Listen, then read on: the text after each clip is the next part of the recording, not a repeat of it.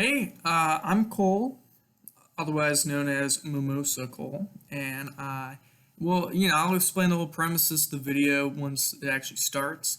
I'm just making this right now because I'm almost done editing the whole thing, and I did notice at the beginning I didn't have my harmonica with me, so I'll play it right now, and you'll hear it. It'll like overlap in the once the video starts, so you'll hear the harmonica.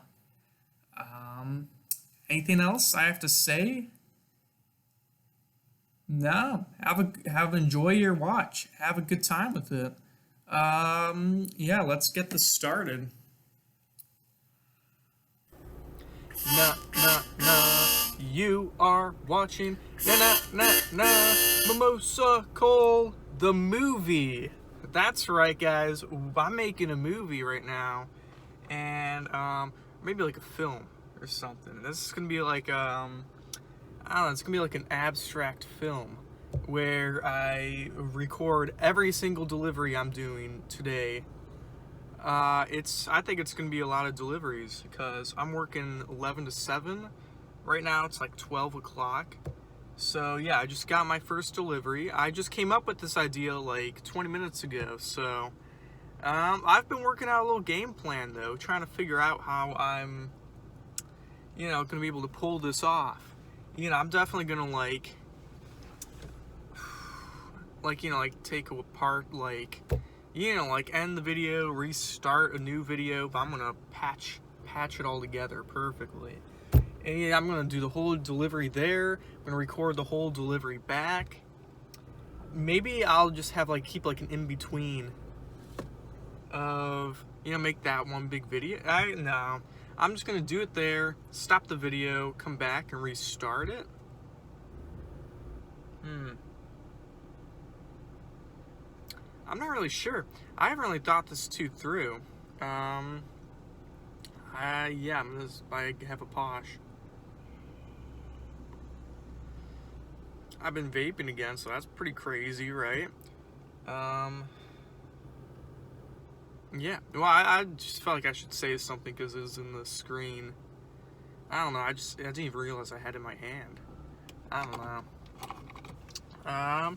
So yeah. Oh, also, I should get going on this delivery, but a couple things to cover first that in the little 20 minutes came up with. So you can see here I have a letter that says Redbubble, and in the letter it was actually wait.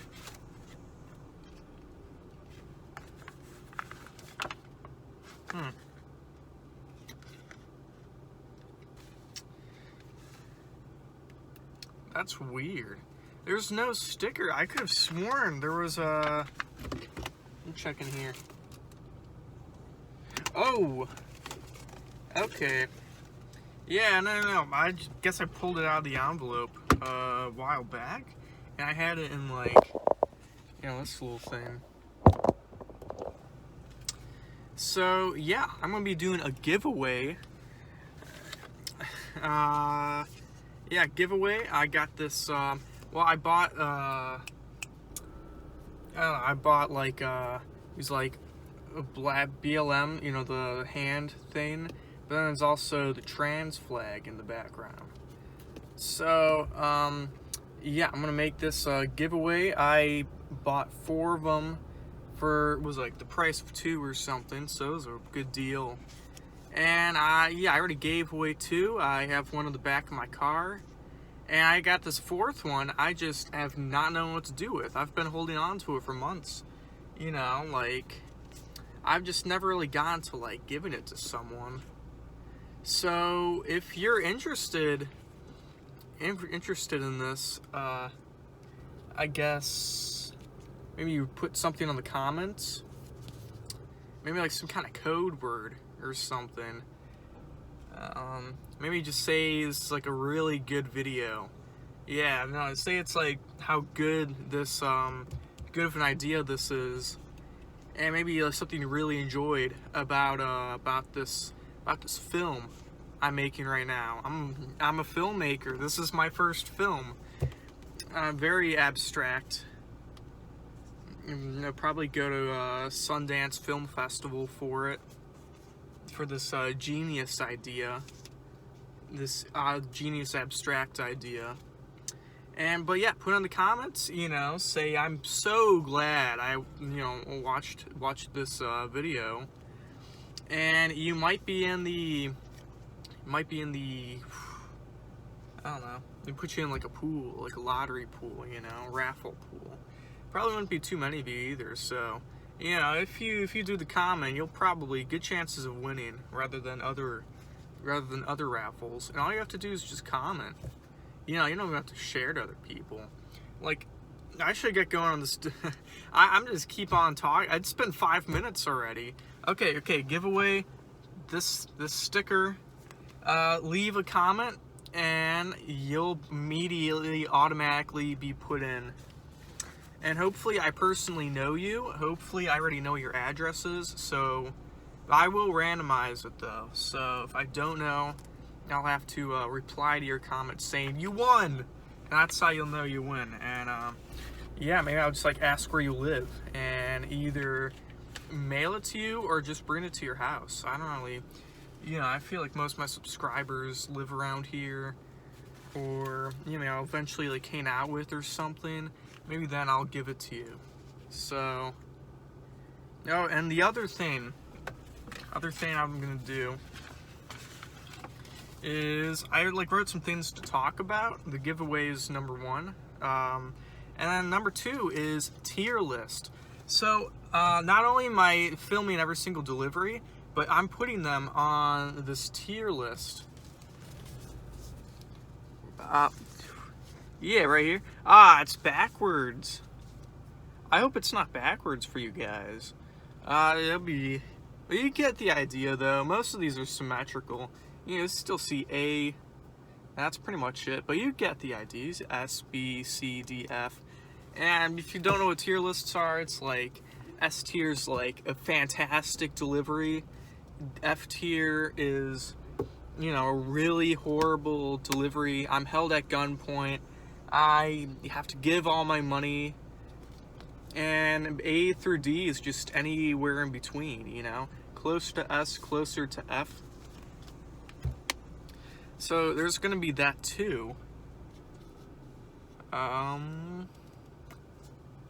So yeah, I feel like it's just pretty easy to describe. But yeah, we're going to go off on our first delivery.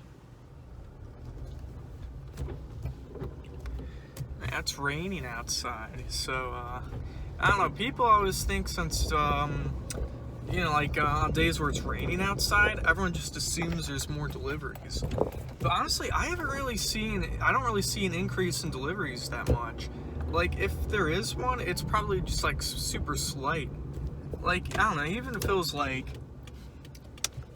maybe like a 10% increase in deliveries, or like people are maybe 10% more likely to get one, like it still doesn't really seem that noticeable, because if you get like 10 deliveries in a day, that's just one extra delivery, so it doesn't even really matter that much, and if you put in like the average tips worth and stuff, probably get like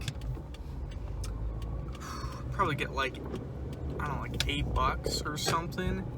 So it's like, it really doesn't matter much. And like in this 11 to 7 shift, I'll probably get like 10 deliveries. So yeah, that'll just be like $1 extra per hour. It's like, I don't even care, if it's raining. It just makes it like more annoying to drive. Just makes it more annoying to drive. Only to get an extra $1 an hour. Same deal with snowstorms. You get more deliveries in snowstorms, but like you're just driving so slow, because you have to be extremely safe.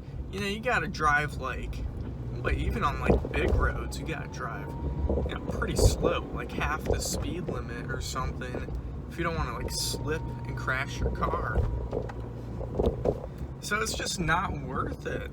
And like, yeah, you get one like $5 tip that's like, I don't know, 5 to 10 minutes away. That automatically turns into like a long ass delivery. that automatically becomes like 30 like minutes. So it's really not worth it. And people don't really tip as good as you think during a snowstorm. It's like some people do. But I feel like when like COVID was a super big deal, when not that many people were on the streets, like, then that's when people like start tipping big. They're like, oh, stay safe and stuff. I mean, I don't know.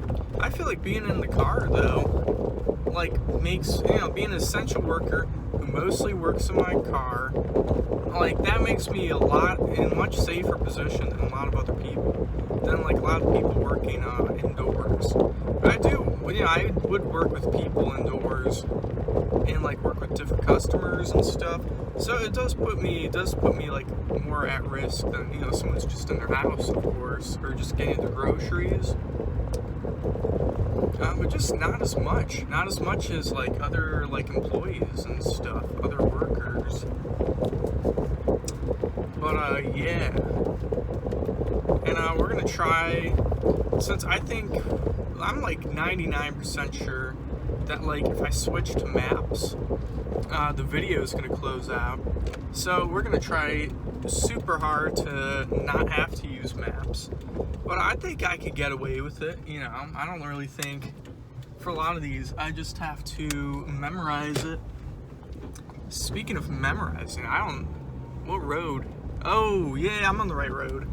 Yeah, I just like turned without even looking at the road. So that's pretty lucky of me to have accidentally turned on the right road. Now we just gotta make the correct next turn, which we're about to do right now. You just got the stopping sign. We're supposed to take a left, which I'm doing. And I think we just gotta take another turn, and then I'll see. It's like one of those court places, so it's like super tiny. It'd be extremely easy to see the number. We're starting off pretty well on these deliveries. Yeah, I don't know. Like, I hope I don't have to close the video to like look at maps ever, but I don't really think that's gonna be the case. I'll just take like a couple extra minutes just to like study it, like study it with my eyes. And like I said, I'm gonna turn it off once the delivery's finished. Yeah. So it should all work out.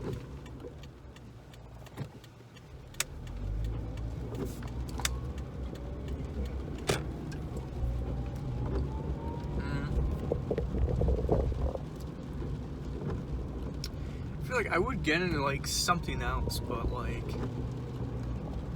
I think the place is coming close. Like, I might not be able to finish the thought.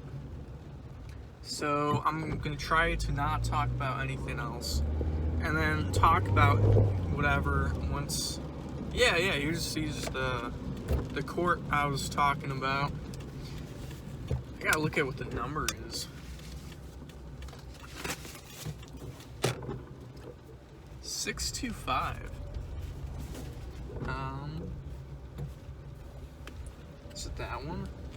That's 621, not 625.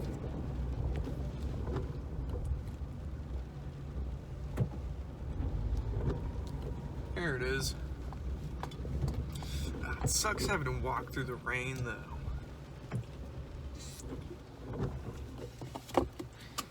I don't know, we'll just see how it is. Yeah, this one was a cash delivery, so I'm gonna just gain straight up cash. So those are a bit more on the chaotic side. Don't really know, because this is like $22.50. So if they have $25 and no singles, they'll probably just give me $25, or they'll give me 30, and it would be a really good tip. It'll be a $7.50 tip. I can't complain. But honestly, my prediction, it's either 25 or 30. But we'll just have to see how it is.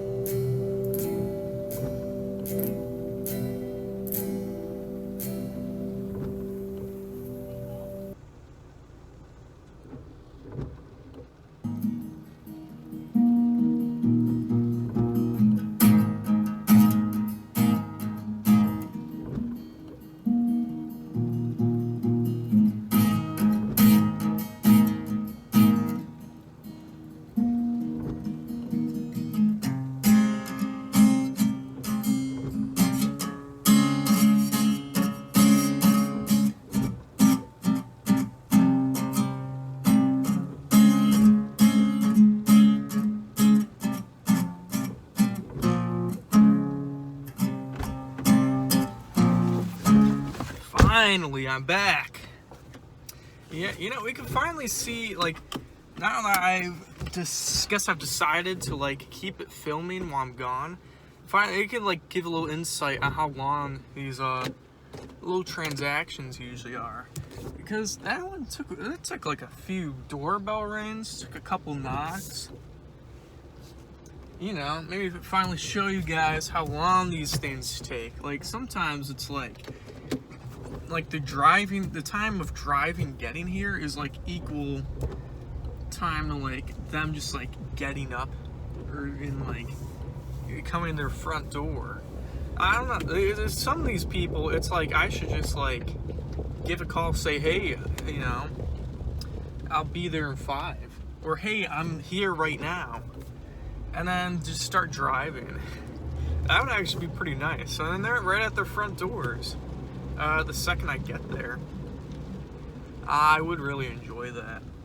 But, you know, I don't want to leave these people on the edge of their seats, you know, thinking like, oh, this guy's gonna be here any minute, I have to stay at the front door, you know, for 5 minutes or something. I don't know. That's like then, you know, I feel like someone's just like timing me at that point, you know, just like timing me for getting there. But usually it's totally fine. Honestly, I think that guy's doorbell is just broken. You just never really know with those, like, I don't know, I don't want to say old doorbells, because they're just like normal, like default doorbells that houses still have. I just want to say old, you know, the little tiny rectangles, you press on it, it goes ding. What's that? Am I supposed to turn here? I don't think I am.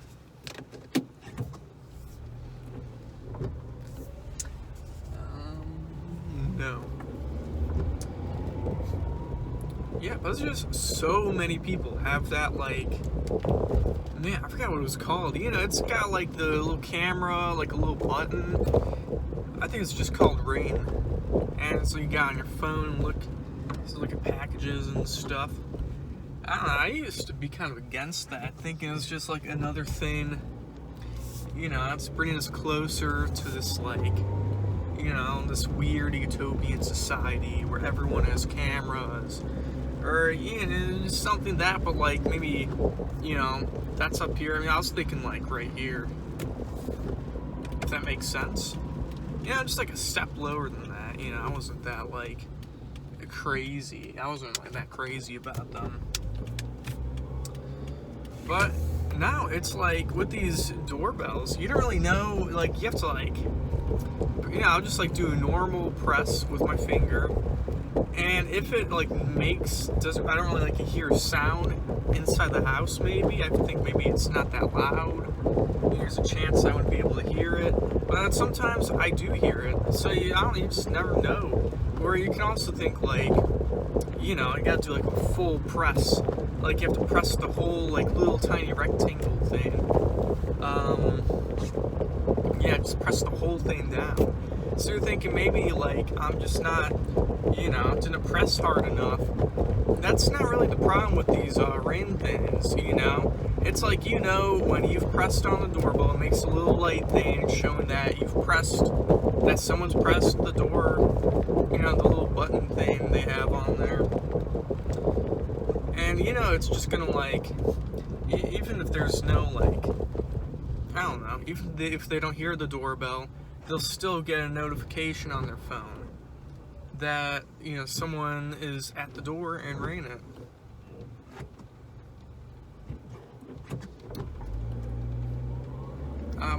But yeah, so I'm getting more into this, and it's not like I'm doing anything stupid, you know, that the camera can see. Yeah, I'm just got my pizza, just waiting for someone to come by, and you know, I'm on the clock too, so, you know, it's not really, you know, my freedoms are already taken away as they are, you know, so I really don't mind if the customer like films me or something, because it's like, yeah, I'm already, you know, probably being watched by like managers and stuff. They see on the little computer thing, how long I've been gone in delivery, what other deliveries I have left. It's like they have too much information. I think, like our managers and stuff, the less they know, the better. I'm not quoting Tame Impala on that. But yeah, if the doorbell doesn't work, then I do like a knock. Yeah, I'll just give like a few knocks. And if no one comes then, I'm like, okay, what if I do like a much louder knock? But I don't really want to do like, I don't know. It's like I give a casual knock. I'm a casual knocker. Like I'm like a pizza guy.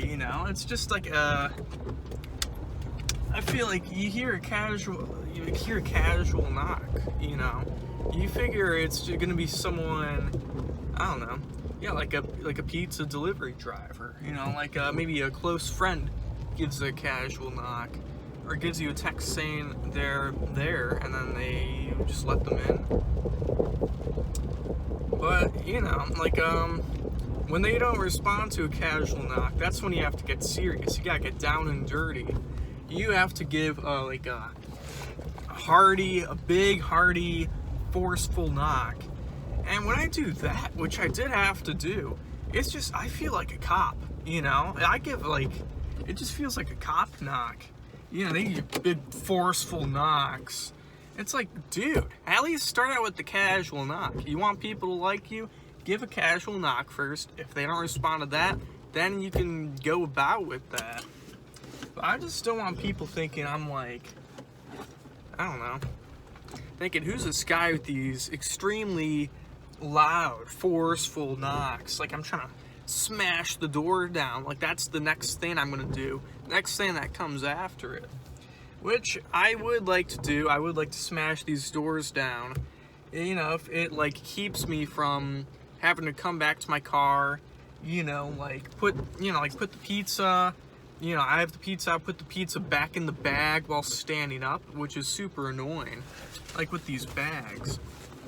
It's like I'd already have the pizza out because it takes like it takes a second. So like take it out, and sometimes that kind of annoys the customers. Like when it takes me like like a weird amount of time to pull them out, and they just like, it seems like they think I'm like a new person and they try to help me out, which I don't want help. It just takes an extra second. I know what I'm doing, man. These people didn't do that though. They didn't need me to come back to the car and call or text or whatever. Yeah, I guess the forceful knock was enough. But lately, I just did like 3 knocks, but this time I gave like a, see, that's got a little ring to it. But I feel like the reason I really rather just do like a, that just says, hey, I'm a worker, I'm a working man, here to do some business. Come here, come to your door, and I'll give you this pizza, just like you ordered. But then, given that knock, it's just too casual. That's where it just goes the whole other way. Like, it's like the knock. It's when the same knock my dad would give me if like, I don't know, if like I have the door closed and I'm in my room, or if I'm in the bathroom maybe, he has to go, he gives a, like, I don't want, I don't think the customers really want to hear that either. But then like, if you have to give a forceful knock, it might as well be like that, just like super hard. That's just so many knocks, I don't know. But there's got to be some better way around it. Like everyone just, honestly, we all just want to like a world where we just like put the pizza down and just have everyone just like automatically know, when the pizza's there. Because even when like I'm told to, it's like contact free, I put the pizza, they want me to put the pizza on the porch or something. Like, I still really, I don't know, I still can't leave until, like, I don't know, I still can't leave until the customer opens the door and, like, you know, sees the pizza, because otherwise there's a chance that they wouldn't know. Like, if I tried calling, they didn't pick up, or if they wanted me to ring the doorbell and they don't answer right away, you know, I don't know if they know that there's a pizza there.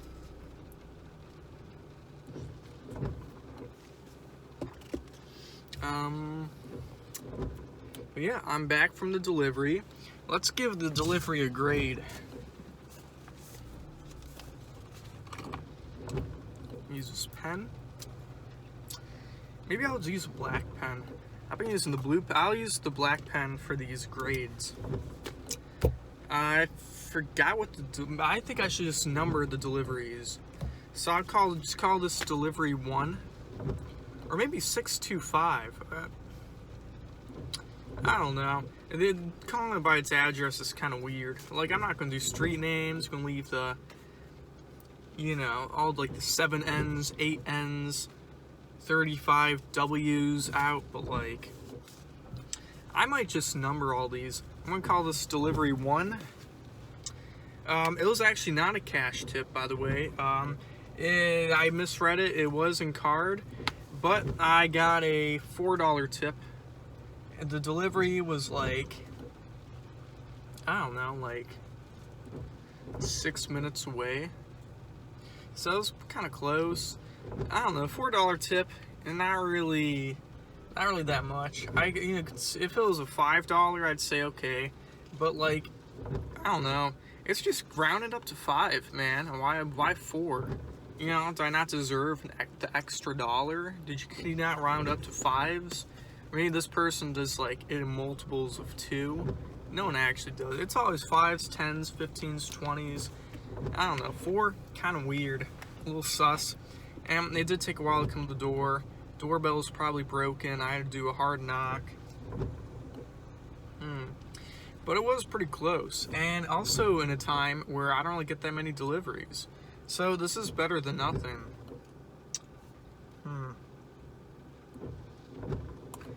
I'm gonna put in the C tier.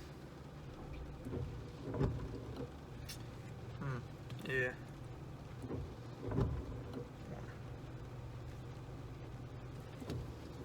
See that? Got one backwards right here. C tier. I hope I get an S tier. Man, if we get an S tier, that'd be awesome. Like a $20 tip. I don't know. Those are all S tiers for sure. But yeah, I'm gonna turn off this video, go in. I think there's another delivery ready.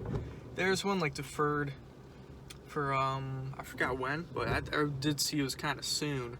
So I'll definitely go in and get that, and I will come back in with another delivery. So rock on. We're back.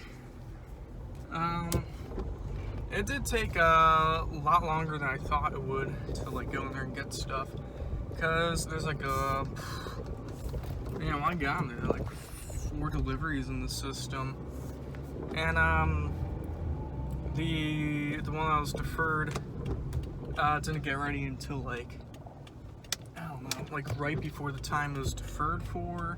But then there's this other delivery that was ready right off the bat, but then that delivery ended up being like, what, like a 15-minute drive in the opposite direction.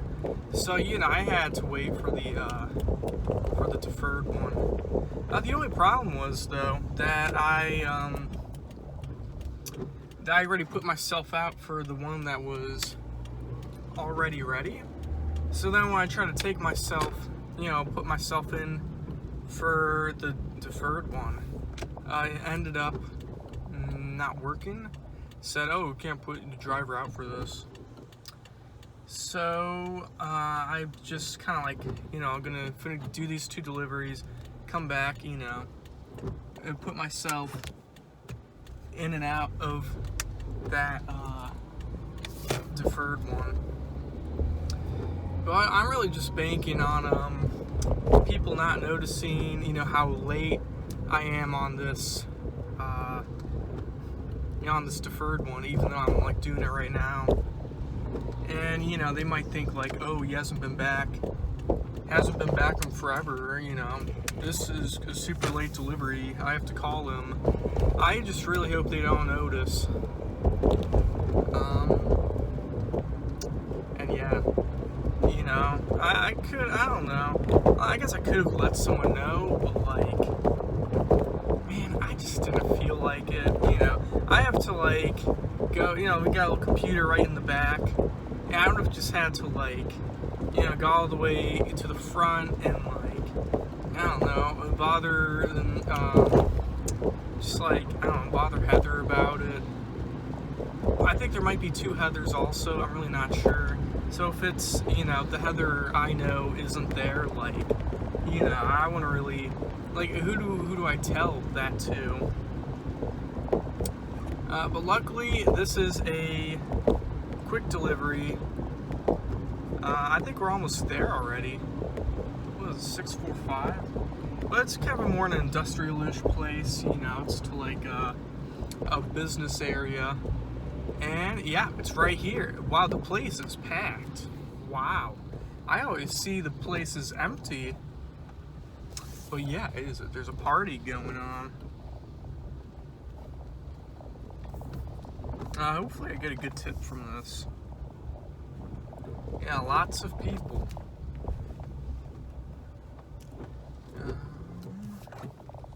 I'll just park right here. Is that enough room for the pizzas to come out though? Yeah, it's a bit of a squeeze. But I think there's room. You know, pull out the door, get the pizzas out. Is not this one, but the one right back here. I'll quickly do that. And also, while I'm doing 2 deliveries at once right now, I also got that long one in here. So I'll probably just, I don't really have the long one memorized, so I'll probably just stop the video now and then restart it once I like figure out, you know, where to go with the long one. And then at the end of those 2 deliveries, I'll rate them both at the same time. So yeah, this is number 2, long one's gonna be number 3. Yeah. Yeah, I finished that 1 delivery and I'm going to the long one now. The reason I have already begun my expedition, my journey, my hero's journey, is because, you know, I was driving while calling the place. And honestly, I feel like I should have just like figured out myself when I was there, you know. I don't know. I just didn't want them to think like, you know, this thing that I was supposed to be there at 1:25, you know, like look at your watch and oh, it's 25 minutes late, you know, and all the pizzas are missing. I just feel like a lot could go wrong. But yeah, I don't know. It's whatever. It was actually kind of funny, like, the person who picked up, you know, I was just, like, explaining the situation, you know, just, like, saying what was going on. You know, it's, oh, I'm just letting you guys know. And then once I was done, then they were like, oh, let me give the phone to Heather. So, yeah, I don't really, it's like, whatever. Maybe I should just stop explaining things to everyone and just, hey, you're going to speak to Heather? You know. Just to make things easier on myself, I guess. I don't really know. So yeah, this one's kind of far, you know, opposite direction of that last delivery, so this whole drive, it's going to be like 17 minutes. Man, this is going to be a long film. Man. Like, I don't even want to call it a movie anymore, because that first delivery, half an hour. So, like, man, yeah, there's going to be a lot of deliveries. You know, I'll probably, when I come back, I'll probably get, like, 3 more deliveries. So this is going to be very long. If I'm working until 7, like, you know, at this rate, like, I'm going to be making bank, you know, a ton of money. Which, don't get me wrong, I'm very happy about. I just wonder if I have enough storage in my phone to, like, have this much, have all this film on. I don't know. I wish there was like some kind of flash drive that I could just like hook up to my phone just to like put these like videos on or something. I feel like that should be a thing. Like, I don't know. Because like I'm running a little low on iCloud storage, and it's like I don't know what iCloud is. Like, what, it goes to the cloud, all this information? Like, why does it have to go to the cloud? Why can't I just stay on my phone if it's really not that important? I don't know. I'm gonna have to talk to a professional about that one, because I'm not much about phones. Don't really know much. Yeah, I guess that's why I own an Apple. You know, a little joke for the phonies, the phonesters out there. I don't know. My dad tells me like you can't like really do much customization or anything, so he doesn't like it. I don't know. I don't know much about this stuff, but I don't really care about that stuff. So I really don't feel like, don't really feel like learning about it. So there's that. The delivery I went to, it's like, I don't know, it's kind of weird. It's like for like veterans. It's like this building they have for like, I think it's like also a bar, but it's like specifically for veterans, I think. It's first responders. But like, there's like so much gambling that goes on there. I feel like it's just some place where they just take veterans' money.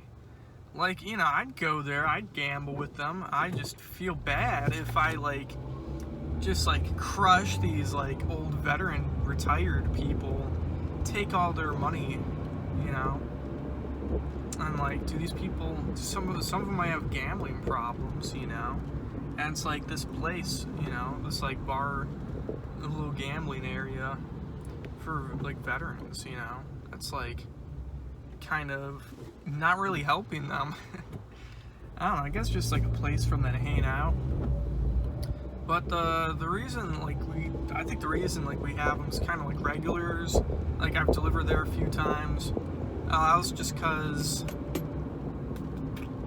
I think we get a lot of first responders, at the place I work. It's like a sports bar and stuff.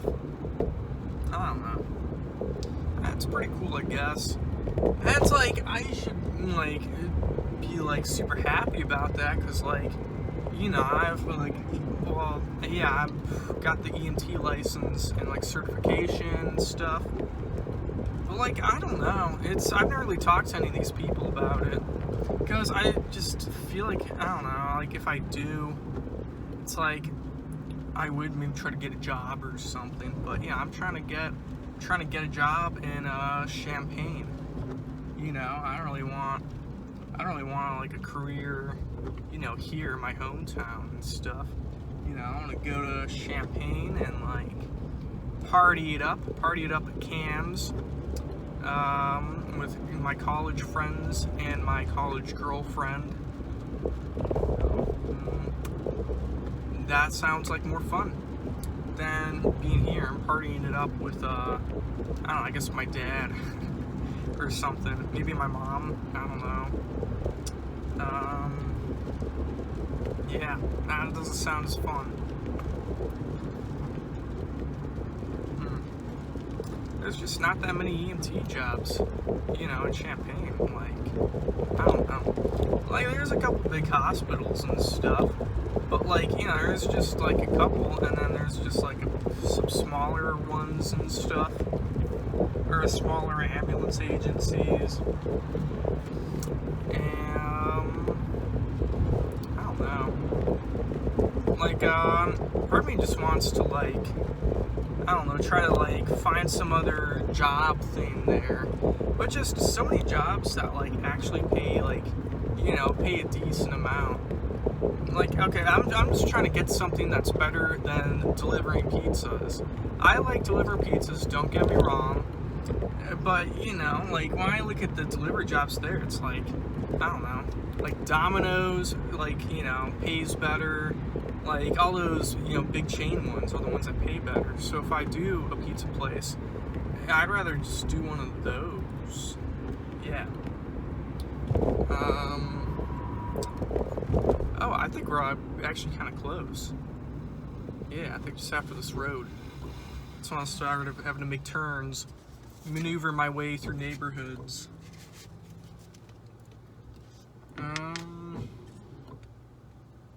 Yeah, I did see on Indeed, I did see like a job that's like what was it? It was like some kind of security thing for going, like with these I'll explain. It's like one of these security people with these like slot machines and like gambling machines and whatever, the things that like keep all the money and stuff. Well, the people who like go and collect the money from there, I think that's that job requires, I'm pretty sure it's like 3 people. Oh, is this a right turn? I think it is. Because I saw, okay, I'm thinking maybe here, because like I saw maps and it just called it 68, but it was kind of like a weird, like slight turn, and this is a weird slight turn. So as long as I see the correct road, which hopefully it lets me. What's this one? Oh, yep, we're correct. This is the correct one. Yeah, things are looking good. I'm actually kind of impressed with myself for like a 16, 17 minute drive, like just looking at maps and knowing where to go. I should start doing this, I should start challenging myself more. I think we just have to keep going, take a left at this one road and then take a left at another, and we're there. Pretty sure. Yeah, I know it was all just like left turns. I definitely remember that. But yeah, shall work out. So yeah, no, I did see a job opening on Indeed to be one of those people, which I think would be a good time. I saw the description, and I feel like it does have a lot of similarities to what I'd be doing as an EMT. Just like, or one of the things was like, checking that the scene is secure or whatever, which sounds a little LARPy, especially for like a little security type thing like that. But yeah, like I think one of the first things you do is once you're on a scene. Is this it? Yep. As an EMT, is to check for scene safety. Check if the scene is safe to enter. I think the only thing you do before that is make sure, like you have your gloves, you have all your utensils and whatnot to complete your tasks. Maybe you have a mask on or something.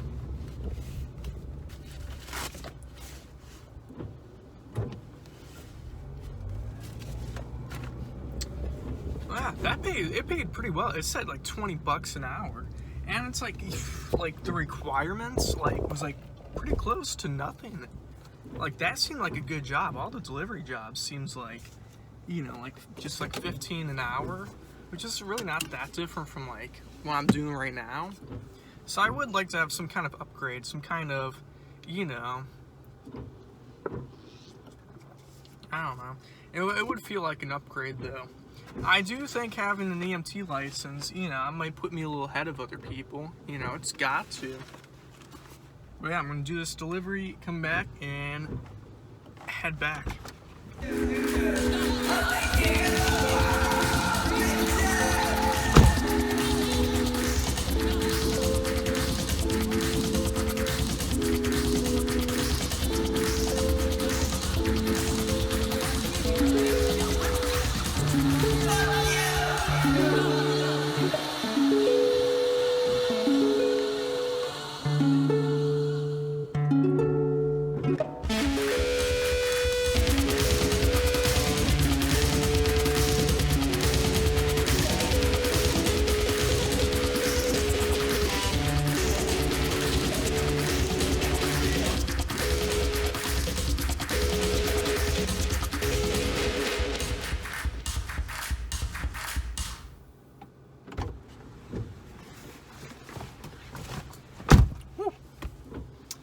Delivery complete. Well, another thing I was thinking about maybe doing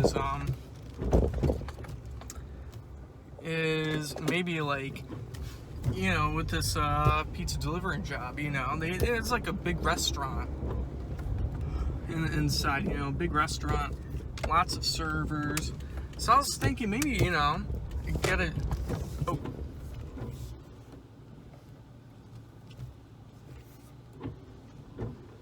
Yeah, it's just, I had to stop because these two guys were playing basketball. I figured do one last wave. I don't know. Yeah, these two guys were playing basketball. Look about like 16 or 15 or whatever. I don't know. And right before I was about to pull up, the basketball started rolling in front of the car. But you know, don't worry. I stopped. You know, you saw me wave at them, give a friendly wave, saying like, "Hey, I see you, man. You know, go get your basketball." I'm sure they were pretty thankful that I didn't run over their basketball. Because, yeah, maybe I could have, like, tried to drive past it really quickly. But the basketball, it seemed like it was gaining some ground. It was going on a downhill, so those things go pretty fast. I did not want to run over it. And I think it's pretty cool. I think it's pretty cool that, you know, I enjoy seeing people playing basketball in their driveways and stuff. You know, like, I wish I still did that.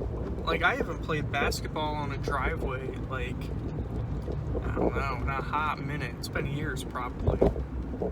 And I do remember, like, enjoying that a lot, you know, being a kid.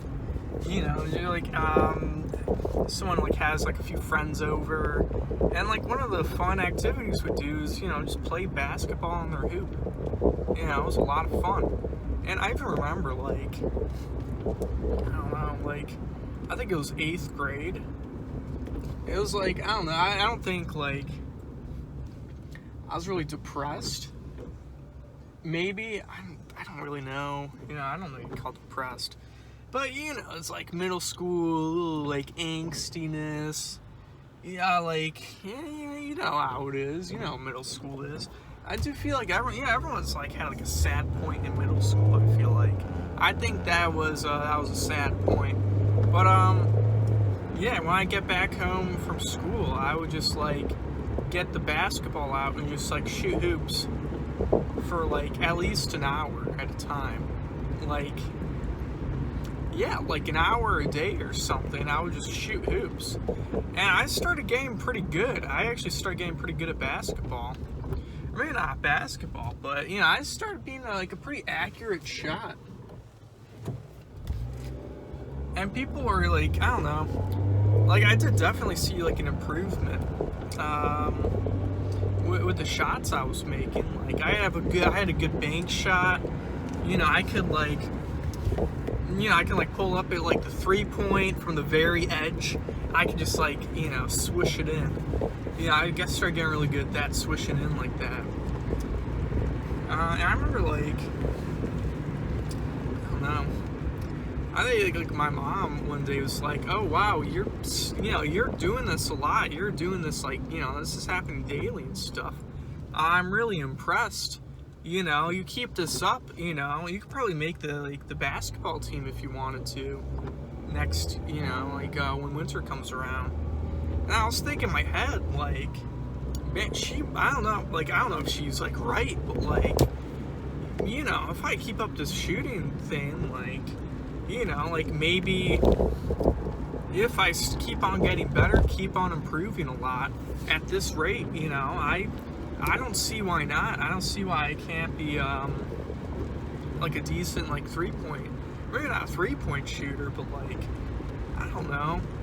You know, like a decent, like, small forward or shooting guard or something. I wasn't, like, the best, like, I don't know, maybe, like, dribbler, wasn't, like, a great ball handler or something. It's like, I didn't do any cool things like that. But, yeah, you know, if you gave someone the ball and they made every shot they should make, or they should be able to make, like, yeah, I think that does go a long way. Or, like, being able to pass it when you don't really think you have a shot or anything, or you see someone who's wide open, it's like I could do that easily, you know? I don't know. It was kind of a good feeling though. And I, like, you know, there's like a little period where I was thinking like, hey, you know, I don't know. I feel like if I told people that, they might like, I don't know, laugh. Oh, no way. Because like I come from a, you know, like a pretty big school. So there's definitely like, I don't know, like even in middle school, it's like I'd probably be in like, I don't know. I remember I did like tryouts, like everyone did tryouts, and yeah, I was kind of like in the middle pack or something. It's like middle pack. Yeah, I think it was like, I don't know, I think it was somewhere in the middle or something, you know. I wasn't like great, you know, I was just pretty average, pretty mediocre player. But I don't know. It was kind of cool. It was kind of cool thinking about that, thinking, oh, you know, maybe there's a possibility. Because, I don't know. Like, I feel like most of, like, I am kind of like a bit of a dreamer, but most, like, the dreams I have, things I want to be, it just requires so much, like, I don't know, it requires so much practice. Like, I don't know, like, I was getting into college basketball probably like a year or two before that. I was thinking how cool it would be to, like, play for U of I or something. That's a very big stretch. Like, I don't know, like, doing U of I can't even make my 7th grade basketball team. Like, not even, like, close.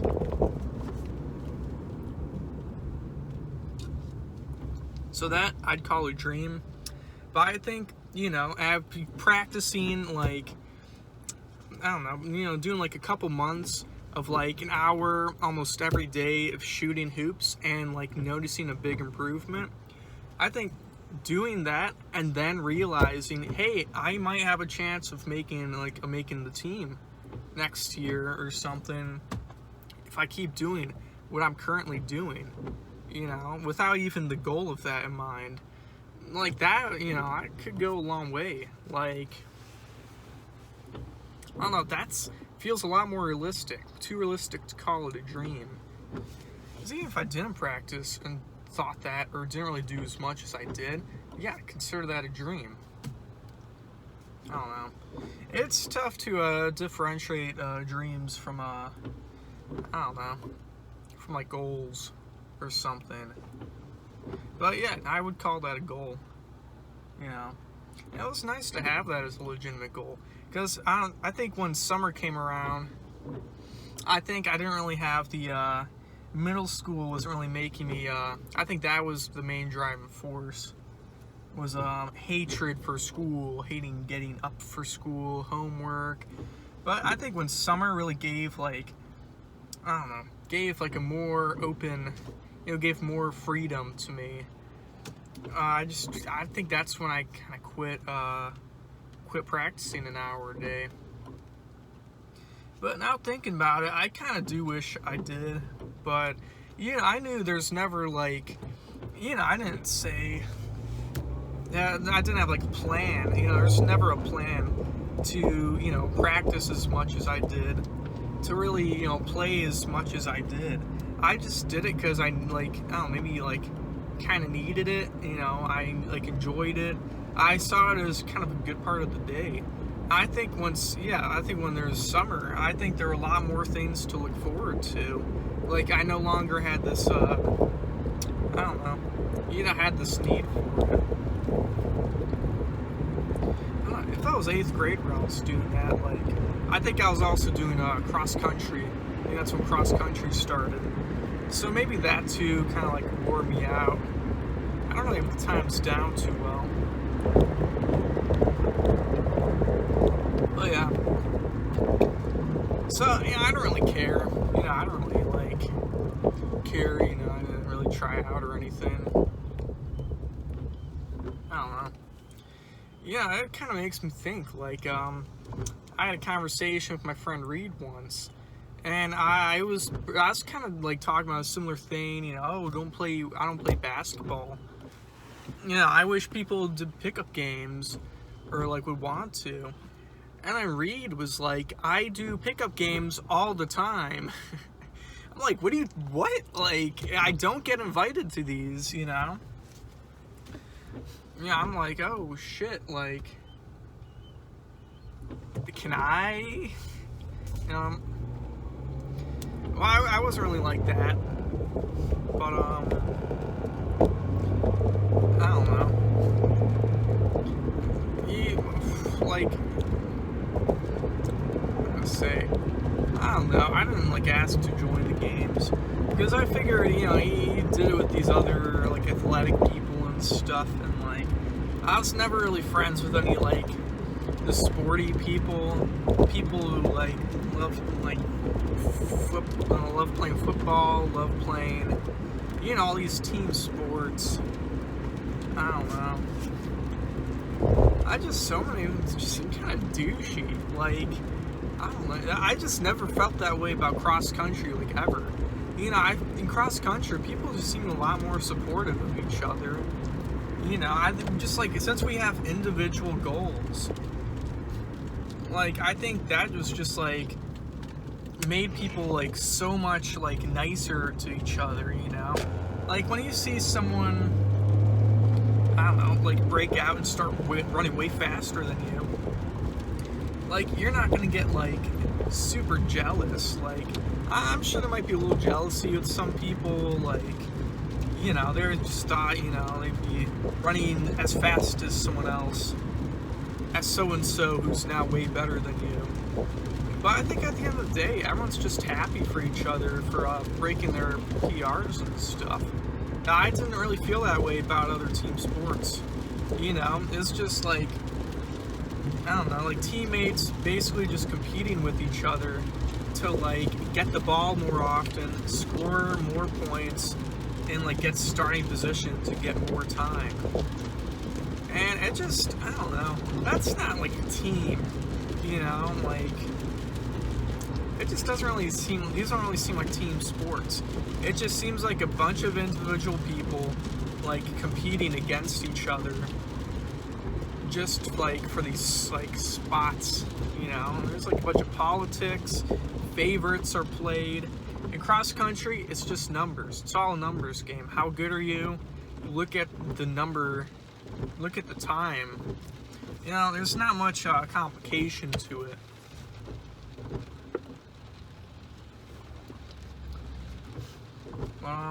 Oh yeah, you know, I remember Reed.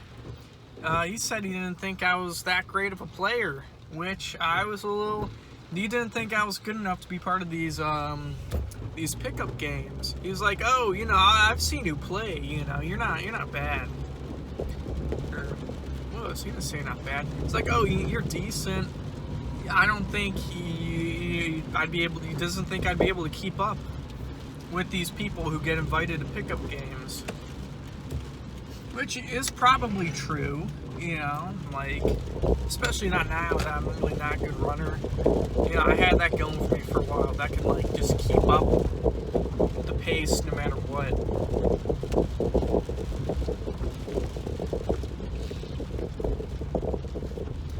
But, you know, it's not really the case anymore, so, yeah, probably not anymore.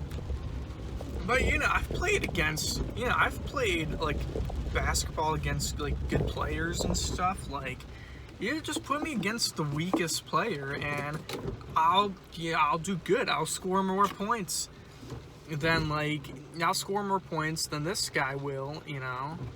Like, I don't know. I'm usually not, like, the worst player on the court. Maybe in these pickup situations I'd be. But, you know, I just want to play with the cross-country guys, you know, because I know that'd be super chill. You know, some of them are actually pretty good basketball players. I've seen them play. A couple of them have been, like, little travel teams in elementary school and stuff, and, like, you know, they're definitely not bad. Not nearly as bad as you think, you know, just because they're runners or whatever. And that's a rule. Rule of thought, never underestimate a cross-country runner. They're capable of many things. I'm gonna get the tier list. Get the tier list out. talk about both deliveries, and I'll go in there and get some more. Okay, first one. There was a lot of pizzas, but the place was close. I got a $10 tip. I got it completely in cash. They literally just took the 10 out of the register and gave it to me. It was very easy. They, saw me right off the bat and waved me forward. Made it super easy for me. I even exchanged jokes with this one customer guy. I thought that was pretty fun. I don't get to make a lot of jokes in this job. So I'm gonna put that in A tier 2. The other one though, I only got a $5 tip in. The place was like 15 minutes away, and I'm probably gonna be late for like, I don't know, probably these next couple deliveries. I'll probably be a little late, and I even had to show up late for those people because I had to wait on the super close one. I got no problem with the super close one, but when you're so far away that I really have like no choice but to like make them late and other people in the future, I kind of frown upon that. The place was far, it just, end of story. It was a far place. Kind of wasted my time with these people. I probably, if they didn't order, I'd probably be making just as much money. I don't know. It was a waste. It was a waste of time. I'd rather, if I had the chance to cancel the delivery, I think I would. I wouldn't even bother doing it. So I'm gonna give that a D. Oh, man, that's a horrible 3. God, don't judge my 3. It's just, I'm usually better at those. See, got 2 right up here, 3 right down there. I'm going, get some more deliveries, and yeah. Alright, so yeah, I got in there. I think I guess another driver came in, Alec, and he got took 3 deliveries, which is definitely for the best, because when I came in there were like 2 others ready, and one of them is already 20 minutes late. So yeah, it's kind of rough. Yeah, but there's really not much I could do. Like what I was saying with that one 15 minutes away, yeah, like I said, it's, lose me money. If I didn't have them, I would probably easily be able to handle, take those 3 and then take these next 2, or at least kind of plan it out a little bit, take a couple are on the way to each other. I could have probably been able to handle all, if it wasn't for that one. So I did lose money. I do not take back what I said, Probably wouldn't have had to call Alec in. So, I did nothing wrong. Nothing wrong with me. Yeah, but we got 2 more deliveries, going to the super late one. Hopefully they don't really take it to heart. If they do, I'll just explain my situation. Say, hey, I don't really have much control over it. Sorry, bud.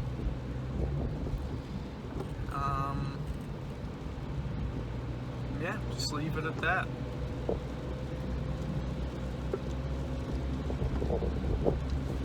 I'll take this time to say my sponsor. They don't know. Oh. I kind of took a quick stop because I just remembered this is the street I'm supposed to turn on. There's a car that was right behind me, almost tailgating me, and don't do that in the rain, man. Come on, very unnecessary, kind of a dick move. Hopefully they learn from their mistakes. I'm trying to remember where I'm supposed to turn now. Okay, our sponsor, they don't know, but it's Limestone. Limestone Coffee and Tea. They are from Batavia, Illinois.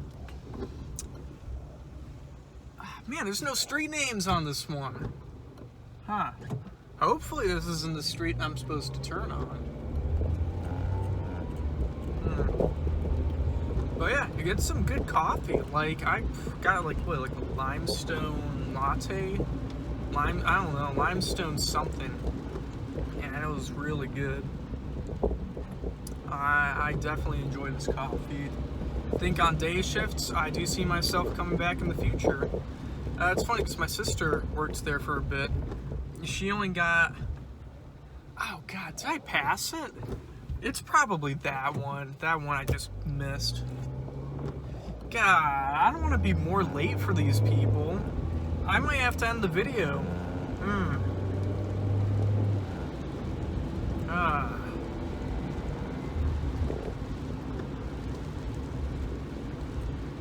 Man, I might have to end the video. If I do, I'll probably restart once I finish the delivery with them. And, you know, like right before, you know, figure out the other one. God. Now that, once again, not much I can really do about it. I guess. Yeah. Man, I just feel bad for the customer. Unless it's this stop sign right up ahead. Because if it's not Western, yeah, I don't recognize that. Alright, I'm gonna look at maps. Never mind, I was tweaking out too much. Yeah, no, it's actually right here. I looked on maps, it's like, oh, right up ahead. Like, yeah, the rest of it should be easy though. I was still considering, you know, restarting once I finish the delivery, but yeah, I'm not gonna do that. I feel like that kind of ruins the concept a little bit. So we'll let that slide. You know, that was literally just like 10 seconds in between the cut. It's a cute dog right there. I'm surprised people are walking their dogs now. It's like pouring pretty decently now. I don't think any dogs really enjoy the rain. My dog hates the rain. Shout out to Mickey. Little stinker. Yeah, that's my dog, Mickey. Phenomenal dog. Yeah, probably best dog ever in the world. I wouldn't be too surprised. Let's see where this is. 523. Where is it? But yeah, my sister works at Limestone, and if you are in the Batavia area, you should go there. Because I don't really know any other coffee places in Batavia that are really that good.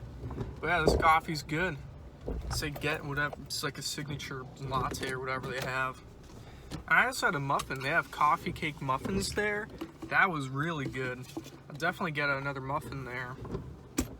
But yeah, delivery time. Actually, I'll probably just stop the video now. So once I come back in my car, then I look up the other one on my phone. That'll just be so much easier. I would have to stop it anyways once I come back. That wasn't so bad. The person didn't really seem to mind. You know, I was like, oh, you know, to say something. I was like, oh yeah, you know, sorry for the wait. Is that what I said? I don't know. I do always say the same thing. I guess just like in the nick of time, I just keep on coming up with it. But when talking about delivering pizzas, I seem to just not, it doesn't really come to mind what I said. I think it was sorry for the wait. Yeah. Yeah, like I said, they're like, oh no, it's okay. I really don't care. And they had a Bob Marley, girl had a Bob Marley shirt on, which is pretty cool. And it didn't really seem like a generic one either, you know. It seemed like I don't know, you know, like a Bob Marley shirt you wouldn't really see every day. It's kind of, you know, like how those Pink Floyd shirts, it's like, you know, like the normies have like, you know, it's just the dark side of the moon thing, it's just the triangle, the rainbow. But then, like, you see some, like, more evolved versions of it, which, you know, I've seen. It's just like looks cooler. It's more unique. Like the album cover is super cool, but like it just is. Yeah, it's gotten too like, I don't know. I mean, people, you put it on too many things. It's too overused. People are typically like, oh, hippie psychedelic stuff, you know. All they do with Pink Floyd is just like, I don't know. Just post pictures of that album cover and then the Wall album cover, and then they'll just kind of leave it at that, you know. Like when it comes to Pink Floyd, like normies don't really like do much else, provide much else information about Pink Floyd other than those two album covers, or maybe talk about the concept of the Wall. I don't know what it represents or something. I don't think they really know, though. I don't think I really know. I have no clue. I do remember but yeah, no, that was similar to, theirs was like a more evolved version of the Bob Marley. So yeah, back to Pink Floyd. I don't really like, I feel like if I didn't hear about the concepts or the themes or what things are about like Pink Floyd are, I would have no clue what these people are like really going off about, you know, like, or if you just told me to guess, because now that when someone explains it to me, then it's like, okay, now I get it, you know, now I get these words I would otherwise not really know the meaning of, you know, now I see why these words are put on this song, because it means this. It's a lot easier to see it through the lens of like you already knowing what it means. But yeah,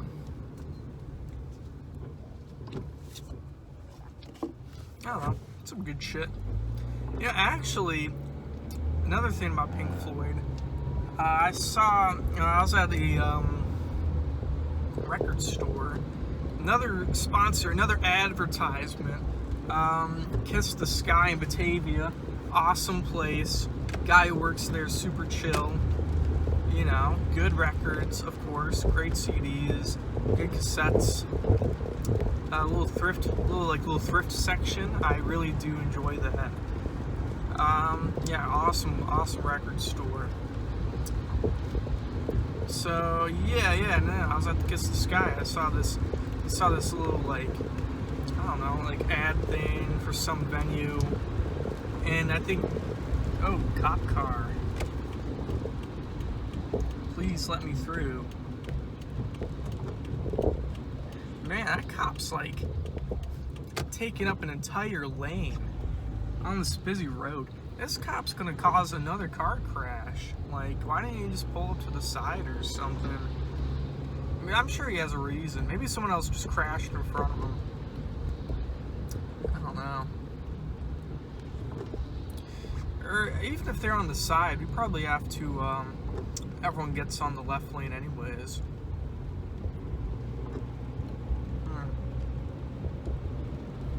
Oh, yep, I think someone, like, hit someone else, maybe. There's two cars there, so... yeah. I don't know.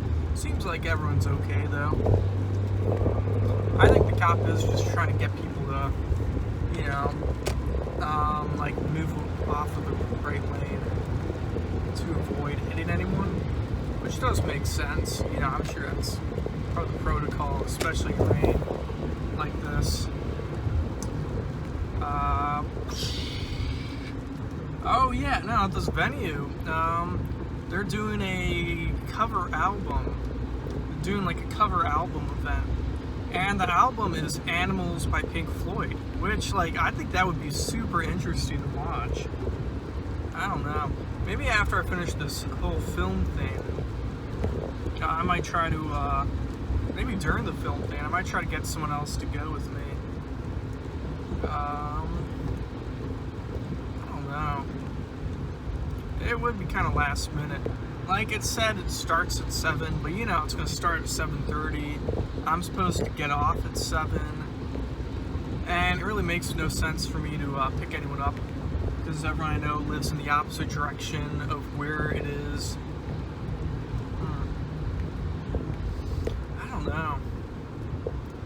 And like, there's plenty of people who like listen to Pink Floyd, but to be able to sit down to I don't know, like an album like Animals, that takes a special person.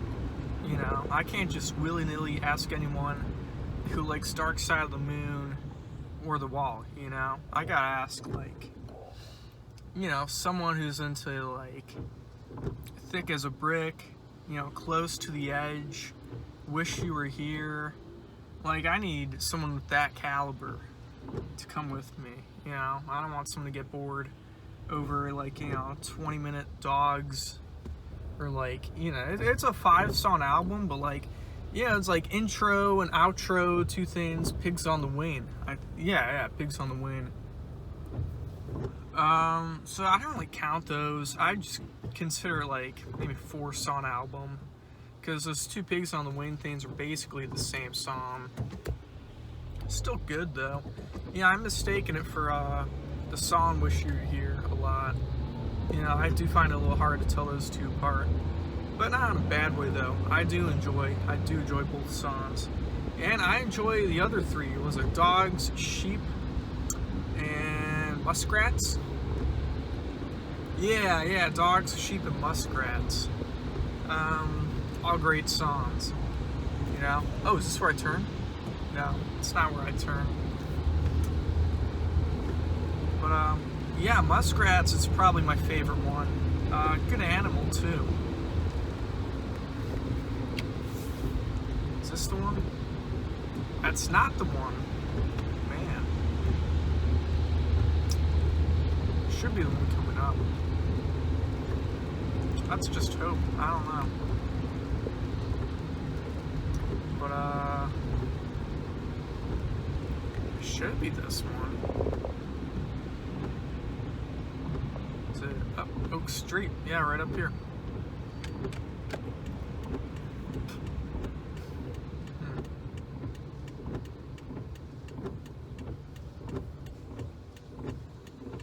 So yeah, that was actually funny. I think I did like a little private Snapchat story just for people I thought, you know, could get into the whole Mimosa Cole thing maybe. Just haven't really told about, but like, you know, I don't want like my advertisement to friends just only being from like me telling them I like posted a video, because then a lot of times they're like, oh, let's watch it right now, let's get everyone together, let's get, you know, all 7 or 8 of us together and watch it all together. And it's just not that kind of, you know, not that kind of media. It's really not, you know, this really isn't that funny. It's really not entertaining. I don't really, especially this, you know. Man, I couldn't imagine being around like 10 of my friends and we're all watching this on the big screen or something. God, people are gonna get so bored so fast. And like everyone's gonna feel bad about being on their phones, but like eventually say, okay, I'm an hour into this, I'm getting on my phone because, I don't know, it's like boring. And I would kind of, I don't know, I wouldn't like agree with them. It's just not right for that setting, you know? Like, I like slow music, but I'm not gonna play it in a party, you know? I feel like this is just for like someone who's just like don't know what else to like watch on YouTube, and just maybe want something in the background or something, or you know, like don't really have anything else to watch on YouTube. You know, come here, come watch my pizza delivery film. You know, need something abstract to watch. Not a lot of things like that on YouTube. I mean, video essays. Nothing like this though. This is a pretty cool thing. But yeah, pretty sure I'm here. I think they called the address Light Oak Drive, but then all I found was White Oak Drive. So it's gotta be correct. I mean, right? So yeah, I'm gonna go up there right now, deliver, come back.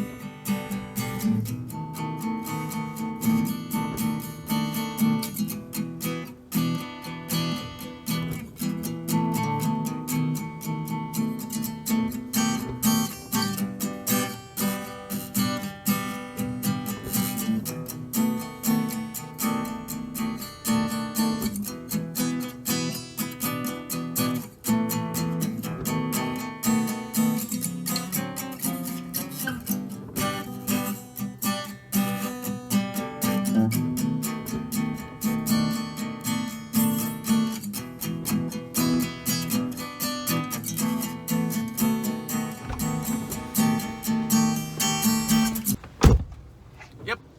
good delivery. I was correct. It was funny though, like I don't know, like I don't know how old she was, maybe 60? Yeah, probably about 60-year-old woman opened the door, and she had no like overhead things, so I asked if I could take like a step in and hand it off because I don't want the pizzas to get rained on. But like I took a step in and it smelled like weed. Like it smelled like, definitely, I don't know, maybe some weird old woman smell. I don't want to say old because my mom is, oh, I can go. Didn't realize there's a 4-way stop. But yeah, I don't want to say old woman smell because my mom is like almost 55 now. Still looks younger than ever. But like, she's got no weird smells, That's a good thing about my parents. Neither of their places have weird smells. Like my grandma's, like their places had very distinct smells. I feel like every old person, each of them has like their own unique, equally weird smell to their house. I don't know how it gets to that smell, but this, I'm kind of pretty sure it's weed. I don't know. Still pretty happy for her though. I'm kind of glad that like people around that age group are like starting to really take advantage of this like legalized marijuana thing. I don't know. I would like the legal age to be 18, but honestly 18, 19, 20-year-olds, like they all have access. They all have access to marijuana easily. Like most people, like I don't know, most people my age still buy it illegally just because it's cheaper. And it's like some of them even, the people they buy it from even go to like dispensaries. Like I got a friend who's got the medical card. So what they buy is not really taxed. It's like, a couple times he's reached out to me. He's like, hey, do you want anything? Like I get rewards points. It's not taxed, so I save a lot of money, or I'd be saving a lot of money. And I put in some like extra, I put in like an extra $5, whatever it costed plus $5 or something, or I don't know. I just, just because it's like, I don't know, the key like comes to my house and gives it to me, That's a delivery. It's a classic pizza delivery.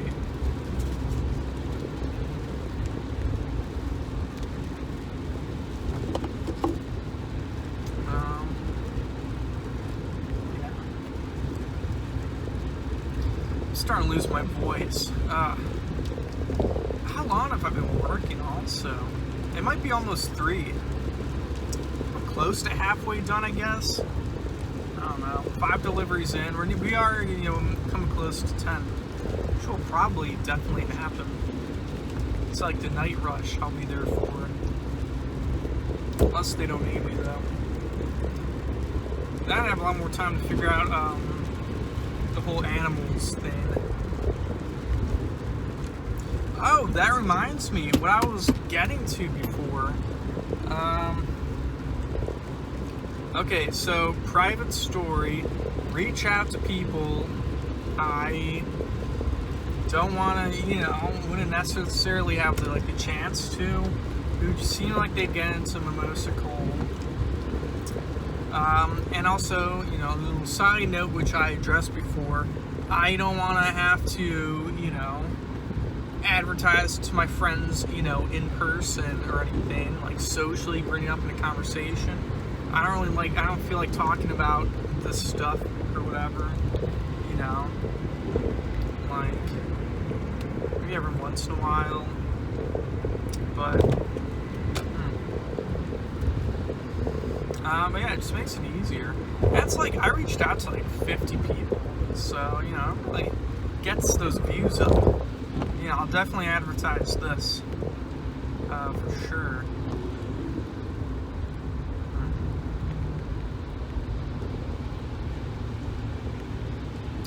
yeah, I was just looking at that cop car. He still had his lights on, but he was kind of going down slowly, but he turned them off, so for a second I was worried. I'm like, am I going to get pulled over for no reason? Like, it's possible. I don't know. My headlight might be out and I don't notice it. Yeah, it could be something as dumb as that.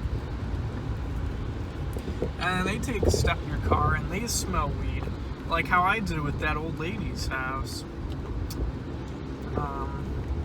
But that wouldn't happen though, because I haven't smoked in like a few weeks. So, yeah. Well, there was like a chance I was getting drug tested, so I don't know. And like now that I'm 21, it's legal. So I can just like go up and admit it to the world, you know? Like, hey, you know, I've smoked marijuana, you know, I can say that on YouTube now. Yeah, it feels pretty good. I feel very liberated.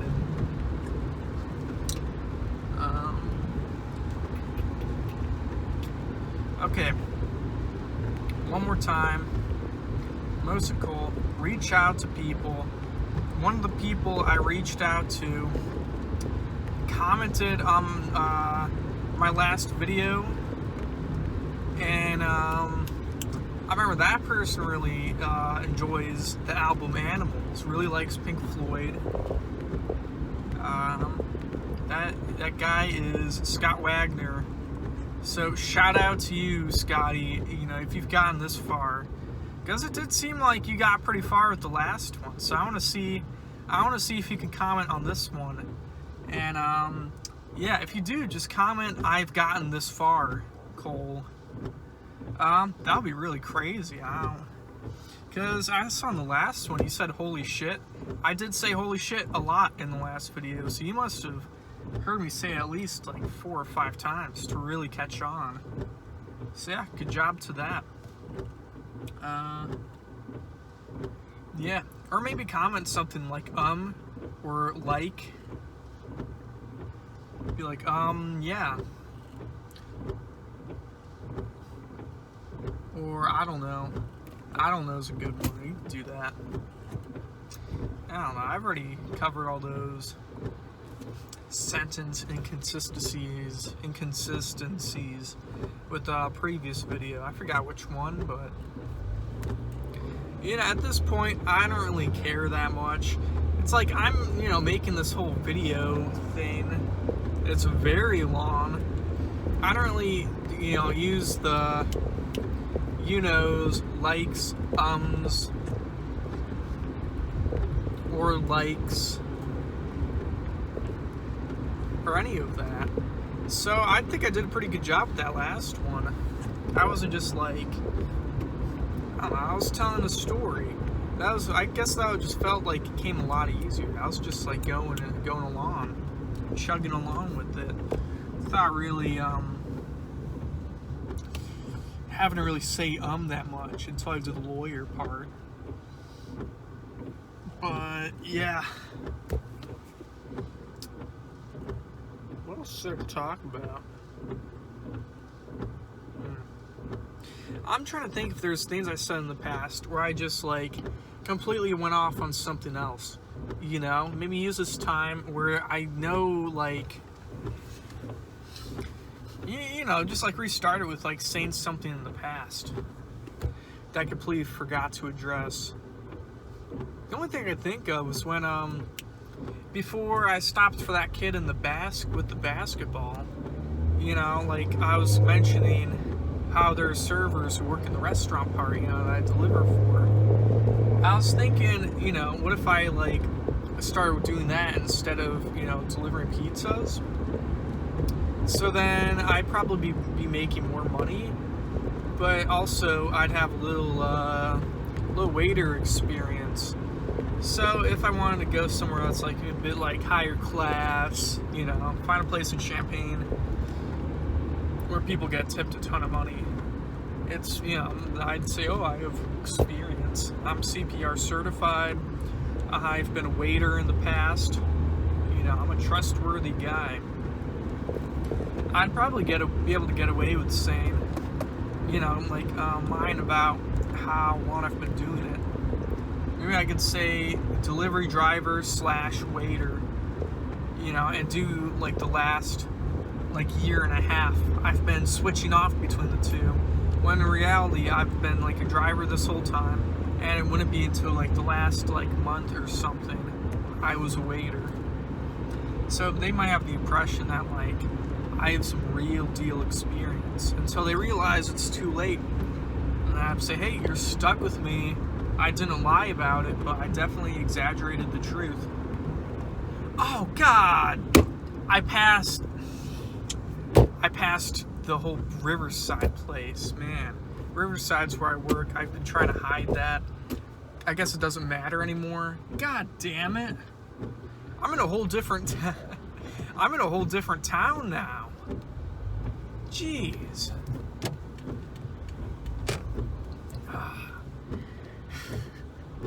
This is really embarrassing. Oh my God. Alright, I'm just gonna turn here and just hope for the best. Hopefully this is the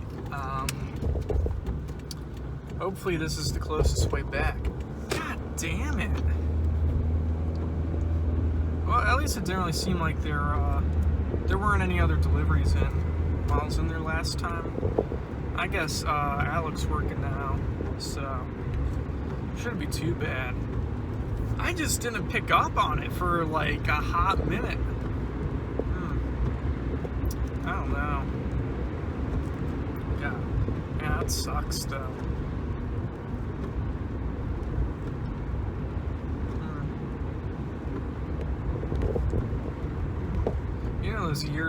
It's like little speed limit things where it shows your speed. It's telling me to slow down and stuff. I start thinking about do you want to go? Go.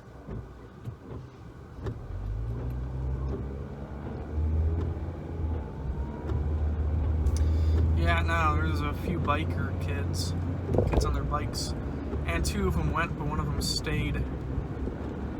And I'm like, dude, I'll slow down, man. Go with your friends, have fun, So yeah, she ended up rejoining her friends.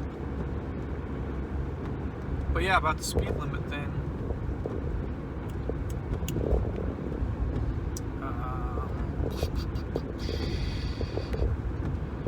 Yeah, it said my limit is, you have to slow down. It's I've seen the newer ones are kind of like that. They don't even if you're going too fast, they don't even say how much you're speeding. They say slow down. That's all it says. At that point, it's what's the point of even using numbers? Just say you're slow down, you're going the right speed, or speed up, maybe? They'll probably still say you're going the right speed or whatever.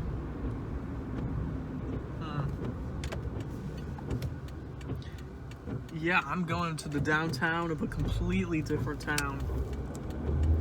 I mean, it's close. I'll probably get back in I don't know, 6 or 7 minutes. Maybe not even, probably less. God, I don't know. I just completely missed the road I was supposed to turn on. I guess I wasn't really looking that hard for it.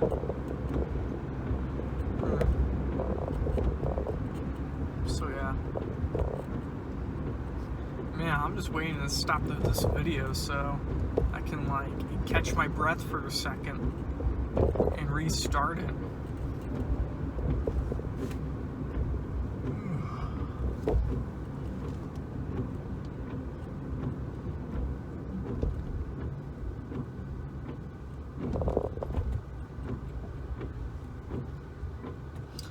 Looks like they're playing Shakespeare at a park.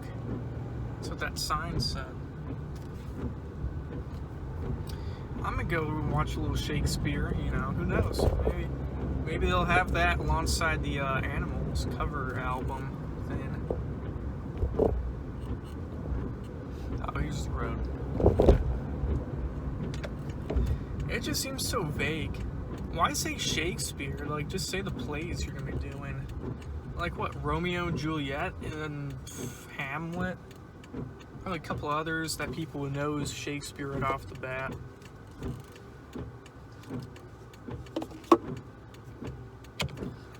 You know, some people have this, there's like this conspiracy that like Shakespeare is like just a bunch of different writers writing this in the form of Shakespeare. He was like this Elias from like multiple people.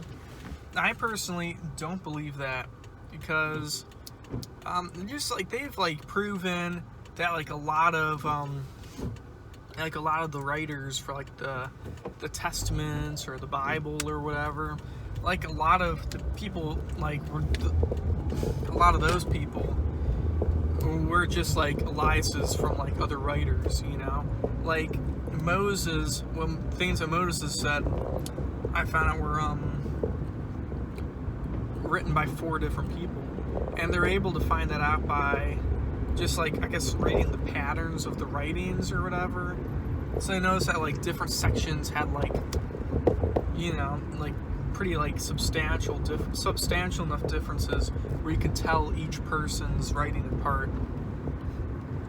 So I just feel like they'd be able to catch on with that for Shakespeare's for all of Shakespeare's like plays and writings and stuff, right?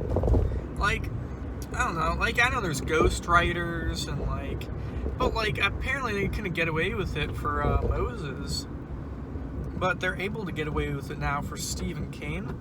So I think Shakespeare's like this in between, where it's like maybe ghostwriters are like advanced enough to be able to take to imitate Shakespeare, or maybe they're not good enough, and it should be easier to tell it apart. We have the technology for it.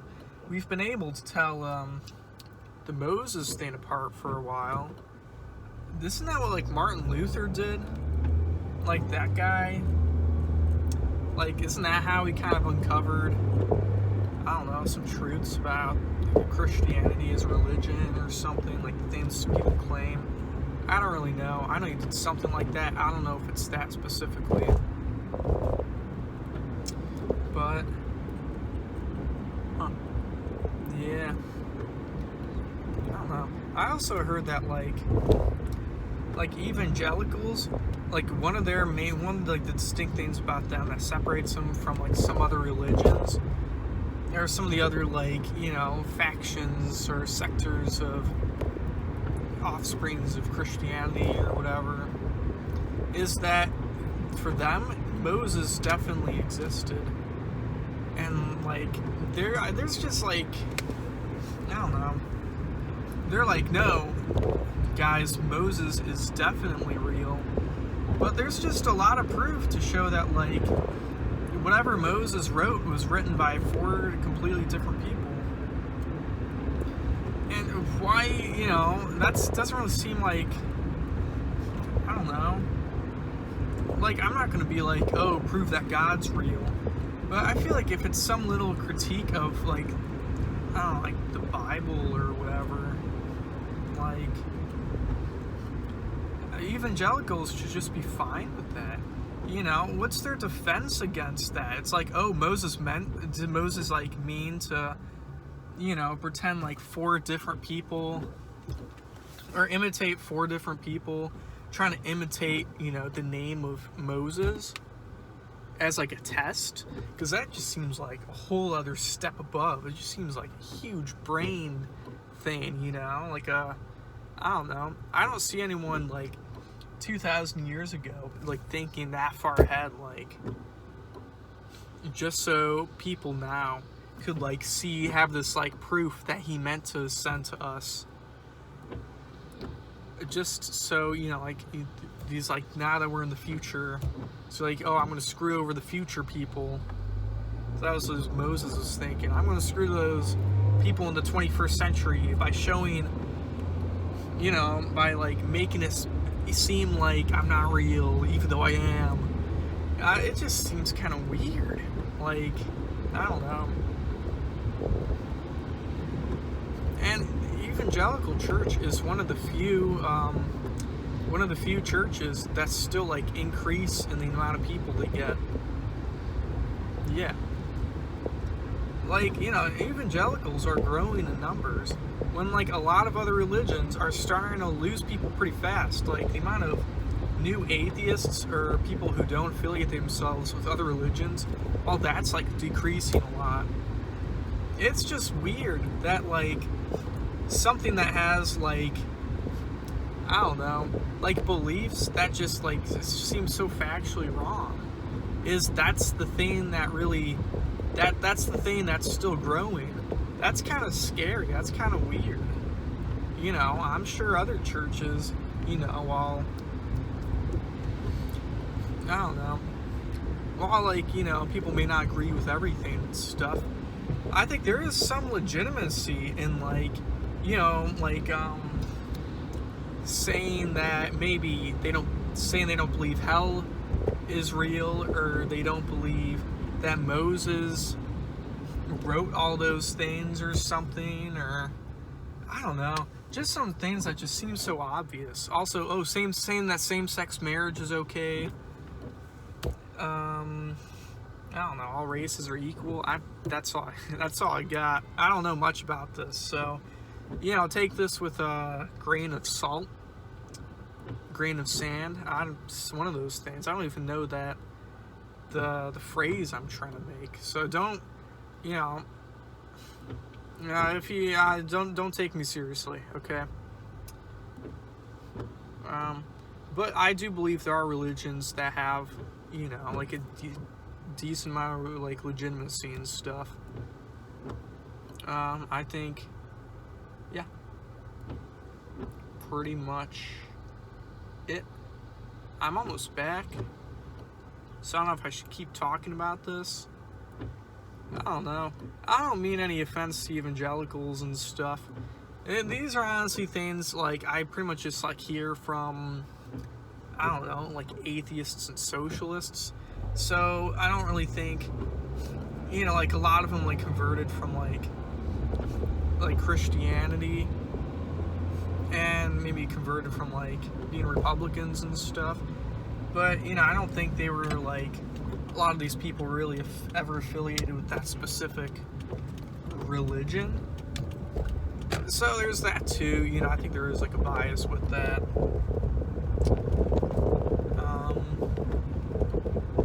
Yeah, that's pretty much all I got. I'll think of other things to talk about. The next delivery. But in the meantime, tier list. Okay, delivery number 4 was the one that was super late. Person with a cool Bob Marley shirt. I honestly didn't see what the tip was. I hope there was a tip. But I mean, they didn't seem mad, so if they didn't tip, I would be kind of weirded out.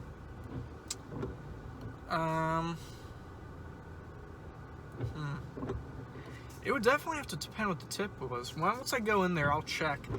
But for delivery 5, pretty solid. Left me in wonder afterwards if this person, you know, was kind of smelling like weed. That was kind of cool. But then on the way back, you know, got a little lost apparently. But that is my fault and not the delivery's fault. And the drive was pretty easy for that delivery number 5.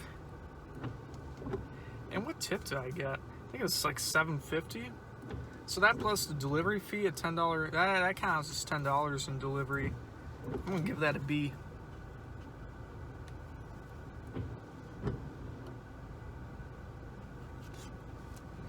Alright. Yep. We go in, get more deliveries, come back out.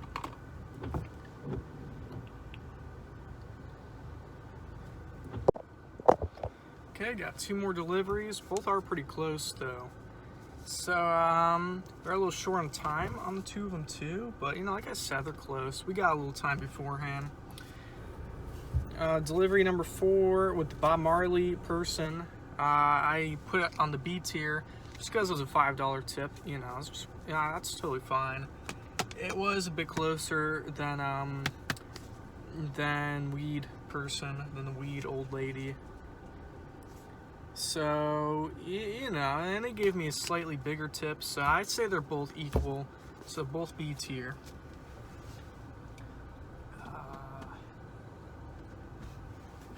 Yeah, one more hit of the delicious vape, and we are going to go.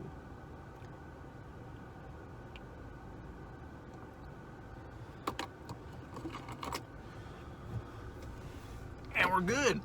Let's go. Deliveries. Also, before I, checked on maps where these places were, first I looked onto Reddit because before, like right before I came up with this idea to make the pizza delivery film, I also decided to post on this subreddit, what's it called? Tales of a Delivery Driver. Yeah. But I do highly recommend. There's some good delivery stories on there. Like, it's funny, because like I could totally relate with it. Like having to do deliveries and stuff. Like I haven't been held at like gunpoint or anything. So that's. I feel like I don't have anything like super crazy like that. Which I'm kind of surprised about. But there have been scares and whatever. I'm sure if I really thought about it, I could probably think up a few tale-worthy stories. But it just, I don't know, like I got a lot of upvotes, got a couple comments and stuff. Even one person said that they really enjoyed the road that refuses to end. So yeah, if that's you and you're watching this right now, do leave a comment saying hi or whatever. I really appreciate the comment. I'll probably later say something like, "Oh yeah, thanks," or I don't know. But yeah, I'm busy on deliveries right now, so bear with me. The other person said like someone tried to do this and they said they get terminated. I don't know. I hope I don't get terminated from it. But even if I do, like, I just hope someone tells me first. I don't want to get kicked out of the subreddit already. I just start reading the stories. I think I just joined yesterday. Don't kick me out. And I even left a little parentheses thing on the post I made. Saying, oh, I have videos and stuff on YouTube. Like I even left parentheses on the bottom saying like, hey, I don't really know the rules, because I did look at the rules. They don't really say anything about, I don't know, like advertising like a YouTube channel. Like, I don't know, this is my first time doing it too. I could see if I did it a second time it getting pretty annoying, but I'm pretty glad no one's been like kind of I don't know, I don't say like, I haven't seen any like dislike. I think the guy who commented that, like, I don't know, is just looking out for me. Just telling me what they know about like advertising or whatever. I don't know. I think it's related. It's related to this. I think it should be fine. But I do see how like people would be adamant on kind of drawing the line here. Because they don't want to see other people like advertising their things or yeah. So if the post gets taken down, I totally understand. But for the time being now, I'm glad it got like, what was it, like 30 upvotes already, which I'm very happy about. I'm glad that people think positively about it so far rather than negatively. Part of me was a little worried I'd get like a little like hate or something, or I don't know, get a little sass from people. But I'm really glad I haven't. It seems like a very positive community, so I'm glad to be a part of that now. If you're from Reddit, do leave a comment saying you're from Reddit and say how good it is. And I'll put you in the raffle just like all everyone I know or something. Man, where is this place? It's like a bunch of like duplexes and like apartment things.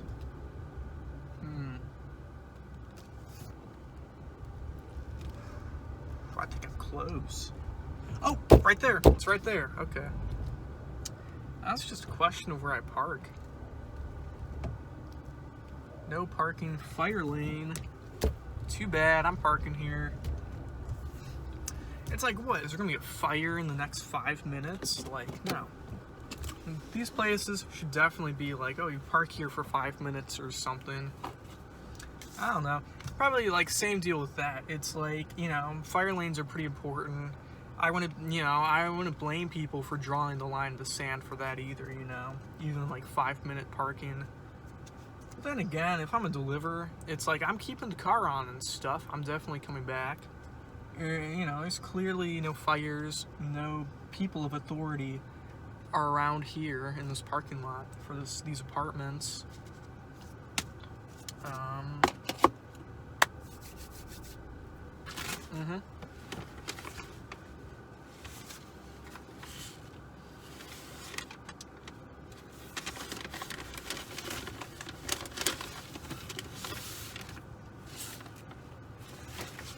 Looking good. Alright, I'll be on my way, and I will be back, hopefully.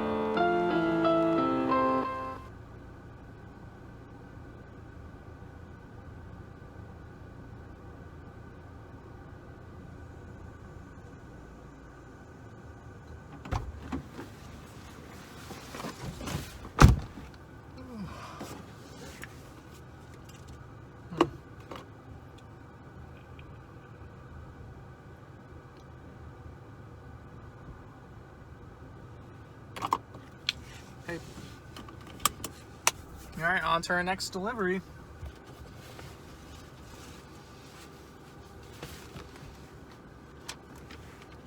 This one's just a burger.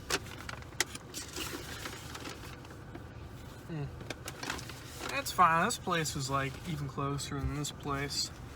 So it's like even on the way back. So it was like a $3 tip.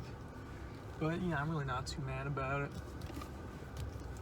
And they're kind of regulars, so like I know where they are.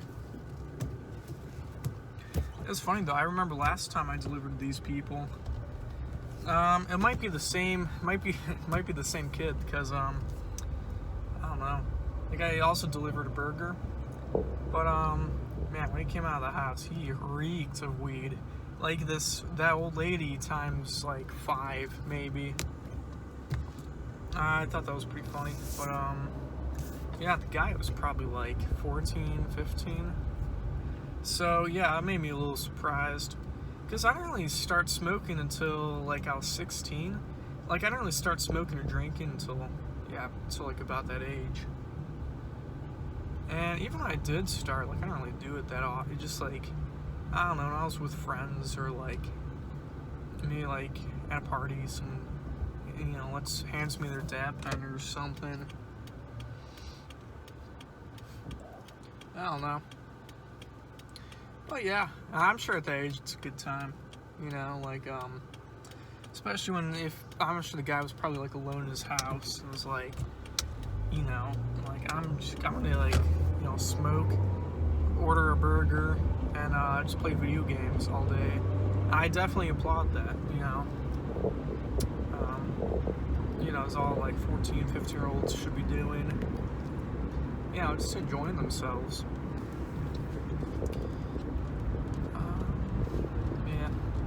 I don't think people that age should be like smoking every day though, because you know there's the thing with like, you know, brain development or whatever, you know, there's that.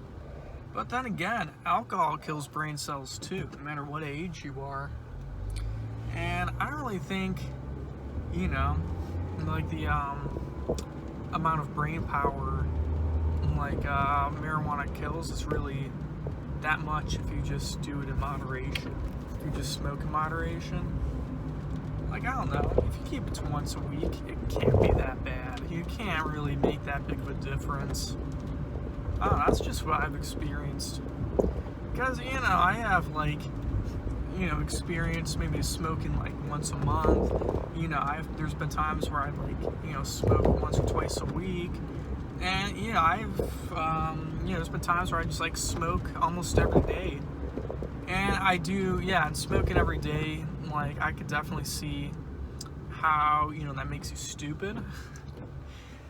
I don't know, maybe not stupid, but, like, you know, it definitely feels like there's, like, a difference, you know, and just, like, I don't know, like, just like everyday lifestyle, you know, just like doing your usual thing, maybe just being a bit more on the spacey side. Hopefully I don't really come off as that, because yeah, I have had people tell me that I seem and act like a stoner, or just like, I don't know, act like super spacey, or maybe my voice makes me sound like a stoner, or I don't know, just anything like that. But that was even before I really smoked, you know, like I don't know, really that much. I've had people tell me I seem like a stoner. So, you know, if people tell me that now, it's like, say, oh, you know, I feel like there's like a, I don't know, maybe like a month or two period where I'd say maybe I was a stoner, but, you know, since even before that period, that little phase, I was called a stoner probably even more often. So, you know, it goes to show it's just based on where you are, you know, just based on who you surround yourself with. If you're around a bunch of, I don't know, like a bunch of normies who hate weed, you know, they're way more likely to call, you know, be, oh, this person seems like a stoner, But you know, if I've also noticed, like, around other stoners, I don't think they really think they don't really take me as a stoner, you know. They'd probably be more likely to get like kind of surprised, you know, if I were to say I even smoke once a week or something, because they say, oh, you just don't seem like that kind of, you know, the kind of person to do that. I'm like, what? You know, it's like, you know, I'm both sides, you know, think I'm the other side. So it's kind of weird. And there are other people who are like that, you know. But I think I can, like, maybe not just me specifically, but it is easy to, once you like notice that little trend or something, it is pretty easy to like point out who seems like a stoner but isn't actually one. Yeah. Well, I'm at the house, so I'm gonna deliver this burger to this young boy.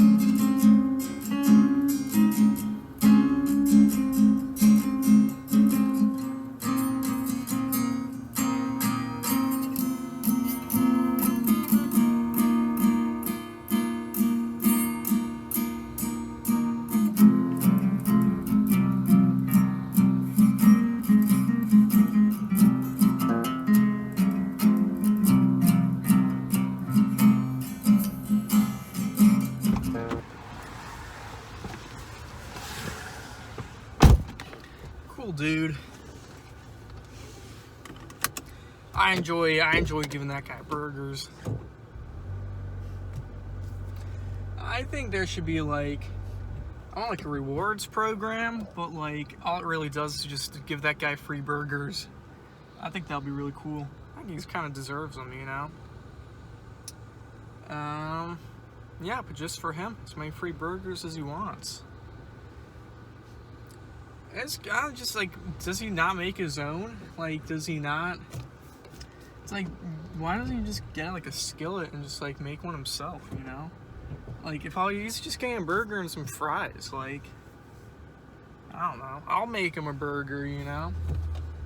Say, hey, you just order groceries, get a frozen burger patties, get some buns, and get some frozen waffle fries. I'll make it for him.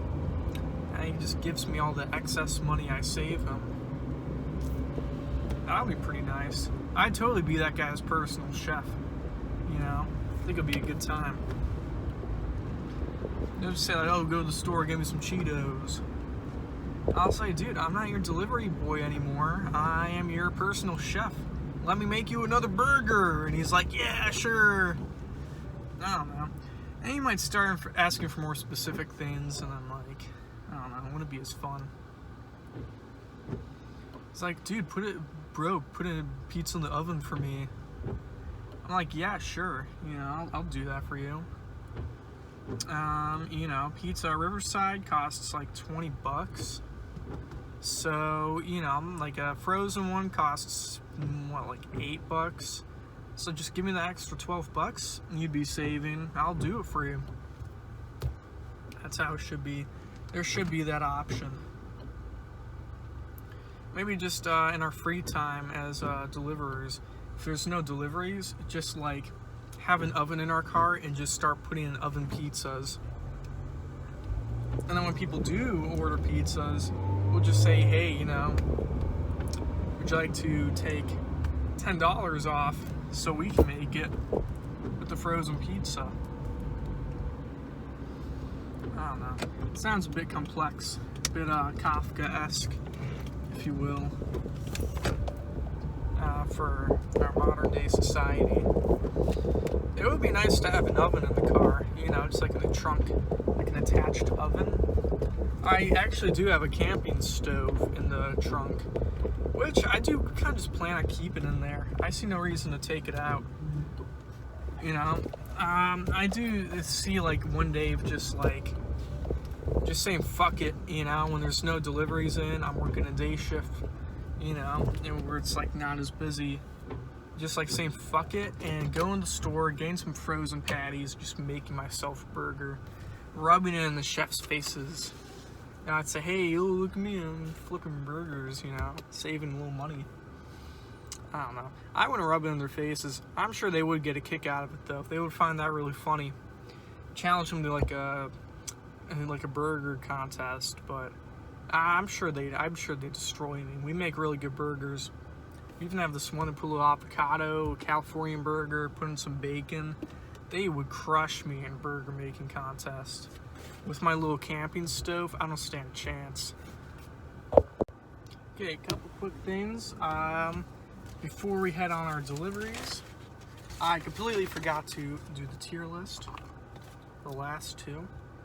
So, delivery 6, that was like an apartment-ish place, but it was one of those places where like you have to go into a door and like you get 4 more doors. And it's like at first I thought it wasn't, so I like knocked. Then I realized it's one of those where I just like turn the knob and it's all unlocked and everything. I had to wait a minute just in case. Didn't want someone to think I was just like trying to get into a locked door or whatever. And it was mildly confusing, you know, finding it and stuff. But the tip was a pretty decent tip.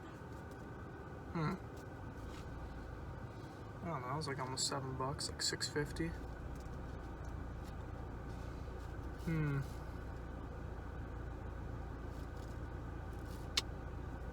I think B tier. Yeah, number 6 is on the B tier. Ah, blue pen. I was using black pens.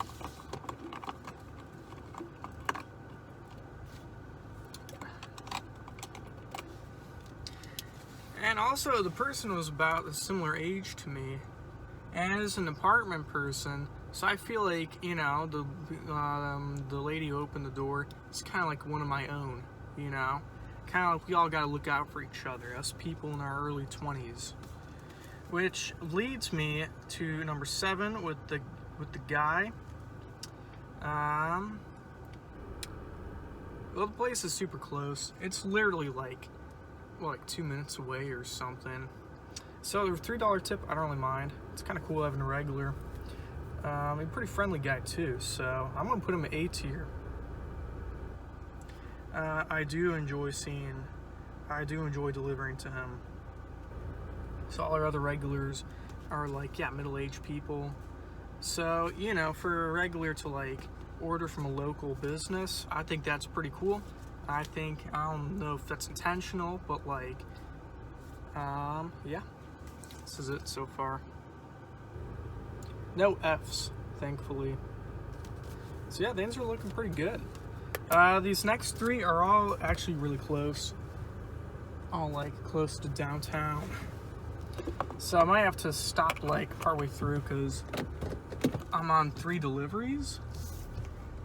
But yeah, like I said, they're close. I'll be able to bang out the first 2. But I think I'll have to re-look at the second one because it's across, you know, it's like right across the river, but like I don't really recognize the street name that much. You know, I think it's gonna be weird getting there.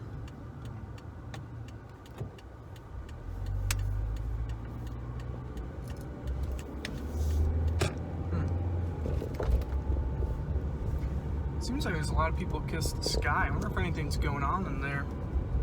So I know sometimes have like little acoustic things going on.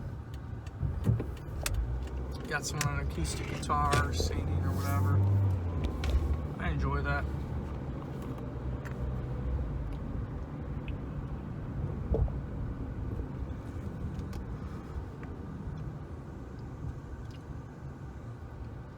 My mouth is so dry. I need some water. It's just from drinking coffee and vaping. Man, I need water. I got some in the trunk, but it's warm and it's been there for a long time.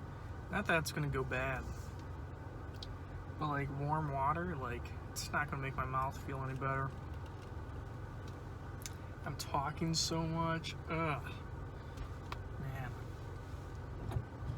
I'm doing like a president's speech worth of talking. Yeah. What else? I could talk about vaping. I did have a little list of topics I could talk about that I put on the that Redbubble envelope with the sticker.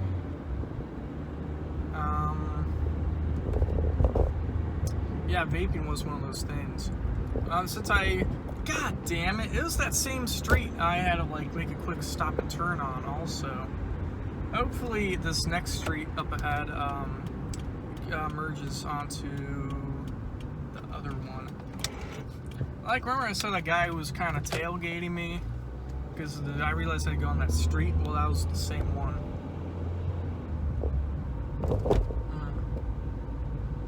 Which is a shame.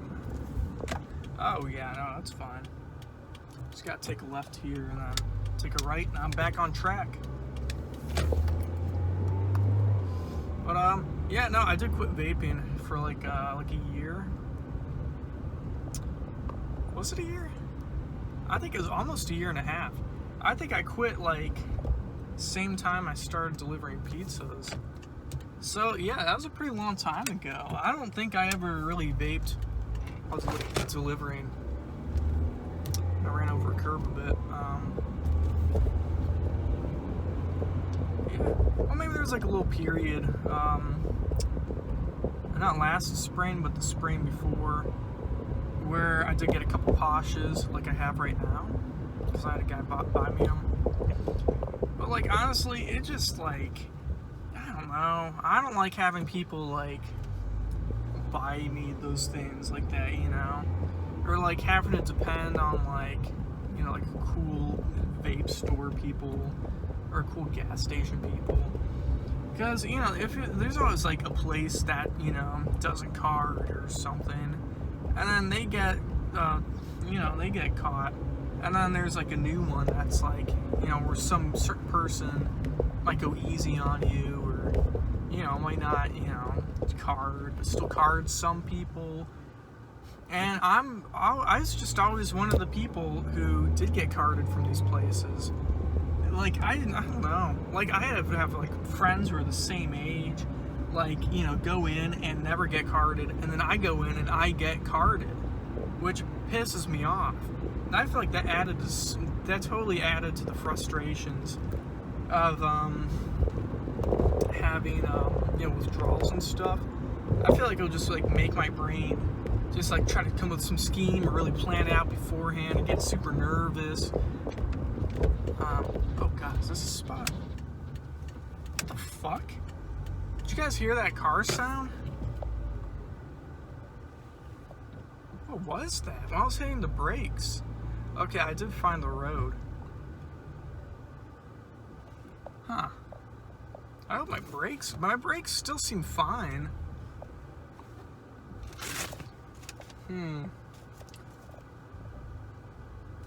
11:30. Guys, I just got got this car back from the body shop. I like dented my fender pretty bad, so I finally got that out of the way. I just hope nothing bad happened to my car or anything. You know, I hope it's totally fine.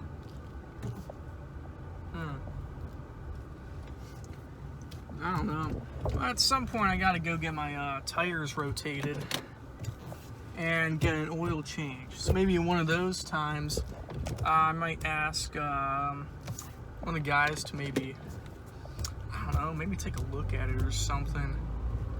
I don't know if it keeps happening. You know, maybe it's just like a one-time thing. God, that was weird. Are these the people? They're not the people. Thank God, I hate it when people are standing outside the garage. It's like a group of people sometimes just waiting for the pizza. I don't know. I feel like it kind of adds a little pressure for me. I just feel like I'm immediately outnumbered, you know? I'm sure they don't realize it. It's never anything bad or anything. It's just, you know, if I'm delivering a pizza, I'd like to be a one-on-one, not one-on-four, you know. Like I'm gonna get like game banged or something, you know. By these like middle-aged, like I don't know, these like middle-aged dads or something. I don't know. You know, like socially or mentally or something, playing a mental game. They're like, we outnumber you. But nothing ever comes out of it. I think it's just in the back of my head thinking that. Alright, so first delivery, got a couple salads, got some wings. Delicious. It's kind of a mango-ish thing and blue cheese. They're a pretty interesting person. We'll have to see how they are. Maybe try out those, what is it? Some kind of mango, habanero mango. I've never heard of that. But yeah, I'm gonna go do that and be back.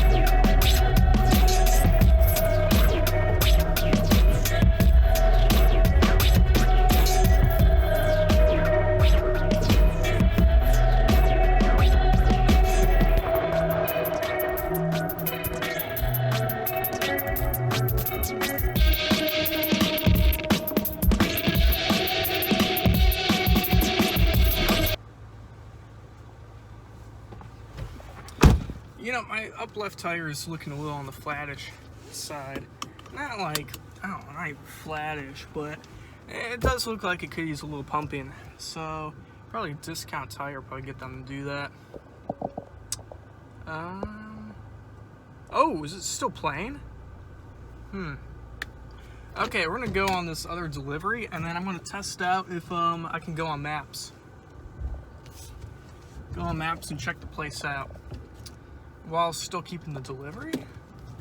I don't know, because I did the thing where I pressed the home button twice and it gets out, and it seemed blurry from the little screen part.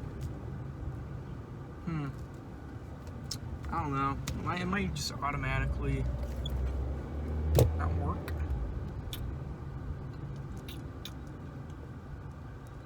I'm supposed to get to Main Street.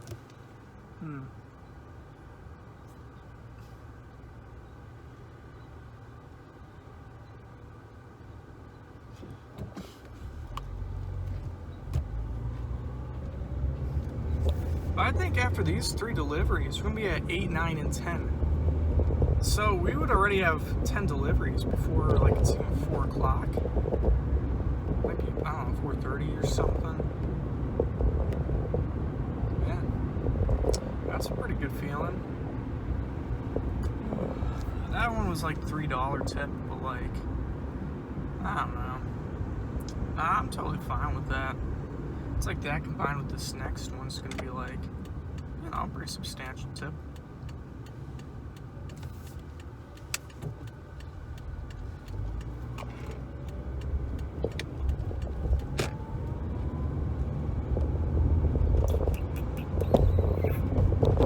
Oh, I was gonna talk about vaping. Okay, so yeah, I quit like pretty much like right before getting this job.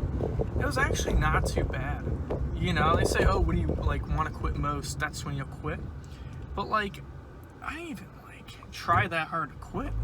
Like, I feel like when I did like the final quit, I'll put final in well, because I'm gonna quit after this like Posh, because I turned 21. It's my 21st birthday. I'm gonna say, hey, I'll get a Posh. It'd be a pretty good feeling. Like, I don't know. But yeah, no, I'm not gonna get any more after this. So yeah, honestly, I've just like tried to quit so many times. Probably, I can't even give an estimate. probably a couple dozen, probably 20 times. Yeah, I'd say at least 20 times. Like, I was, after like every pack of, I don't know, I feel like every like pack of Jewels pods maybe, or like, I don't know, or like every other one, I would say, oh, I'm gonna try to quit now. And I'll just be in pain for a whole day and just give up the next day. People were like, oh, that's not how you do it, Cole. Like, shut up, man. And people who, like, try to critique the way you do it, never had addictions before. You know, if someone's giving you, like, advice like that, or, I don't know, maybe just any kind of advice, without saying beforehand, I've been addicted to vaping too. Like, you don't have to listen to a single word. That's what I realized. Oh, there's a semi behind me. I'm just pulling up to this driveway just to get out of the way. Okay, that last one was 616. Supposed to be 407, and the numbers have been going down. So I should just keep on going. Definitely for the best. I pulled up there though.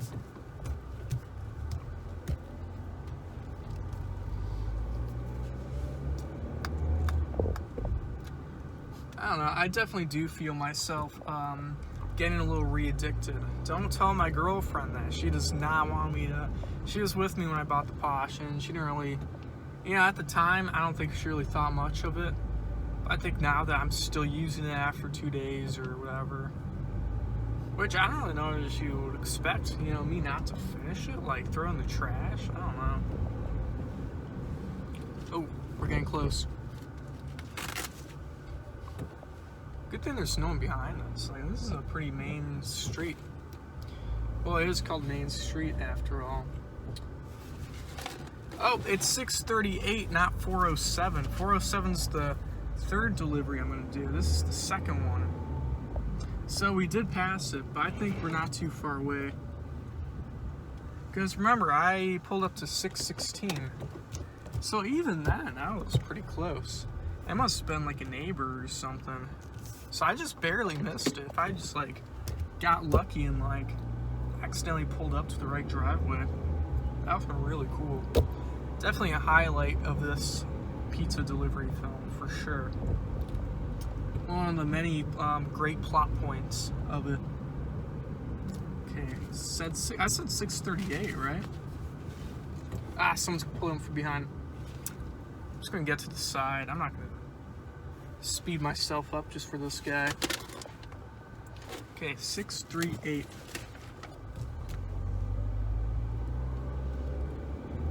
Okay, the 500s. Got to the stop sign, keep going. The 600s are right up here.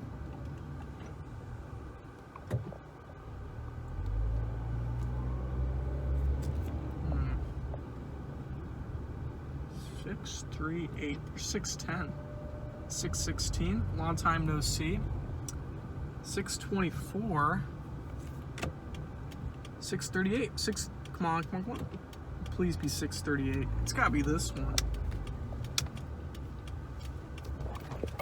I'm just not seeing 636. Oh, 638 might be this one right up here. Because it said come to a side door. I see a side door on 636.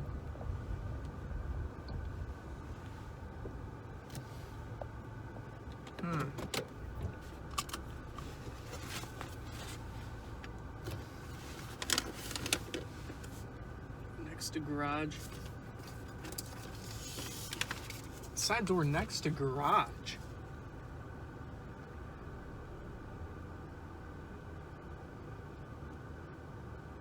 Porch facing Harrison Street.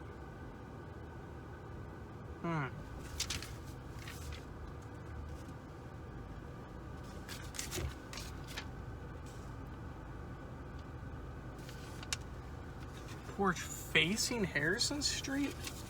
Where's Harrison Street? Because this side door doesn't have an address on it. So I assume if the one up front's different from the one on the side, there should be on the side. Oh, there it is. Yeah, it's right there. So I should be in this driveway.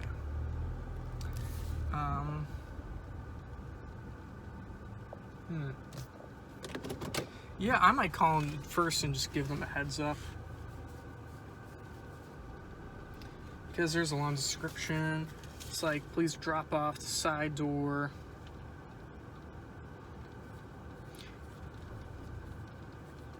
Facing Harrison? Oh yeah, Harrison. I see it right now.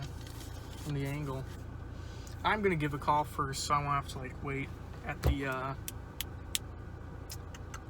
you know, just like kinda just, you know, hope they hear the doorbell or whatever. And like I was saying before, you get it.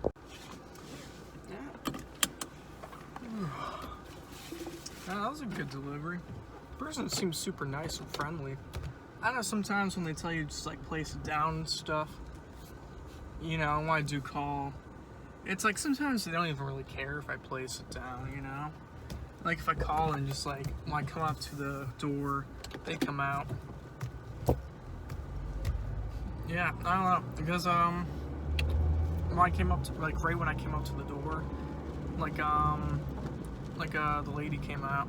She's like, oh, like she was very surprised by me. So I'm thinking maybe she was like waiting a little bit for me to like put it down and leave, and she thought it was long enough. So I mean, hopefully it's still fine if I just hand it off to her. I hope it's alright. I don't know. I am vaccinated, so yeah. I'm sure it's totally fine. She seems super friendly.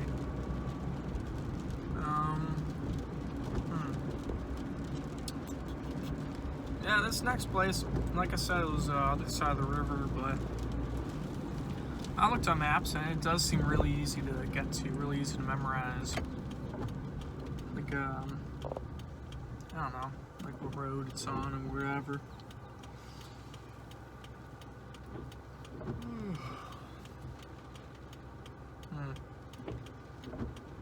Yeah, I don't know. But my biggest problem with the vaping and like, I don't know, it's just like how it's like, I don't know, how like it's evolved since I quit.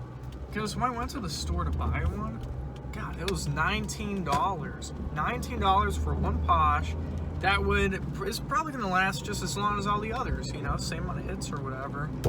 Little hits of the vapors. And probably, it's like the same exact quality for sure. Like, you know, there's like, its wallets went up like a lot. Ugh. Starting to voice crack now. Okay. I do not want to voice crack. For the rest of the film, hopefully. Probably will happen a few more times. So it's just the beginning.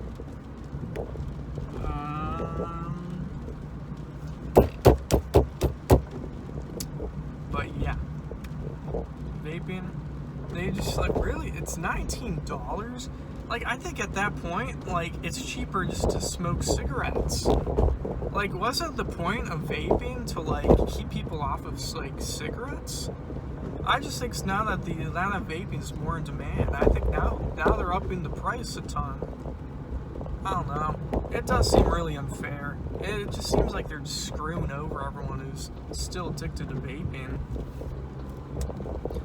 There's just a lot of problems, like, you know, like, you know, another thing, it's like, a lot of times we'll tax, nicotine companies more,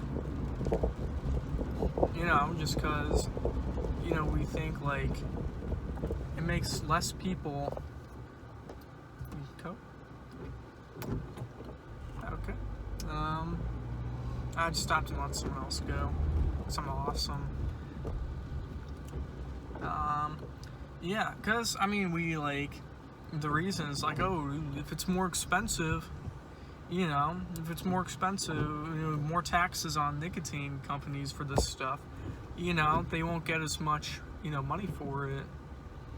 they'll have to raise the price up or whatever. But the problem is, like when we add more taxes, they're able to raise the price up, and people are still all very willing to buy. Like there's like a small decline, but it's just not enough. Like I saw like a chart with this, that like when we raise taxes, there's like a very, very small decline, but it's just not enough to justify the amount we tax. I don't know.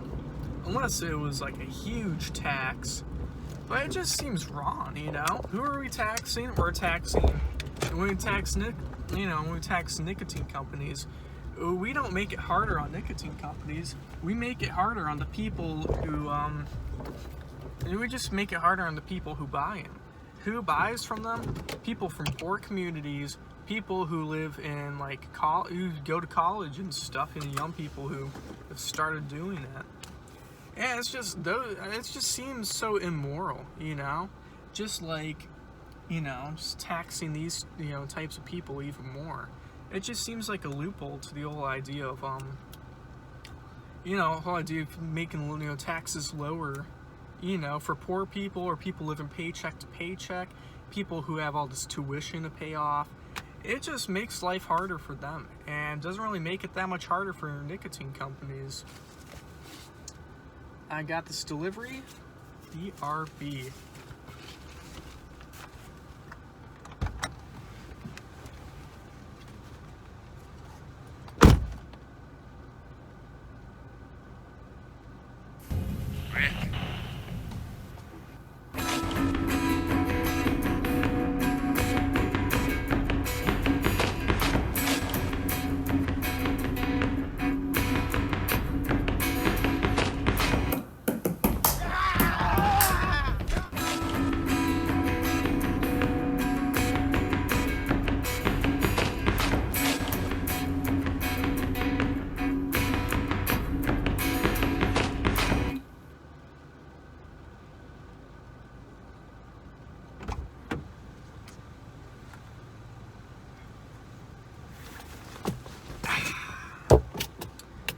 Solid delivery. What was that, like a $7 tip? So pretty good. And the one before this one with the nice lady was also like a $7 tip, I think. Yeah. So yeah, you're gonna give those both good grades. You'll just have to watch the part with the tier list. Or skip to the end and find out, what all of them are or whatever. Man, I'm getting hungry. All I've had was a muffin from Limestone. Which, don't get me wrong, they are good. It did fill me up for a while. But, it's a muffin. It's not like... Who calls it... Do people even call muffins meals? It's like calling like a salad a meal. Like a salad without any kind of chicken or protein.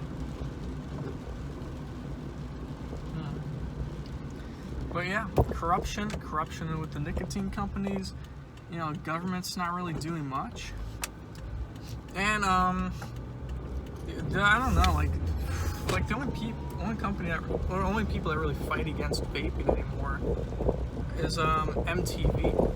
You see MTV, it hates vaping. They do not like vaping at all. They get all these I don't know, you guys see on the Snapchat ads, it's like hashtag stop vaping, hashtag quit vaping, and they get I don't know, teenagers and stuff, try to make it seem authentic or something, but they're full of shit, yeah, I don't know, it's just stupid, but here's why I think, here's the real reason MTV cares so much about vaping, because they know that, if they put their if they take their, they get tax deductibles for, I don't know, doing some kind of charity or doing something that really helps out communities and stuff. And when they're able to put this towards getting people to quit vaping, getting teens to quit vaping, they're able to advertise to teenagers, but also, not really have to pay as much for those advertisements, because it would also count as, part of coming out of the charity tax deductibles. So it's just a cheaper way to advertise themselves. If they're adding, it's like when companies have their commercials, I think Geico always just says we help our military people, help our veterans, which is a good thing, but it just seems kind of sketchy how they're talking, just bragging about these good things they do, and just use them as I don't know, part of their ad, added to their ad campaign, because they know that they'll get, some of their taxes deducted for, giving some of their money to those types of foundations. But they'll also get where am I going with this? But then, they'll just slip it into their commercials that they're gonna do anyways. So you might as well just do it and save more money, What, you want to tell your audience it's Geico? Just have the lizard guy say it, Everyone will know it's Geico, and get the Geico voice or whatever. And it's the same deal with MTV. They're still, from day one, they're just trying to make themselves seem, relevant, so desperate to make themselves relevant to teens. And what problems do teens have? They have vaping problems. So when addressing vaping, making that seem their charitable thing, that just shows who their audience is, and you're trying to help them and stuff. And it just seems kind of immoral, who's really keeping people from vaping with the actual, where it's they actually care about it, our parents or something, they don't have the same power, MTV does or anything. Maybe politicians, but why would politicians really care about vaping anymore? It's really not that relevant or exciting of a subject anymore. It's very 2019, so it's just not that cool of a subject to really address. It's not worth addressing. You don't see them talking about it anymore. It's not it's they don't talk about that. They talk about Bitcoin or something, because that's the new fad. They're talking about cryptocurrencies.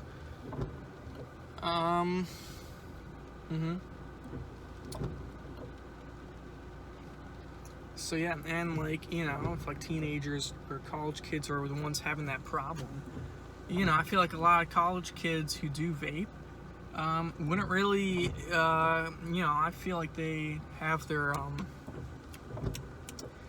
don't think that's enough to sway their votes of college kids and stuff. I think if you want someone to get these college kids to get their votes swayed, I think you say, hey, free college, or maybe not free college, but maybe less money for college, or, we'll push off the debt even longer, so, make it a lot easier on them.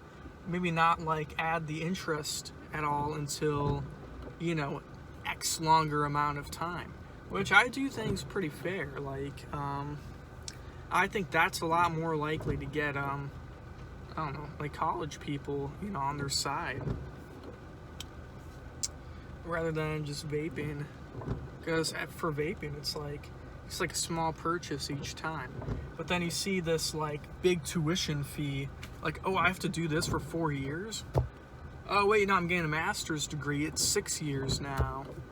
It just seems, I don't know, it seems a lot bigger of a deal. So I guess I don't think there's anyone out there who's really willing to, push people to lower the taxes on nicotine products. There's no one out there to force nicotine companies to stop raising their prices, despite the fact that their product hasn't changed at all, that they haven't improved any part of the product. If anything, it's done the exact opposite. It's, I guess, disproved. I don't know if that's the word, but yeah, basically we've made vaping less efficient and just more I don't know, was immediate for the more immediate customer. So before, when people, like around like 2018, 2019, when box mods and jewels and Soren drops were all a big thing, that is, I think that was more environmental friendly. It's more cost efficient for people because they're able to have a device and only need the pods, or only need to put juice in the pods or whatever, or I don't know, any of that, But then the problem with these Poshes are that if you're looking in the short term and saying, hey, I want to quit in a week, I'm not going to get a whole new Juul device, because I threw my Juul in the river or the lake or something, like a stupid college kid or whatever, because then I promised to quit, but now I want to start. I might as well start getting Poshes, because I promised myself I'd quit in the future. And you just go through this whole thing of just like constantly buying Poshes, constantly trying to quit, constantly buying Poshes. And it's good, it's immediate, like, you don't have to charge it or anything, But, I don't know. It's just rough, It's all rigged too, like, I don't know. People just trying to make as much of a profit off of people who are addicted to it. Yeah. And it's not really something a lot of these people can avoid, Like I said, if you're attending college, you probably have a part-time job, and you just have so much busy time, or you're at a party or something, you have no free time at all, okay? You can't even, a lot of people don't even have time to, like, think about quitting most of the time.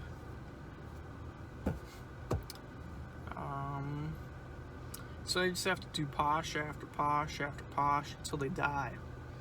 It's no different from, it's only different from cigarettes, because cigarettes kill you.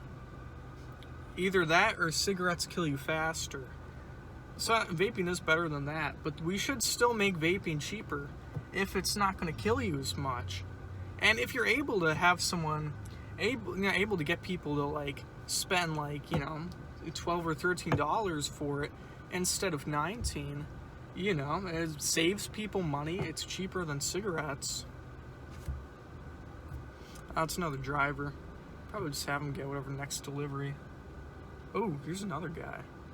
I might have to go in there real fast.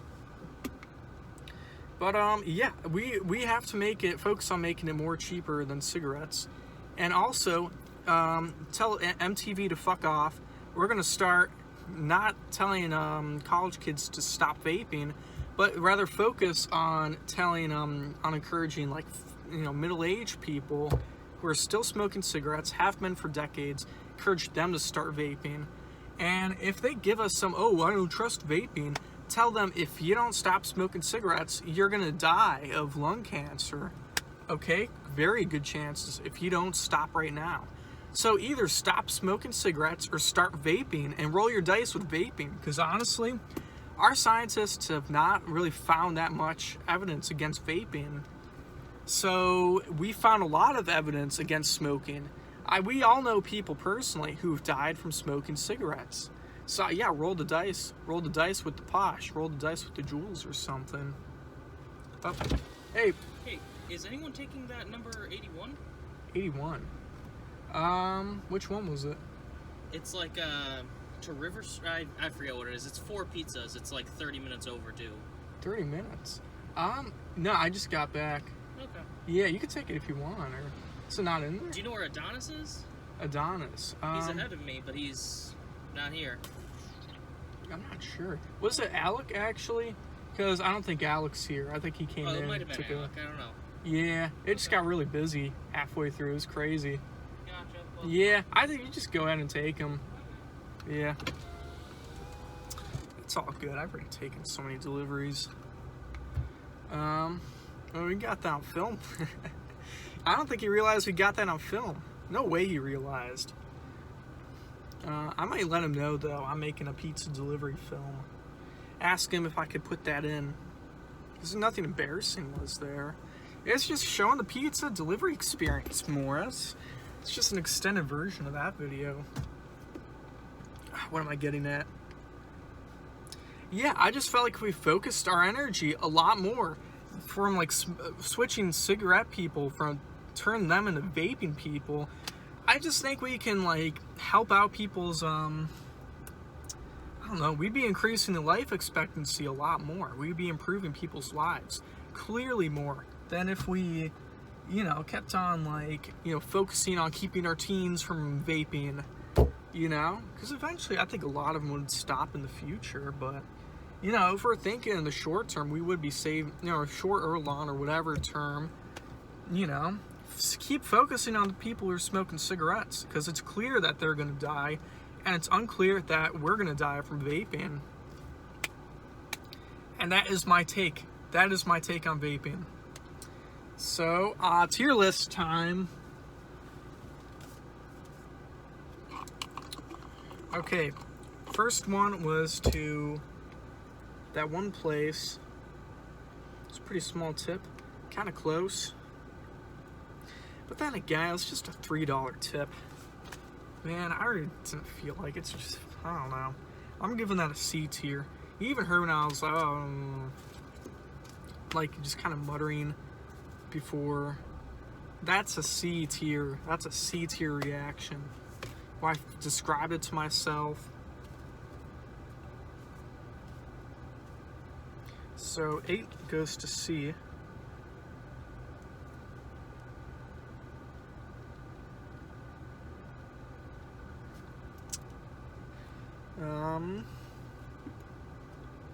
Where's number 9? It was a side door. It was a pretty small delivery. It was a pretty small delivery, and they gave a good tip anyways. And the place is close anyways. I'm gonna put that A. Person had a cool name too, so I like that. I respect someone with a cool name. Okay, last one, 10.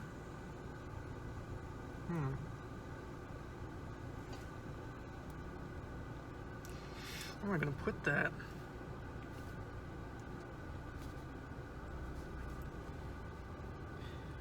10 was pretty solid. That was cash. That was really close. I probably did show up a bit later than the other two, so they seemed pretty cool with it.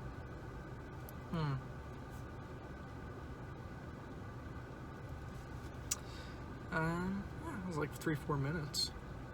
Put that in A. I don't want to put that in A tier also. Yeah, we'll put it in A tier though. Pretty solid. And cash tips I do like more. Oh. Hey. You still on the clock? Oh yeah, I'm still on the clock. Sorry, I'm actually working on doing a YouTube video where I'm like doing each delivery. Okay, there's a delivery in there for you. Oh, there's one ready right now? Yeah, and there was this one for like half an hour. Oh, yeah. Ah, sorry about that. It's whatever. Yeah.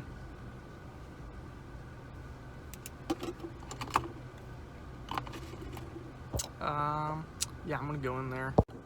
Alright, you guys heard that, right? Man, did you hear that guy? He's talking. Oh, man. I'm not gonna disclose the name or anything, because... Oh, man. I was gonna explain the whole plot, the whole premises of the whole idea. Man, thank God I didn't, you know? I don't think he thought I was making the video right as we were speaking. Man, he threw some shade at me. I hope I caught that on audio. Get that audio. Man. If you guys didn't hear that, you know, it was a little sass. Like, oh, I don't know. I've never gotten like sass from a coworker driver. And it's for like being late on, I don't know. Like there's I don't know, this delivery. It was actually the same place, the casino place with the veterans. Yeah, if you remember that, I think that was delivery like 2 or 3 or something. I guess they got hungry again and ordered more pizzas. So, yeah, that's pretty cool. But I know they'll tip well anyways. But yeah, because when he came back, he was like, "Oh, are you clocked? Are you clocked out, or are you out?" And in my head, I'm like, "What are you talking about? I'm not. I just came back from delivery, man." And I was like, "Oh, no, I'm still working." And he's like, "Oh, this delivery that was in to the street is well, yeah, it's 30 minutes. 30 minutes late." I'm like, dude, I'm making a YouTube video. I can't take that delivery. I even told him, I was like, "Oh yeah, you got it. You can take it." I don't know. Yeah, he's allowed. He's allowed to blame it on me. But you saw the computer thing that said I had 3 deliveries. It's like, what? I came back in probably like a half an hour, within a half an hour, which is better than most 3 delivery drives. And you should have seen that. And I don't know, man. I think he's a bit on the newer side. So I don't know, he's got a little undies in a little water or something. Man, that's just weird. He's like, "Oh yeah, because his delivery is 30 minutes late, That's not 30 minutes late, man. I don't know. Because another thing he probably didn't notice was, it does nothing for 30 minutes, and the time quoted is usually 45. So then it starts counting off 1 minute, 2 minutes, 3 minutes, and does that. And when it gets up to 15, that's when it's quoted to be there. So what he meant by 30 minutes was probably 15 minutes. And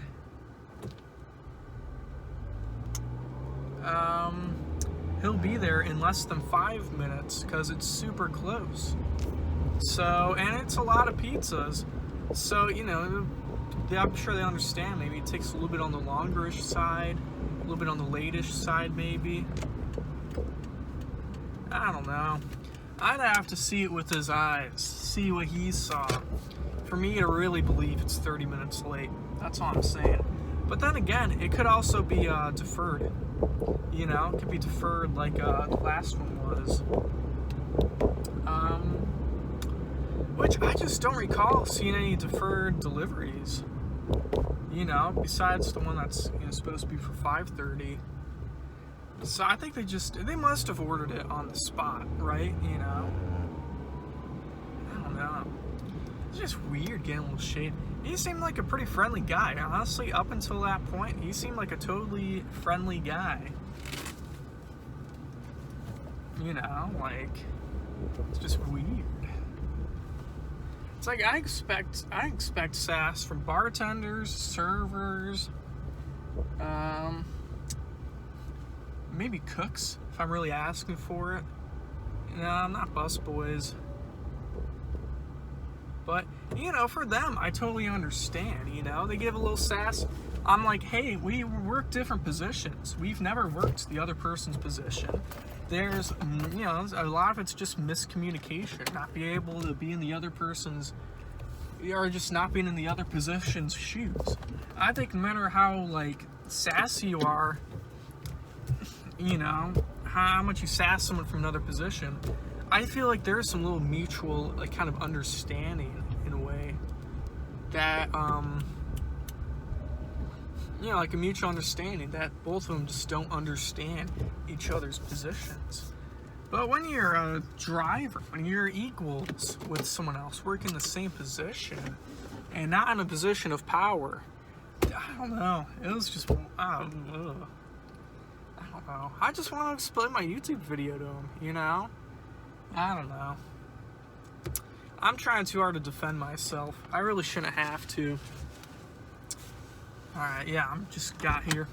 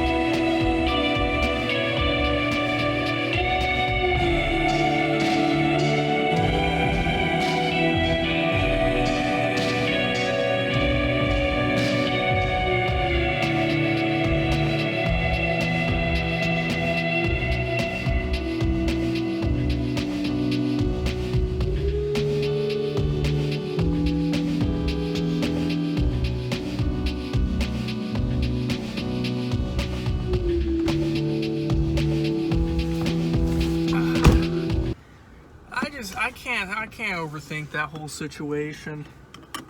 You know, I feel like I do that every time.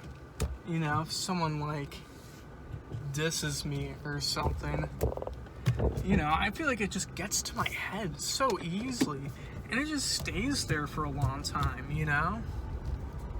I don't know. And there's something about it happening from like coworkers. I don't know. Coworkers are supposed to look out for each other, you know? Supposed to give second chances. Yeah. Then again, you know, if a boss or something disses me, that also makes me mad. But just for different reasons, you know? At least I don't really consider myself and my, you know, associates on the same side as the boss and the owner. I don't know. It's a different feeling either way. You guys know what I mean, right? Yeah, one of the Reddit posts I saw was this guy saying that like his bosses were like gonna fire him. They said they were considering firing him, just because someone didn't like get their pickup before the closing time. But they didn't know. They thought like, you know, the customer complained and said they like voided it and like closed down or something. But I don't know. They didn't even hear. They just told this like pizza manager guy they were considering firing him before they even asked for his side of the story. You know, that's just things like that. You know, it's just, I don't know, it feels manipulative to just like, I don't know, like get more into people's heads. You know, it's just a way to get into someone's head even more. That's a big problem with work, you know. I just feel like so many people have like power over you in some way. Like you're serving your like your bosses or managers, serving the owner, serving your customers, and the whole job is just bending over to people. And but when you're with coworkers, that's when I feel like that's when you're your true self. You know, there's a camaraderie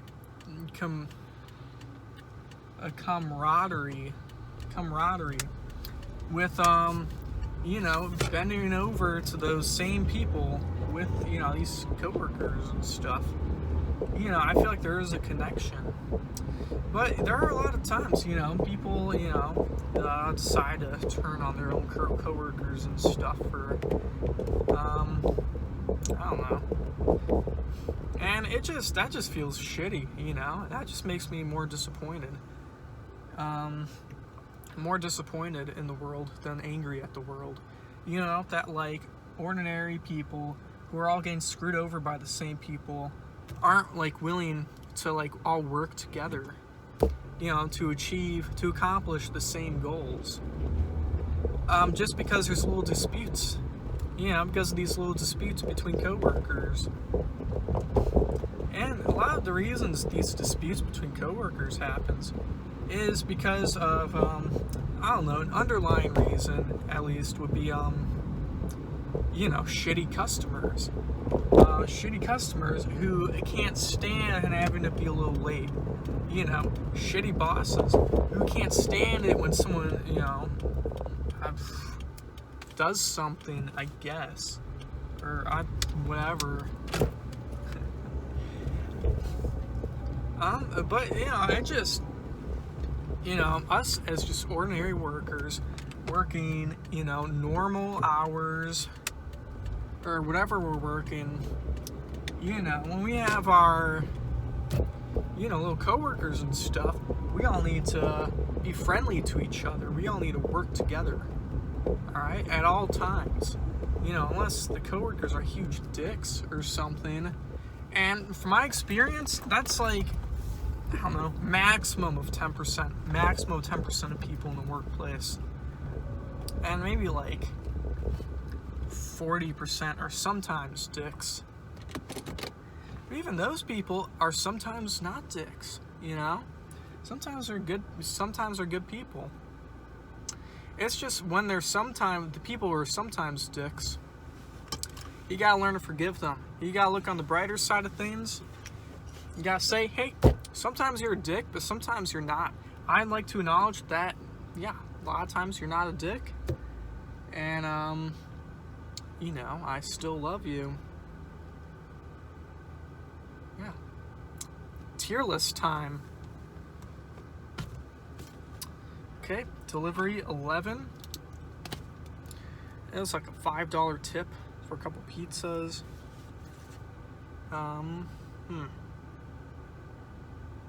Place is like 6 minutes away.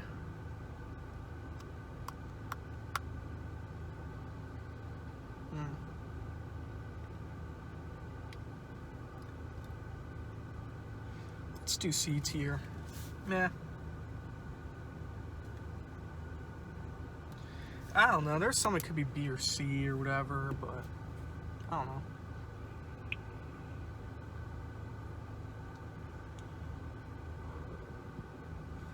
I'm gonna go get another one. Alright, so on to our 12th delivery. Man, like I haven't had any like, we got one. Oh.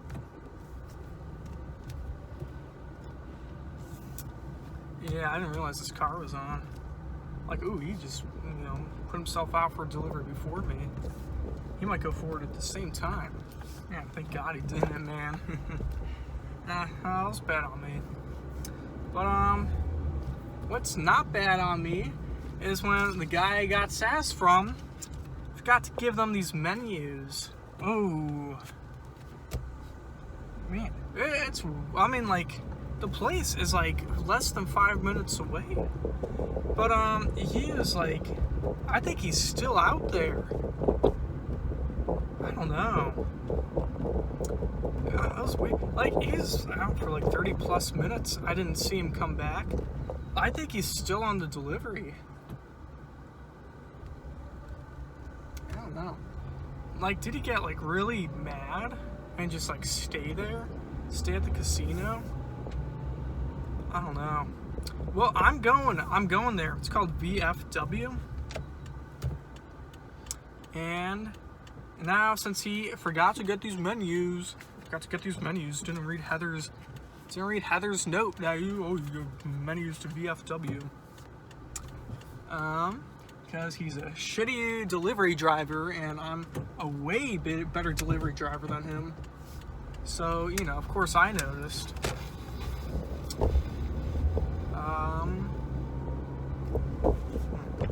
Yeah, this isn't connected to the Bluetooth, is it?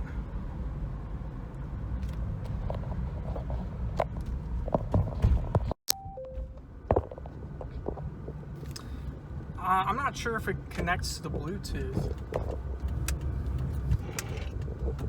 So, I don't know if that affects the microphone either. Or if, like, you know, like, because I'm not using the speakers, I'm using the microphone, so. But when I FaceTime Skylar, like, I'll speak on Bluetooth and she doesn't really hear me. Oh, God. I really. Man, if I messed this up, I'd be so disappointed. God, I probably have like 4 hours of content. And it's gonna be one huge film. Man, if I mess that up, because the Bluetooth a lot of times automatically connects to the you know, the radio station or the thing like that. So, I'm gonna have to re-look at this video and make sure. But for now, I'm going back to that deferred delivery place. Gonna see if he's still around. You know, it'd be funny if we ran into each other, say, hey, I'm looking for you. Let's see if maybe he's here.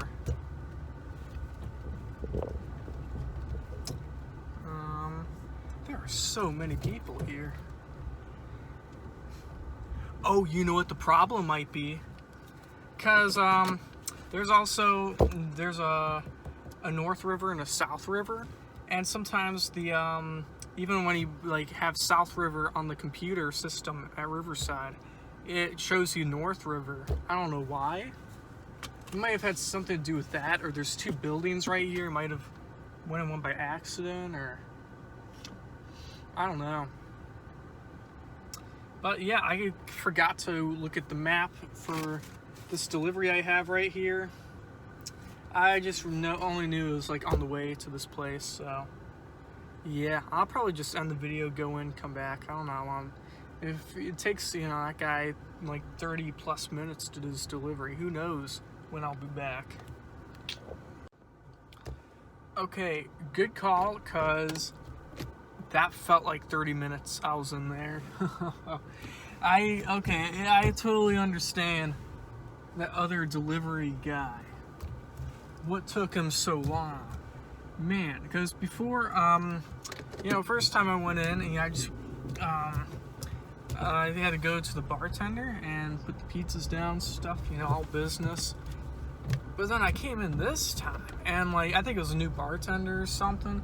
Man, that was a huge talker. Oh, he talked so much.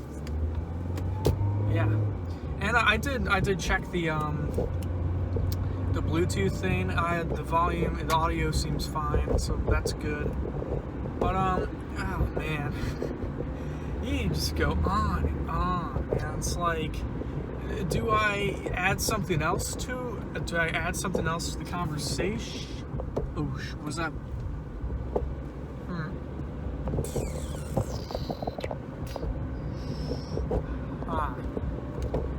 That might have been it. God, I'm even running late on this one. It wasn't like 30 minutes, but like at least 10.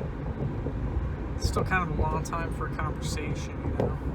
I expect a little small talk. You expect to cover one subject of, I don't know, yeah, like one subject. But he just went from this to that to that. Man, it's a long conversation. Whew. Even when I'm like talking so much, I don't know. These people who are they just talk and talk. Every time there's a person around, it's like, man, how do they do it? I'm trying to do it right now. I'm doing a decent job, but like, man, if it was a person, I would not be talking this much. I would finish the video in like 5 minutes. So I ask, you know, the person what their thoughts are, and they talk, and then I build off of them, they build off of me. You know, like how a conversation goes. Man, but yeah, you know, there's times when I was like, oh, I could say, you know, try to close the conversation. Man, and it was impossible though. I eventually just had well, they did offer me water. I thought that was really cool. But, or they asked me if I want anything to drink. I said, oh, well, you know, you guys have water. I'm really thirsty, super parched. I very much was.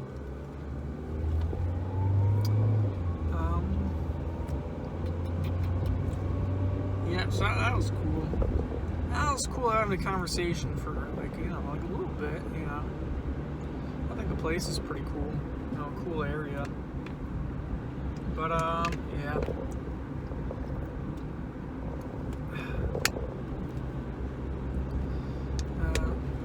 The guy had a funny shirt. I didn't notice the funny shirt until like way into the conversation. It's, you know, it's got like the Greek. It's like Delta something something something, and well, his was like 4 of those, and these start with first one started with a D. Next one was I. The one after that was L. The one after that was F. So it like spelled DILF. And I thought that was really funny. Yeah. So that was pretty cool. I don't know. Maybe if I was off the clock, maybe if I didn't have a delivery in the car, maybe if I didn't leave my car on, you know, I might have stuck around a bit more, you know. But I was kind of just like, did a couple inches, grabbed my water, did a couple inches away, backing away a little bit. They're like, oh, you have a delivery? I'm like, yeah. I'm like, oh. Yeah, I think they're expecting me to, like, say something, you know, like way before this whole conversation thing went down. You know, like why now I'm just backing out.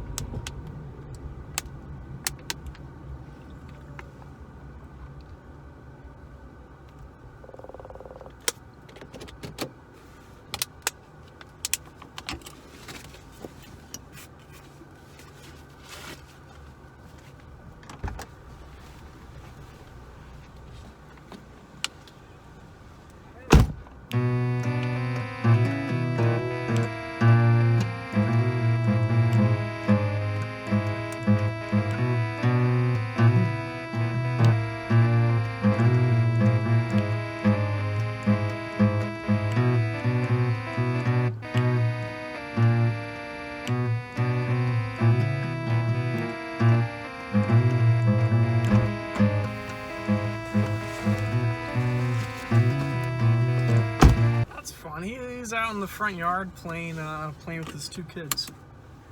That's cool. Little dad and children time. It's always necessary for a dad to hang out with his kids. Taking a U-turn.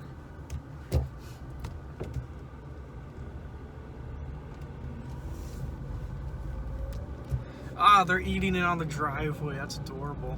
I think he like laid it out on the driveway so they could keep playing. And he's like eating the pizza and stuff. That's really cute. It's a cute dad too. You know, I'll have to admit. Not gay, but like, I don't know. He's a good-looking guy. We don't get that many good-looking people we deliver to. You know. So I don't know. It's always nice to point it out. Give credit where credit's due. You know, not enough female drivers to point out the DILFs, you know? It's a real shame.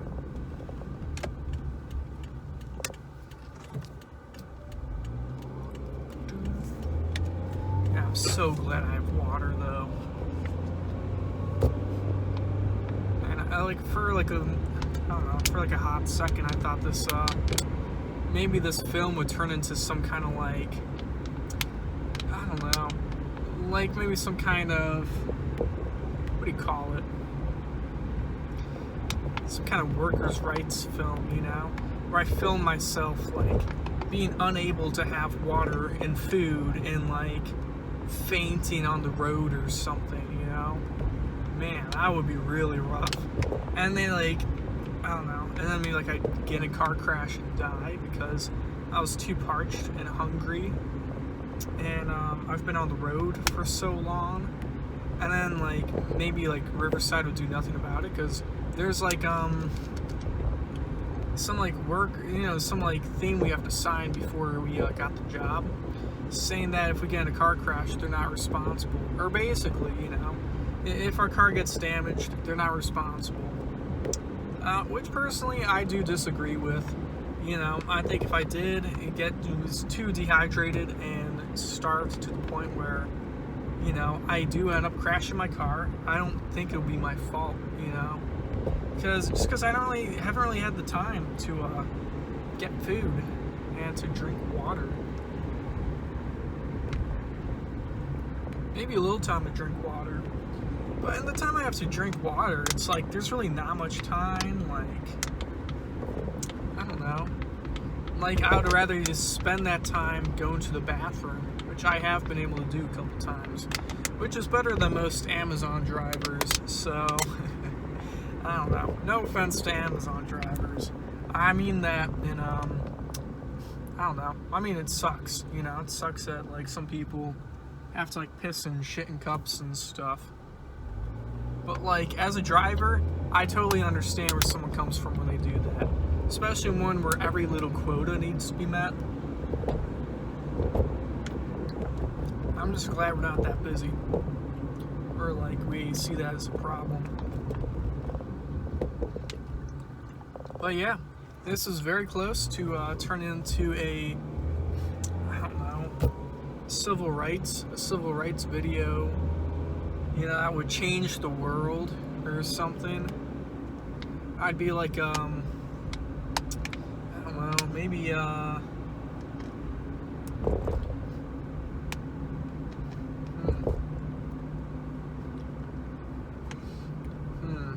What would I be?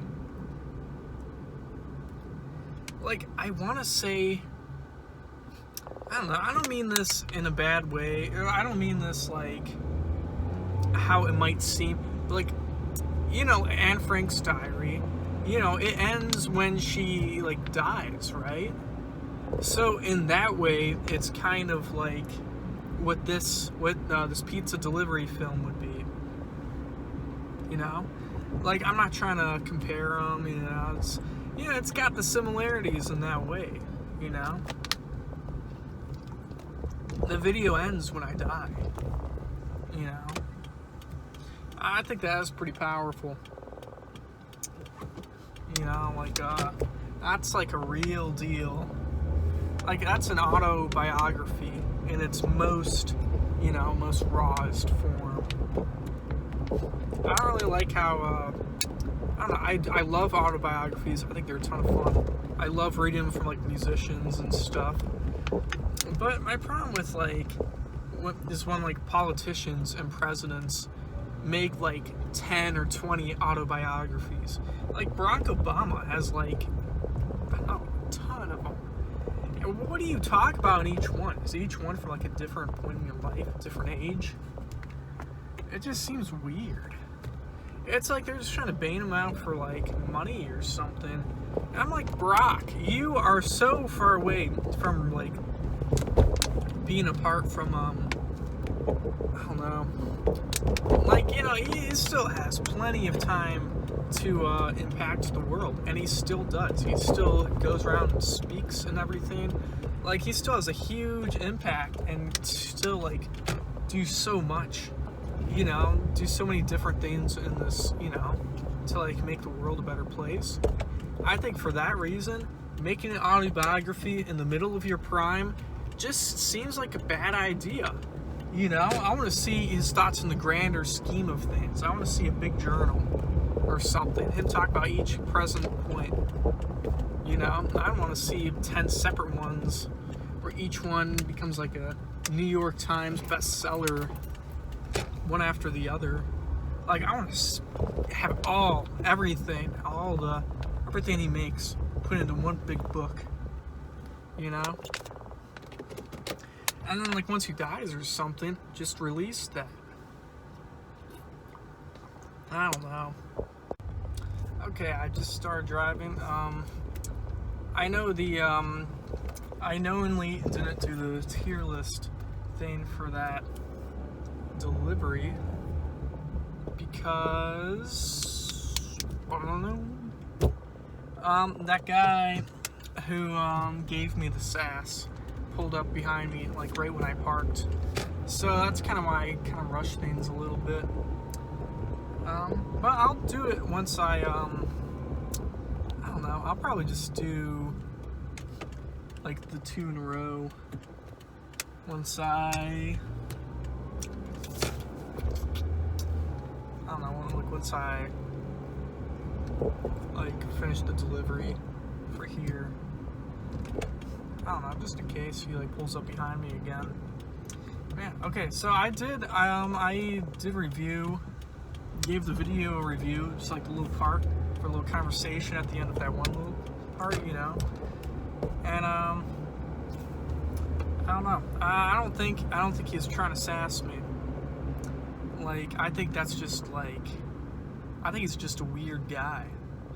Like, I don't know. I really hope he doesn't see this. Like, he seems like a nice person. He seems like he has good intentions, you know?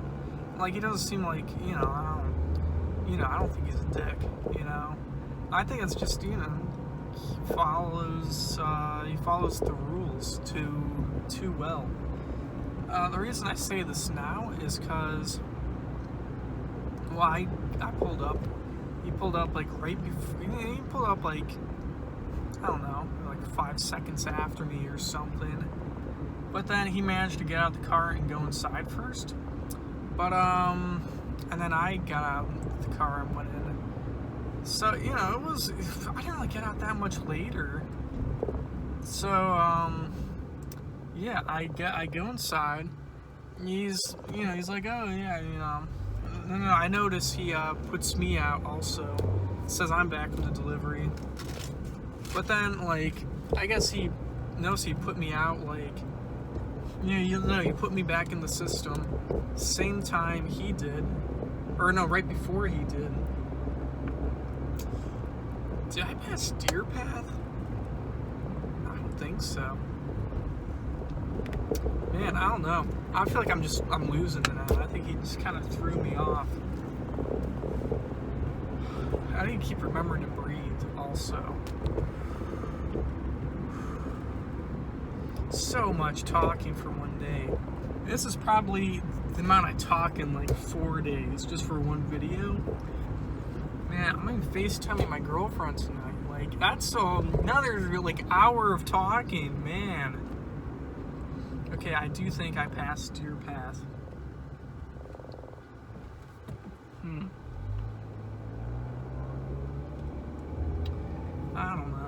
I don't know anymore. So many deliveries, man. Ugh. This is like 13? Delivery 13? I think the most I've done is like 15 or something. Which I'll probably pass. I'll probably pass that pretty hard. Ooh. Yeah, I think I did pass it. Is it 2614? It is this road, but I saw, I had a point of reference with the, I told myself, oh, this place is right after Deer Path.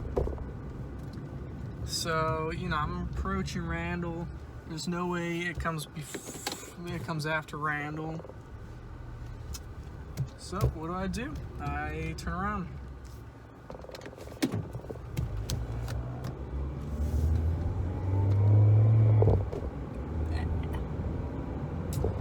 Yeah. My voice is getting cracky.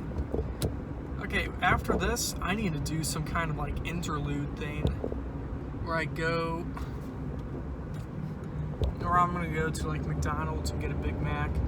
I made I don't know, I probably have like a CD in my car that's royalty free from like a thrift store or something.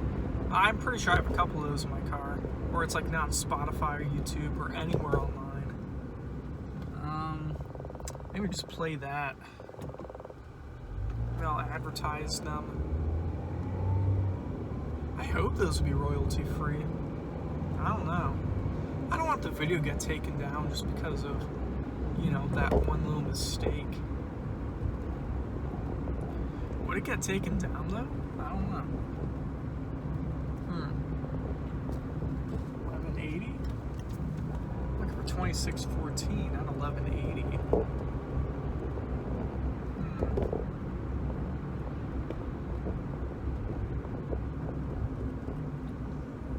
It's 1150? 1134. Are we going down now? I might have been right. It might have been past Randall. Well, we'll check if this is Deer Path. If it's not, park somewhere. God, 920. We keep going down.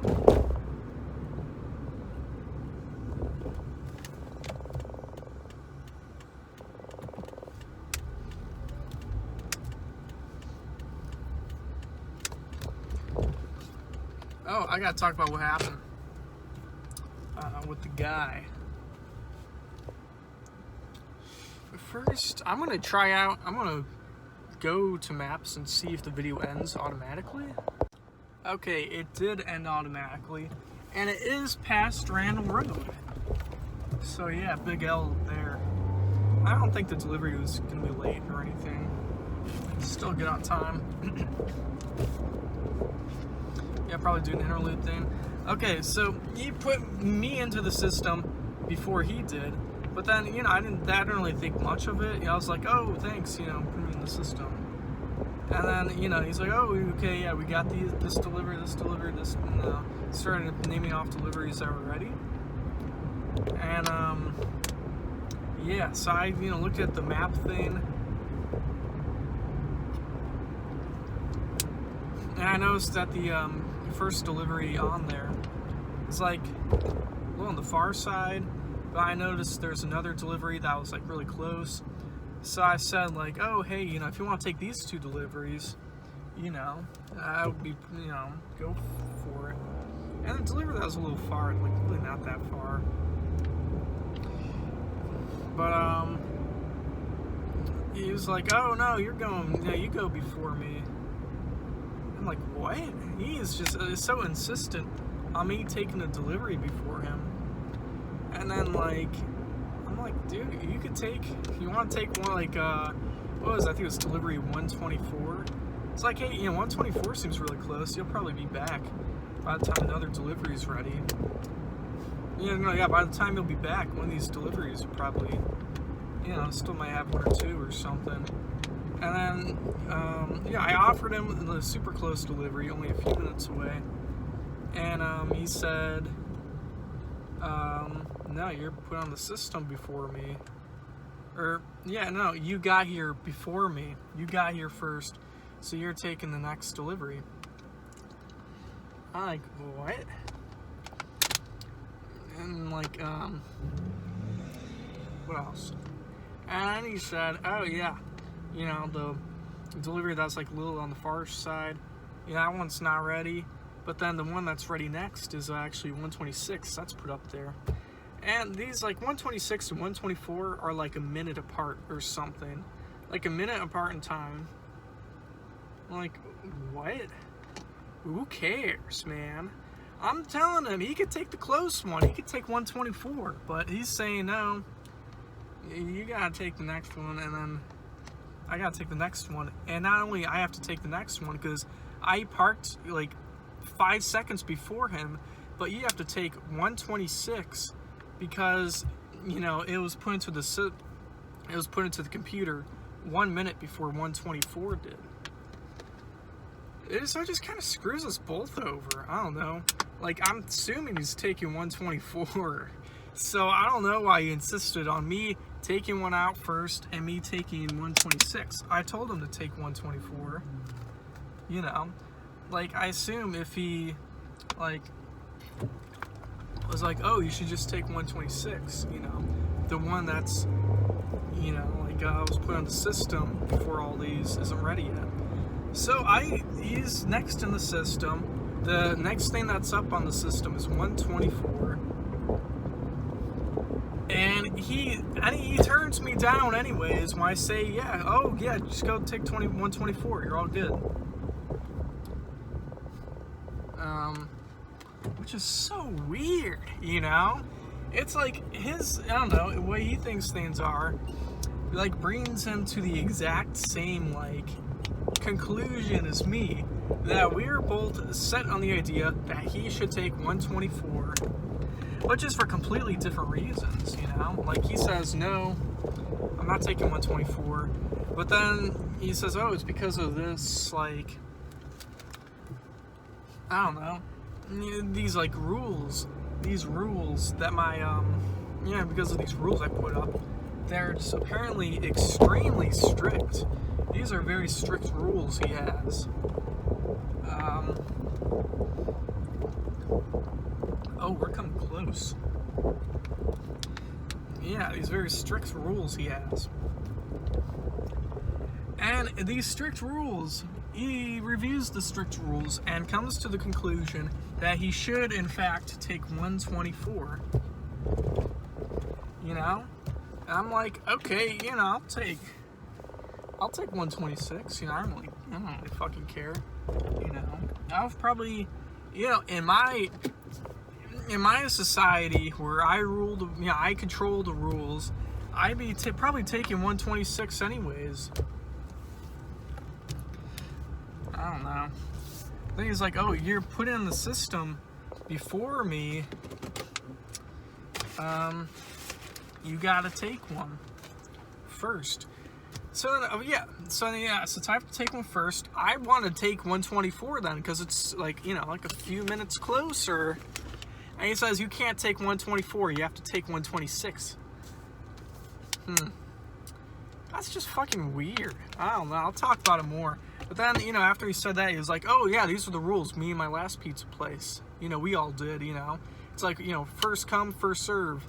But it's just, you don't have to be that strict about it. Man, that's weird. It's some weird pizza place you worked at.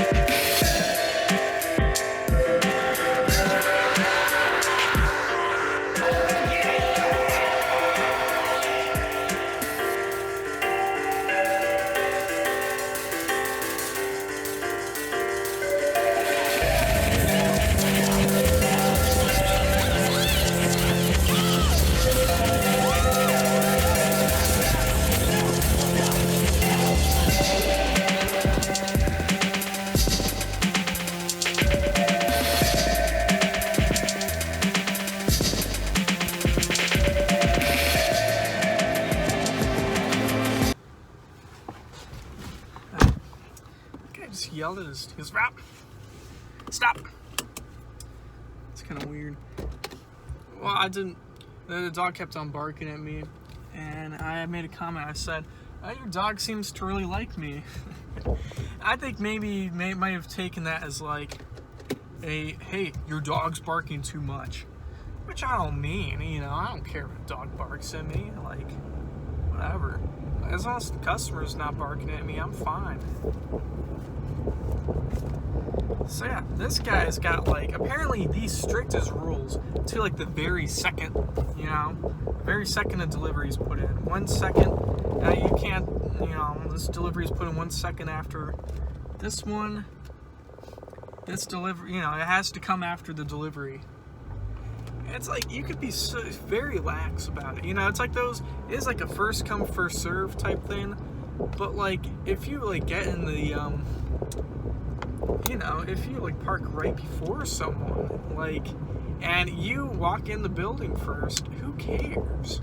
Like, it's just such a little difference. And especially when there's already like, I don't know, like when there's already like 4 deliveries ready, like right there.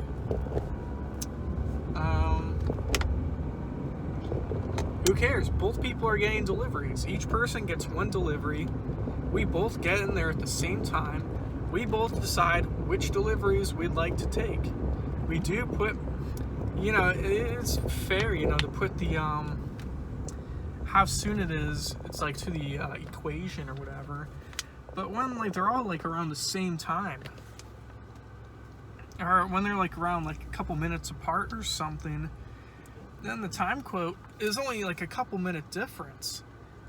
So what difference does it make, you know? Like, if like I took one that's like was I don't know, was like put into the system like 10 minutes after another one, and then, you know, that other one that was put in 10 minutes before like comes late, I totally get that.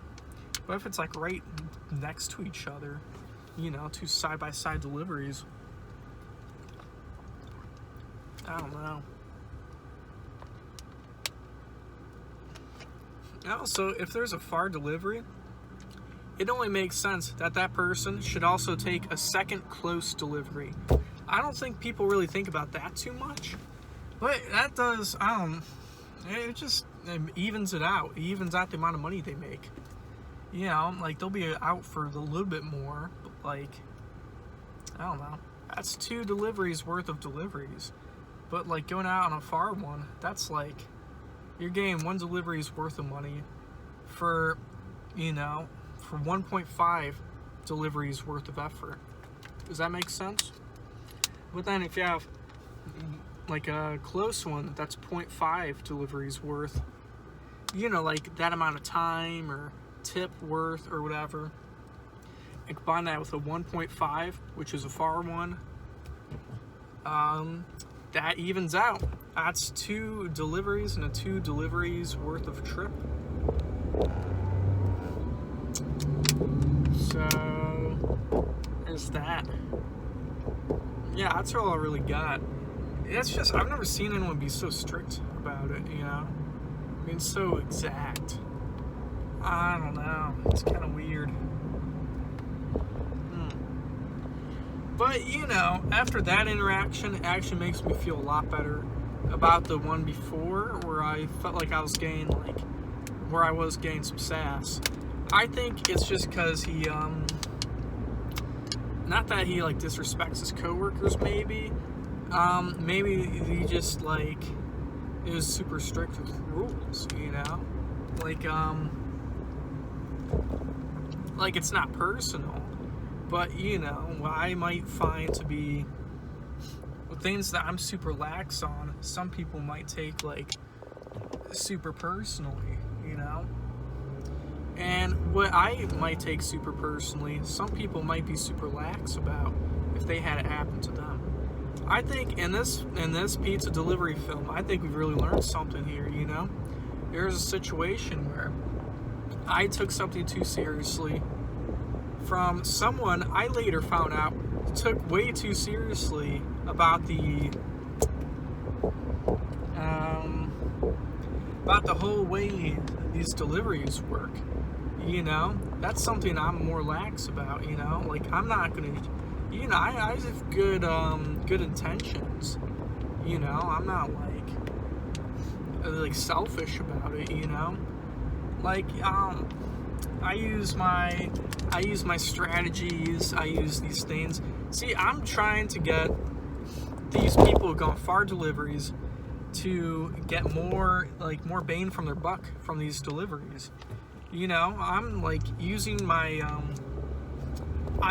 skills in these little schemes and these little strategies to make sure that everyone gets the fair amount of money, gets the money they deserve. You know, I see someone who gets a $5 tip on a 15-minute delivery, where, you know, they go out 15 minutes, deliver it, come back. You know, that's a long-ass delivery. I don't think, you know, $5 tips is anywhere near, a fair price. I say double that, at least. So, if I see something like that, I would like to make sure that person gets a good tip in the future, you know? I think there's a huge difference between that and, you know, I don't know, go scrolling down to further deliveries to make sure that, you know, you get the best delivery, the most efficient deliveries. I'm not doing it for selfish purposes. I was just trying to help the guy out, you know? I saw with that one with the bartender that was really, you know, I just kept on talking. That one apparently took him 30 minutes, over 30 minutes. I'm sure he didn't get that, you know, $10, but you know, I've got so many deliveries, I'm willing to, you know, at this point, I'm willing to let off a little slack, you know, if it helps out these other drivers who are, kind of get screwed over from a delivery a bit, you know, who don't get the money they deserve. I'm happy to, make a little less money if it helps them out, you know? I think that is important. You know, with the right intentions, you know, if everyone who delivered had the right intentions, first come, first serve would never have to be an issue. It will never have to be this law that has to get laid down. But it only does have to get laid down just because some people would, you know, do that. And I don't really think it's that terrible, but when you do it to such a degree where everyone else is getting screwed but you, almost all the time, it's yeah, that law has to be laid down. But I think with the people I'm working with right now, I don't think that's the case as much. There's a time when you do have to draw a line in the sand. I'm done with the water. I am back from this delivery. He is not here, so we could do our tier list. We could do this tier list. Okay. Delivery 12. That was the dad. He was playing with his 2 kids. I don't know how much he tipped. I'm gonna go get a delivery and come back first. I want to check how much he tipped because it was a bit on the far side. I do respect he was playing with his kids.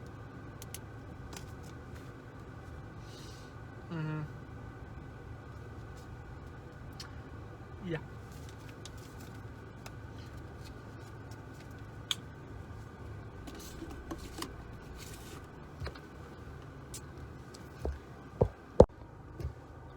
Alright. I did check the tip for the dad, and it is a $5 tip, which I don't know. It wouldn't be great for it was like a 8-minute drive, 7-minute, whatever. But you know what? He was eating out on the driveway. He was playing with his kids. That's a pretty good sight to see. It's the experiences that matter. It's the bonds with the customers, and watching them have bonds with their family. I think that's pretty cool.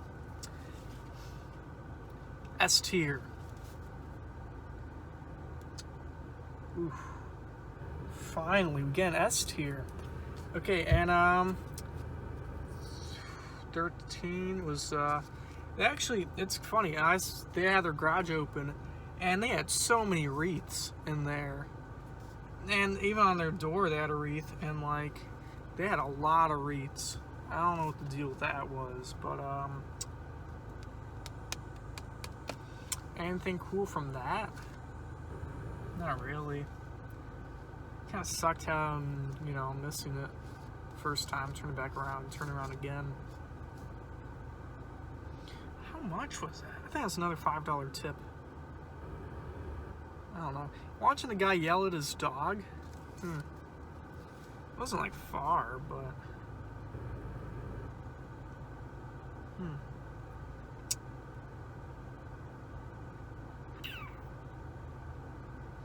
I'd say D tier. Yeah, I also had to pass through Randall. That's a pretty busy road. So, yeah. And it was one of the, main streets. Not Main Street, but a different... It feels like a main street. Should be the main street. I don't know why Main Street's called Main Street. But, yeah. Yeah, it does with this, while I'm doing it like this with no maps. It does make the job a bit harder when there's a million houses on the road. It's at least once in the neighborhood, I got something to base everything off of. It's a lot easier. But yeah, put that D. Redo the 3. Okay. Right now we got an S tier. Everything from S through D. No Fs yet. Hopefully we don't have an F. This is a cash, so it might be an F.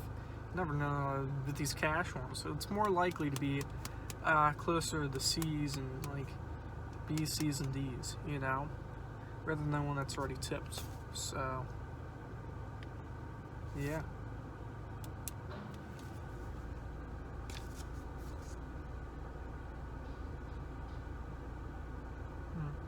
I did write a list of things to talk about on here. I think I said that before. I don't know. I've actually covered a good amount of these things.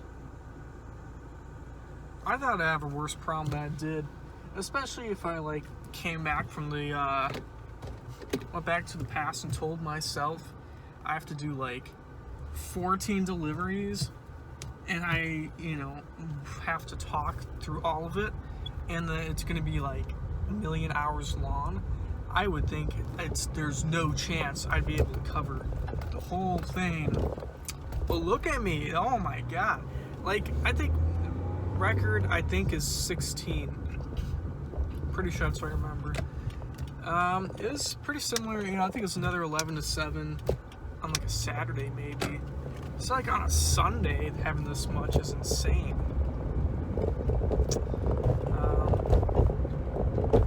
Yeah. We're actually on the way to the S tier guy. The daddy. Not the DILF. Actually, we are passing by DILF, bartender guy with the DILF shirt. Call him the fake DILF, and we'll call the S-tier guy the real DILF. The guy who doesn't need a DILF shirt to prove himself. That is a man I can respect. That's another reason he gets the S-tier. Oh. Forgot I had my posh.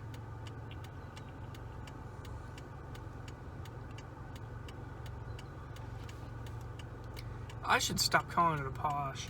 I feel like that's like when, God, it's like that video with Mark Zuckerberg. It's like, oh, my spicy baby back ribs. My baby back barbecue sauce. And it's just so weird. It was just, he wouldn't call it barbecue sauce. He would call it by its, like, brand name or something. I don't want to be like that. So, I'm going to call it a vape for the rest of this. But it's actually like, I don't know, it's like after 6 now. So, I think I'm going to try not to eat until after work. Because I think I'm pretty close to being done. I think once I come back, there's a chance that, you know, I'd be able to get out of here. Like that, they wouldn't really, like, need me anymore. Hope. Man, my throat from talking so much. It's gonna be a pain in the ass having to edit this.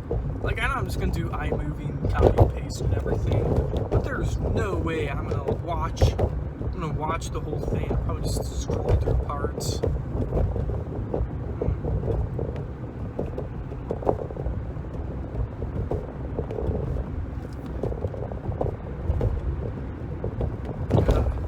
I need another water. I need a Big Mac. That should be where I end it. Going to McDonald's and getting a nice juicy Big Mac.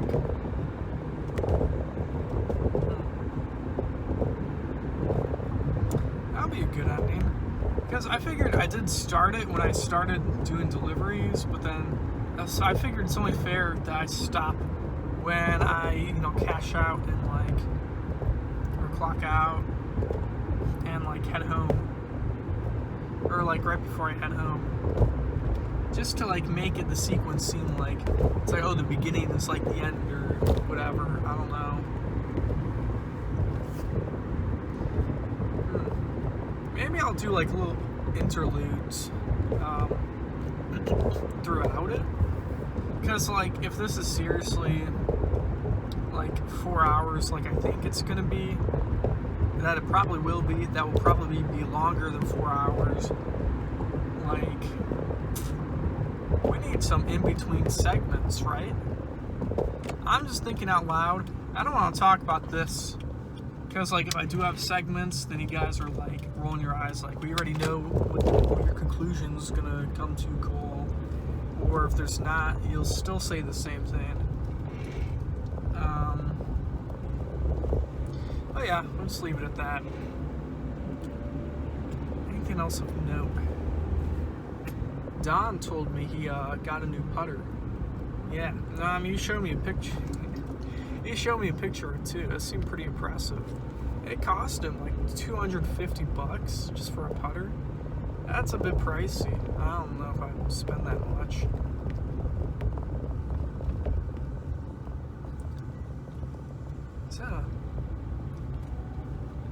I thought that was a blind woman walking her dog.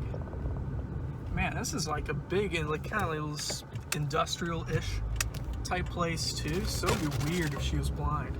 But I'm mistaking her cane for one of those like walking blind person walking sticks, doing this. And she kind of had the sunglasses too for it.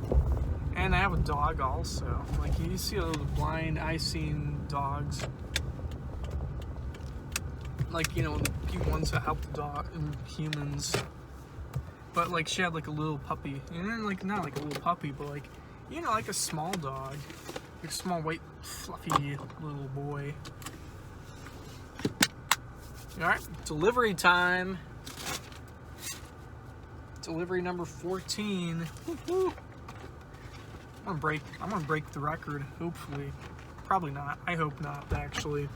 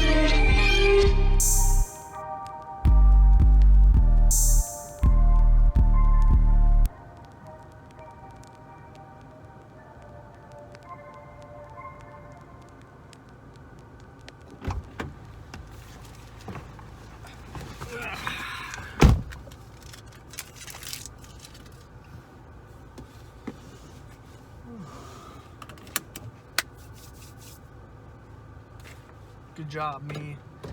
It's definitely not F. Pretty normal.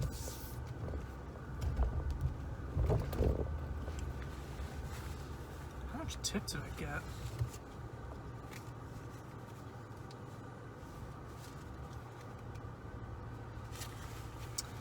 Okay, $8.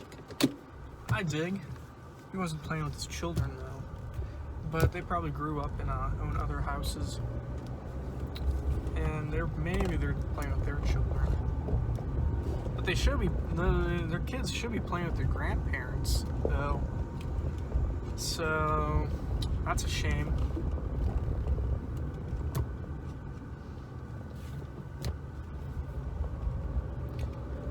It's actually kind of funny whenever there's cash deliveries, like they'll say, "Oh, what's the total?"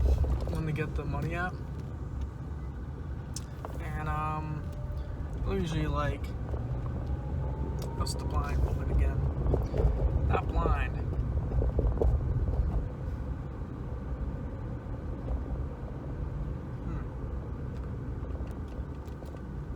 I'm very intrigued. Where is this person coming from? Because, like, okay, that house I came from is, like, I don't know, like the last, the first house you get to. So from there, going, like, I don't know, like 15 to 20 miles an hour, stopping at this stop sign, still no home she could be at. Oh, okay, never mind. Like, I thought she was coming from her house to walk her dog, but I think what happened is that she took her car, because I saw a parked car with no one inside. So I was wondering, oh, she probably came from, went straight out of her house walking her dog, But then I was thinking, like, oh, but there's no houses around here. She must have been walking pretty far, but she wasn't walking far. I think she drove up to that spot and, like, parked there to walk her dog around. Which is kind of weird. I don't know.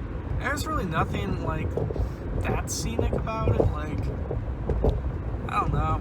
It just has major, like, wannabe industrial area vibes, Like, it just seems very, I don't know, like one of those industrial park.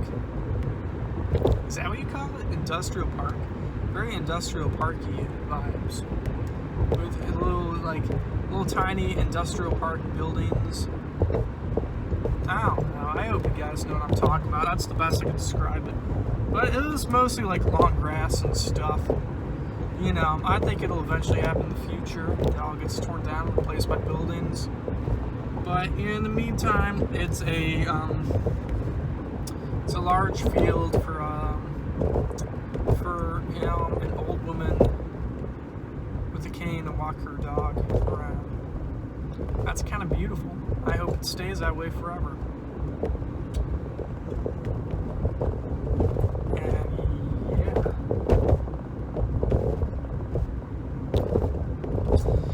I'll do the tier list now, because I'm kind of close back, but like I won't be back for like 2 or 3 minutes.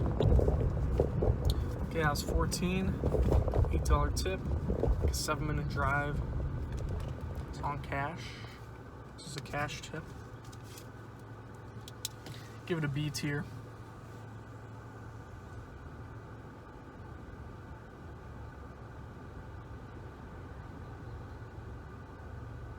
Okay. Man, that might be the last delivery. Wow.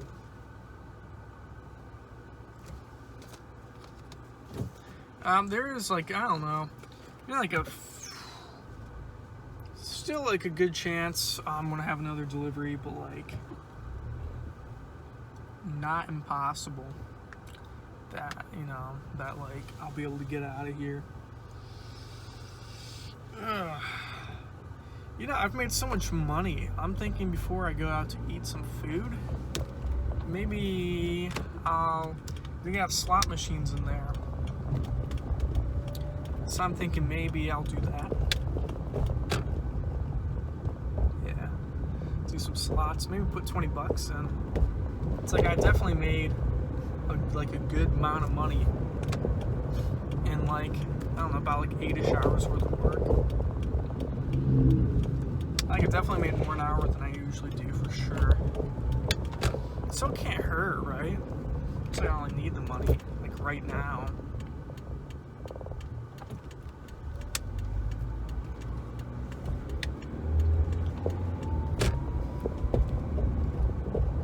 I see a barber shop right there.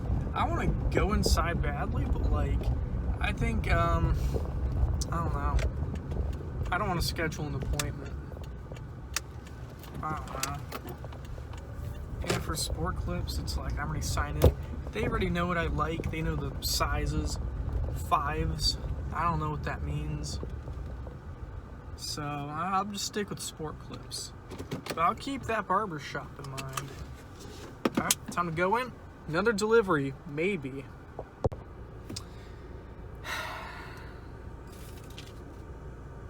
I forgot a salad.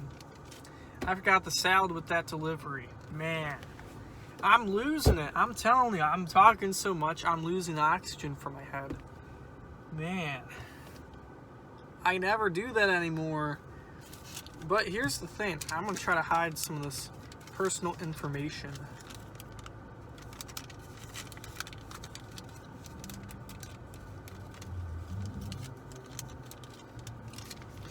It says honey mustard chicken salad, but like sometimes if the thing is too long, it like stops partway through and like maybe has like a few dots or something.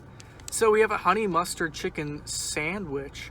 So even if it like did the dots and stuff, like after the A here, like it could still be sandwich. So that is the reason I didn't notice. That's just something dumb like that.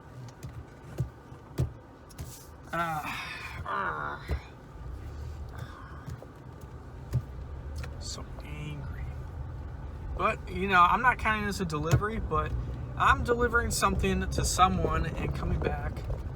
This is my punishment for getting the salad. It sucks. Because money is being lost. Man, even the Kiss the Sky guys don't work now. Place's open sign is turned off. Like, I think he probably turns it on, like, I think it probably opens at like 10 or something. So I've definitely been working more than he did today. Actually, he probably doesn't work that much if it's like an 8-hour shift each day. I don't know. It'd be cool owning a record store. But part of me does feel like I'd have to, like, I don't know, expand my music taste even more. I think my music taste has expanded pretty far, but like, I don't know.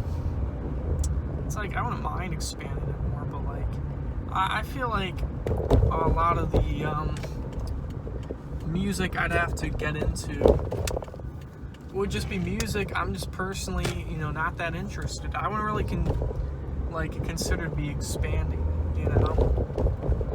Like, I don't know. Maybe if it was like pop music or pop punk, or like, I don't know, like super mainstream rap or something. It's just, I don't think like my understanding of music really increased that much more if I make myself, you know, get into those genres. Because it's all pretty basic stuff. Like, I don't know. Unless I was interested in like how every little thing was constructed in the making of it, I could see how that could be make someone think about it. But you know, like I like a big complicated beat, you know. I want people to change it up. Like I love it when you know, like with Math Rock or King Gizzard and Lizard Wizard, when like, you know, they just like play 5/4, they could play 7/8, they could play 11/8. Like, I just love the weird time signatures, and it's just so awesome when they like make it work out really well. And there are many like great math rock bands who do that. Switch the time signatures like in the song or whatever. Like, I just think that's a lot of fun. And I feel like pop does the exact opposite of that, you know? It's like, not only do they stay in 4/4 and like maybe every once in a while 3/4, but not even that often. But like, they choose the most basic, like, I don't know, like, I don't know, maybe like drum patterns, bass lines, riffs. It's just all major chords, minor chords. Like every once in a while it's not, but like with like, I don't know, almost all of it is. Like and they'll go boom, boom, boom, boom, boom, boom. That's, you know, that is like 20 pop songs that made the radio. I just came up right now in my head. I wasn't even thinking about it. I was just completely improvising that.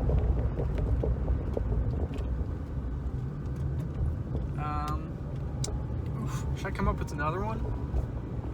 Na na na na na na na na na na na na na na na na na na na. There's another one. Plenty of radio hit songs. That thing. A lot of pop punk. You know, I don't have good pitch. I don't really sing, so I'm just kind of imitating what I can easily do from the guitar. Hopefully that's good. I don't know. Now let me know in the comments what you think of my singing. And if you don't say it's super good, I'm not putting you in the raffle, okay? Yeah, I still remember the raffle with the sticker, you know, it's alright. Okay, I'll be in there. I'll come back.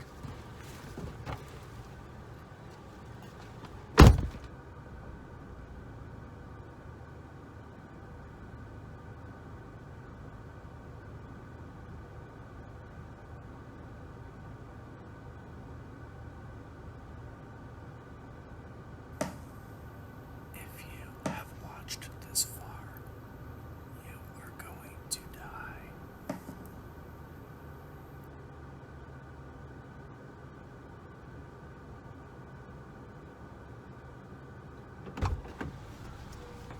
Craziest thing happened. They gave me an extra 2 singles. Said, oh, you know, just because he had to like come back and stuff. Which I think is awesome. Man, I'm putting them up the tier list right now. Where are they? 13? Gave them a... Oh, no, I gave them a B. Nope. Crossing that. Pointing them up to the A. Wow, 5 A's out of these 14 deliveries. Pretty good. Yeah, that doesn't happen too often. It's not every day someone does. I haven't had someone, you know, like re-tip or something. Like, even if it's like someone else delivering it, which might have been what they thought was going to happen, or they like assumed maybe. But I don't know. A lot of times, like, there's like situations where like someone else forgets a salad, then I take it, and then they don't tip me because like, oh, you know, they don't have to do a tip, but like, we don't get paid, you know. I think that's such bullshit that like we don't get compensated for you know, delivering other people's salads who forget, you know, salads from other people who forget them. It's like they could easily just like pull a 5 out of the register and give it to us. You know, I don't think the customers should like really have to be put in a position where if they tip extra time because, you know, a deliverer messed up. I think it should definitely be, you know, the pizza company that has to be the one to compensate whoever does it. Even if it's the deliverer who forgets the salad, has to go back with the salad. You know, I think even then, wouldn't mind having a compensation for the stupidity that is being a delivery boy. But then people might take a little advantage of that. I don't know. It's just people taking advantage over each other. That's the harsh reality of business, really.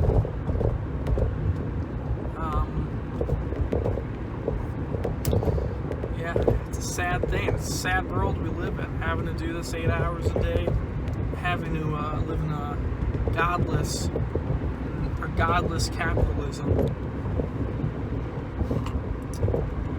I want to go back home and order a Riverside pizza myself. Yeah, it's weird.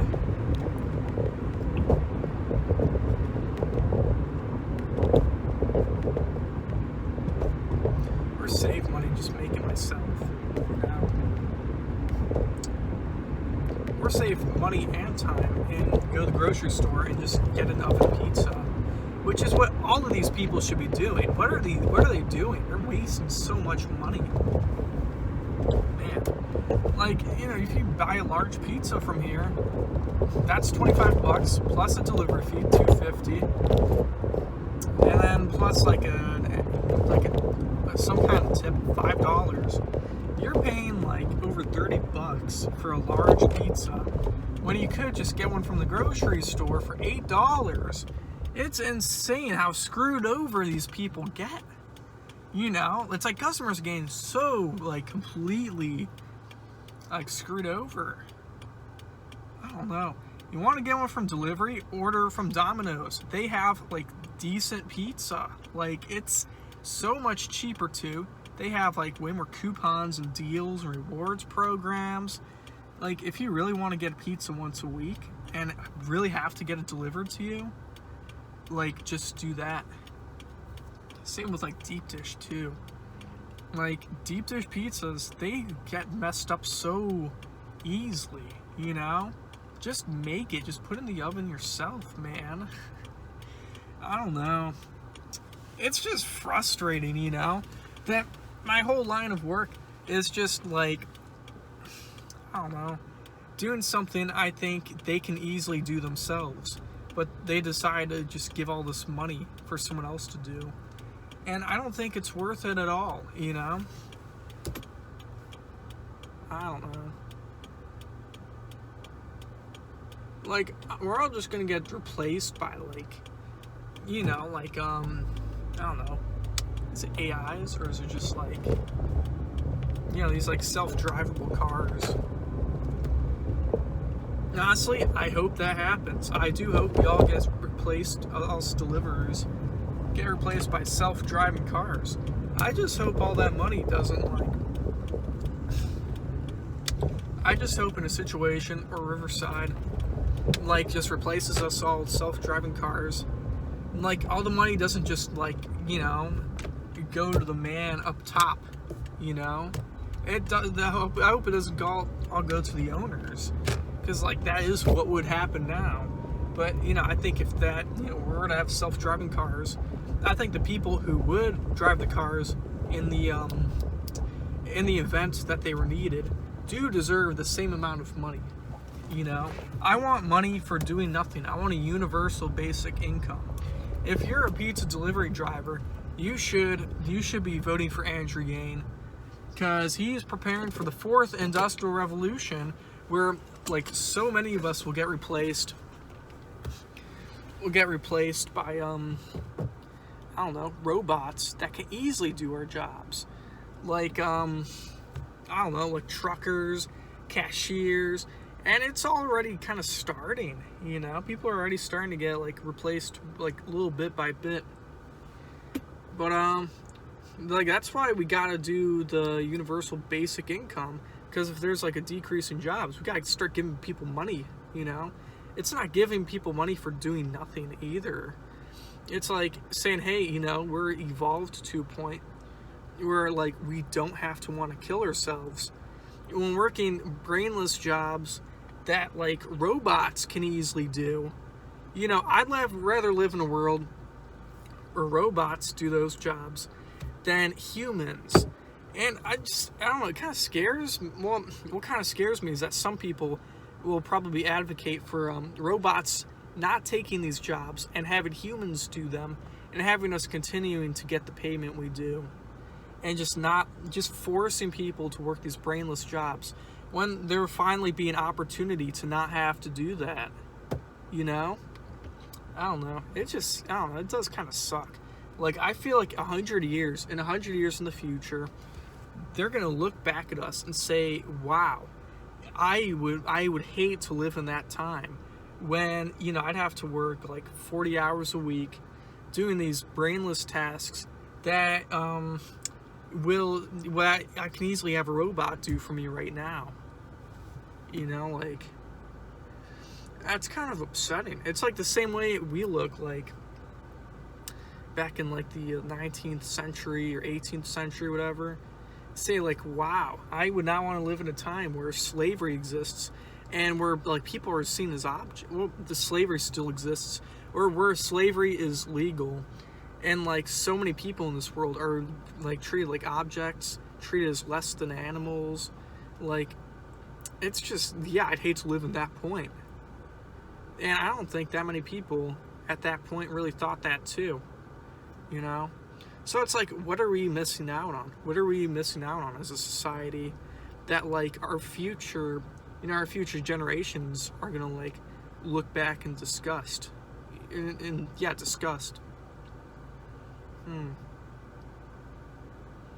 don't know. I see Don talking to someone.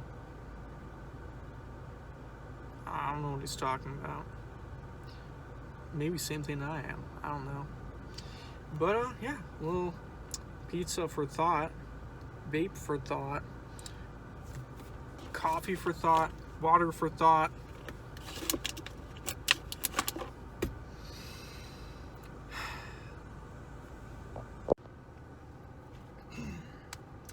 It is 7:01, and we are done with work. We are done with work. Yes! We delivered all the pizzas, made the money, and now we are going home. I did say before I might do the slot machines, but like, I don't know. I just wanna get out of here, you know.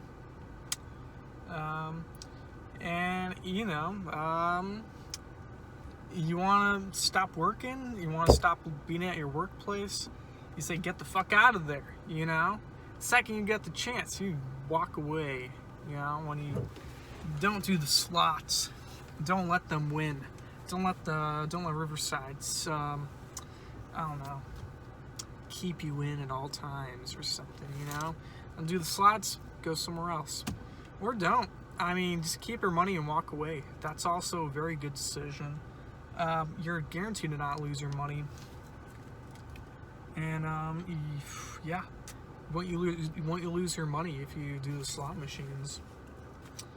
Also, the guy who commented on the YouTube video, Scotty, one more shout, last shout out to Scotty.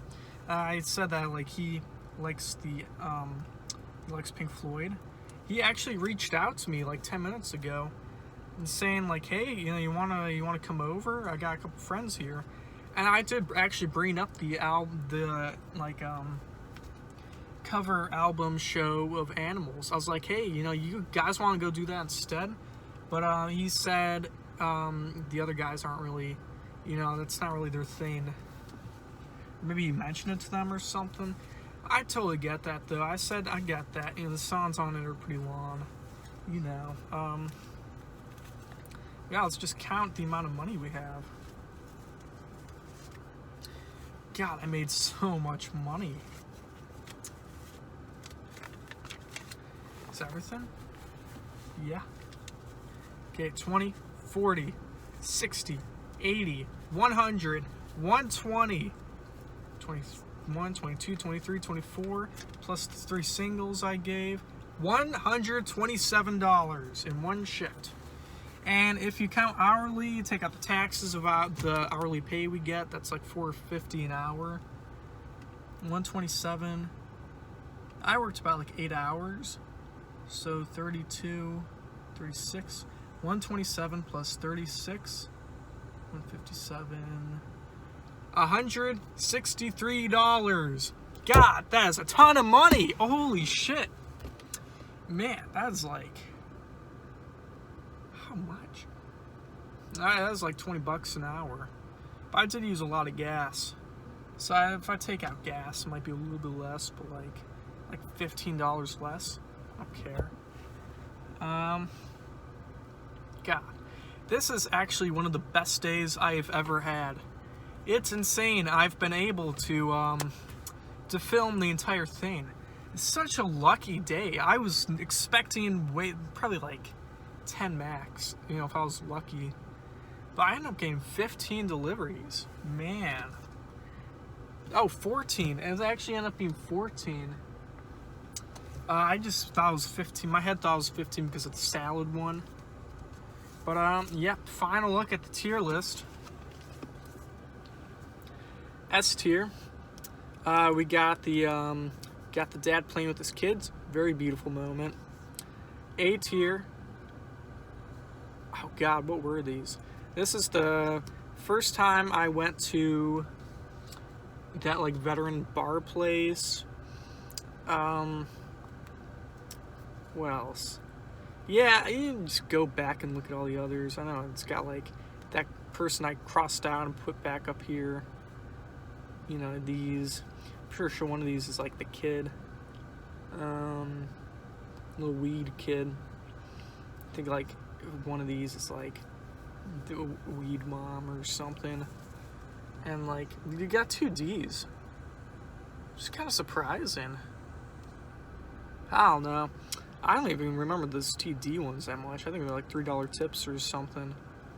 But, you know, the important thing is 0 Fs. 0 Fs.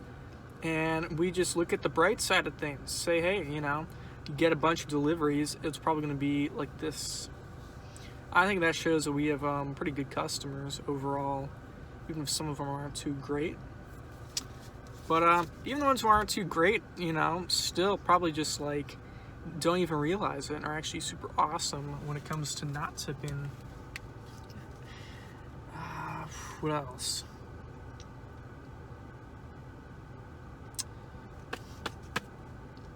Yeah, that's pretty much it. It's been a real pleasure doing this this film thing. I've had yeah, I think it's a fun project, you know, like, the main reason I do these, delivery videos is that it really doesn't take up any of my free time. Like, if just the ones of me delivering pizzas and talking and stuff, it's like I'm able to get the words out, I'm able to have things to talk about.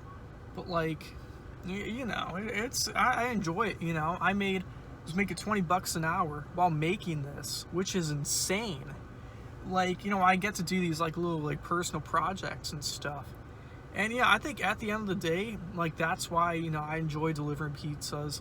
I'm able to listen to whatever music I want. I'm able to listen to whatever podcasts. Like, I've like done like little like tutorials for things, like look up on YouTube how to do certain things, you know. And like when there's no, you know, like while I'm driving, and even when I'm like sitting in my car like this doing nothing, like, you know, it's still nice. Like, I don't know.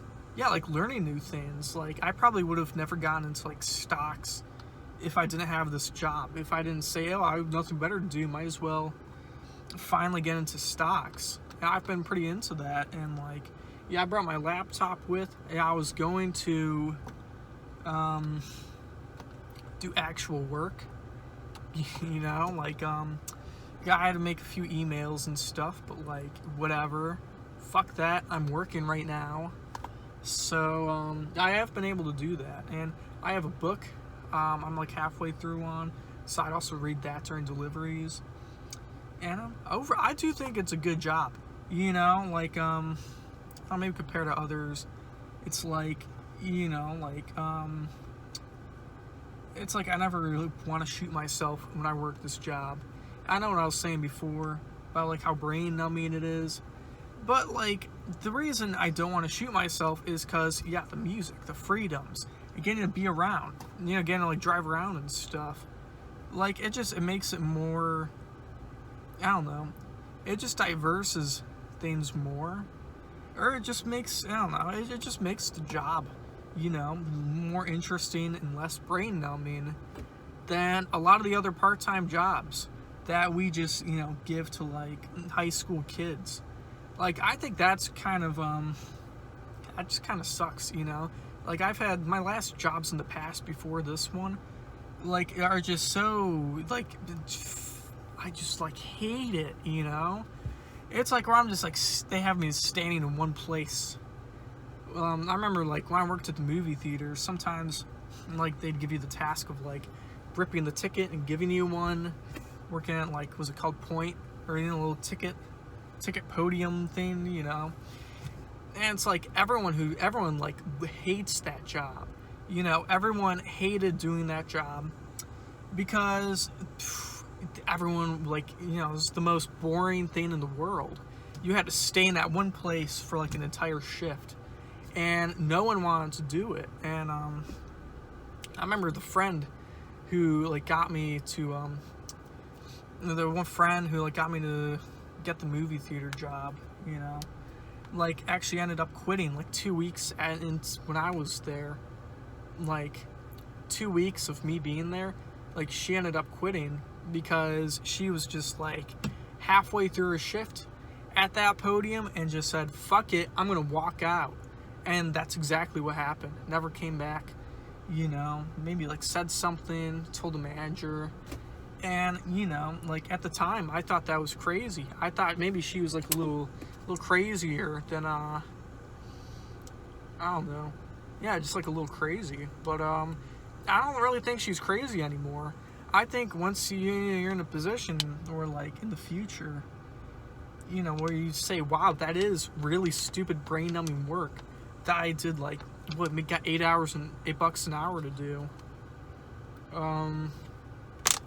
I wish I never did that. And, you know, that's how I feel now. Like, I wish I never, like, had to do anything as stupid as just standing there ripping up tickets and giving them and saying have a good day, saying hi over and over and over with the long ass lines, man. And they just never end, you know. Oh, he's talking to someone behind me. Yeah, there's just so many jobs, you know. And I think this is one of the few jobs that, like, you need to do part-time, no experience needed, only very few requirements. We do think we need more jobs like this, you know. More jobs are like enjoyable or something. Because yeah, I find the job enjoyable. It has its ups and downs. It has its, you know, fairs and unfairs, you know. But yeah, you just gotta cross your fingers and hope you don't like crash your car or something. Because if that happens, it's coming out of your own pocket, even though you're like working and stuff. So you got to keep that in mind. Unless Domino's would compensate for you, that would be pretty cool.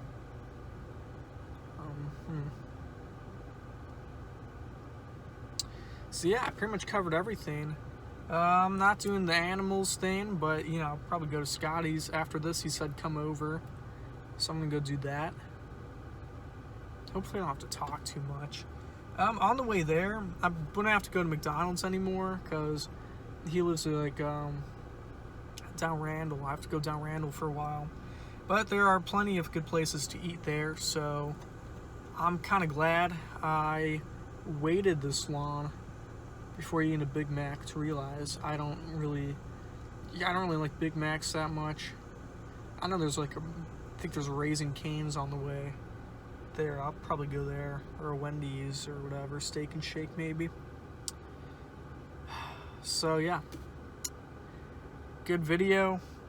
I appreciate you for watching this, and take it easy.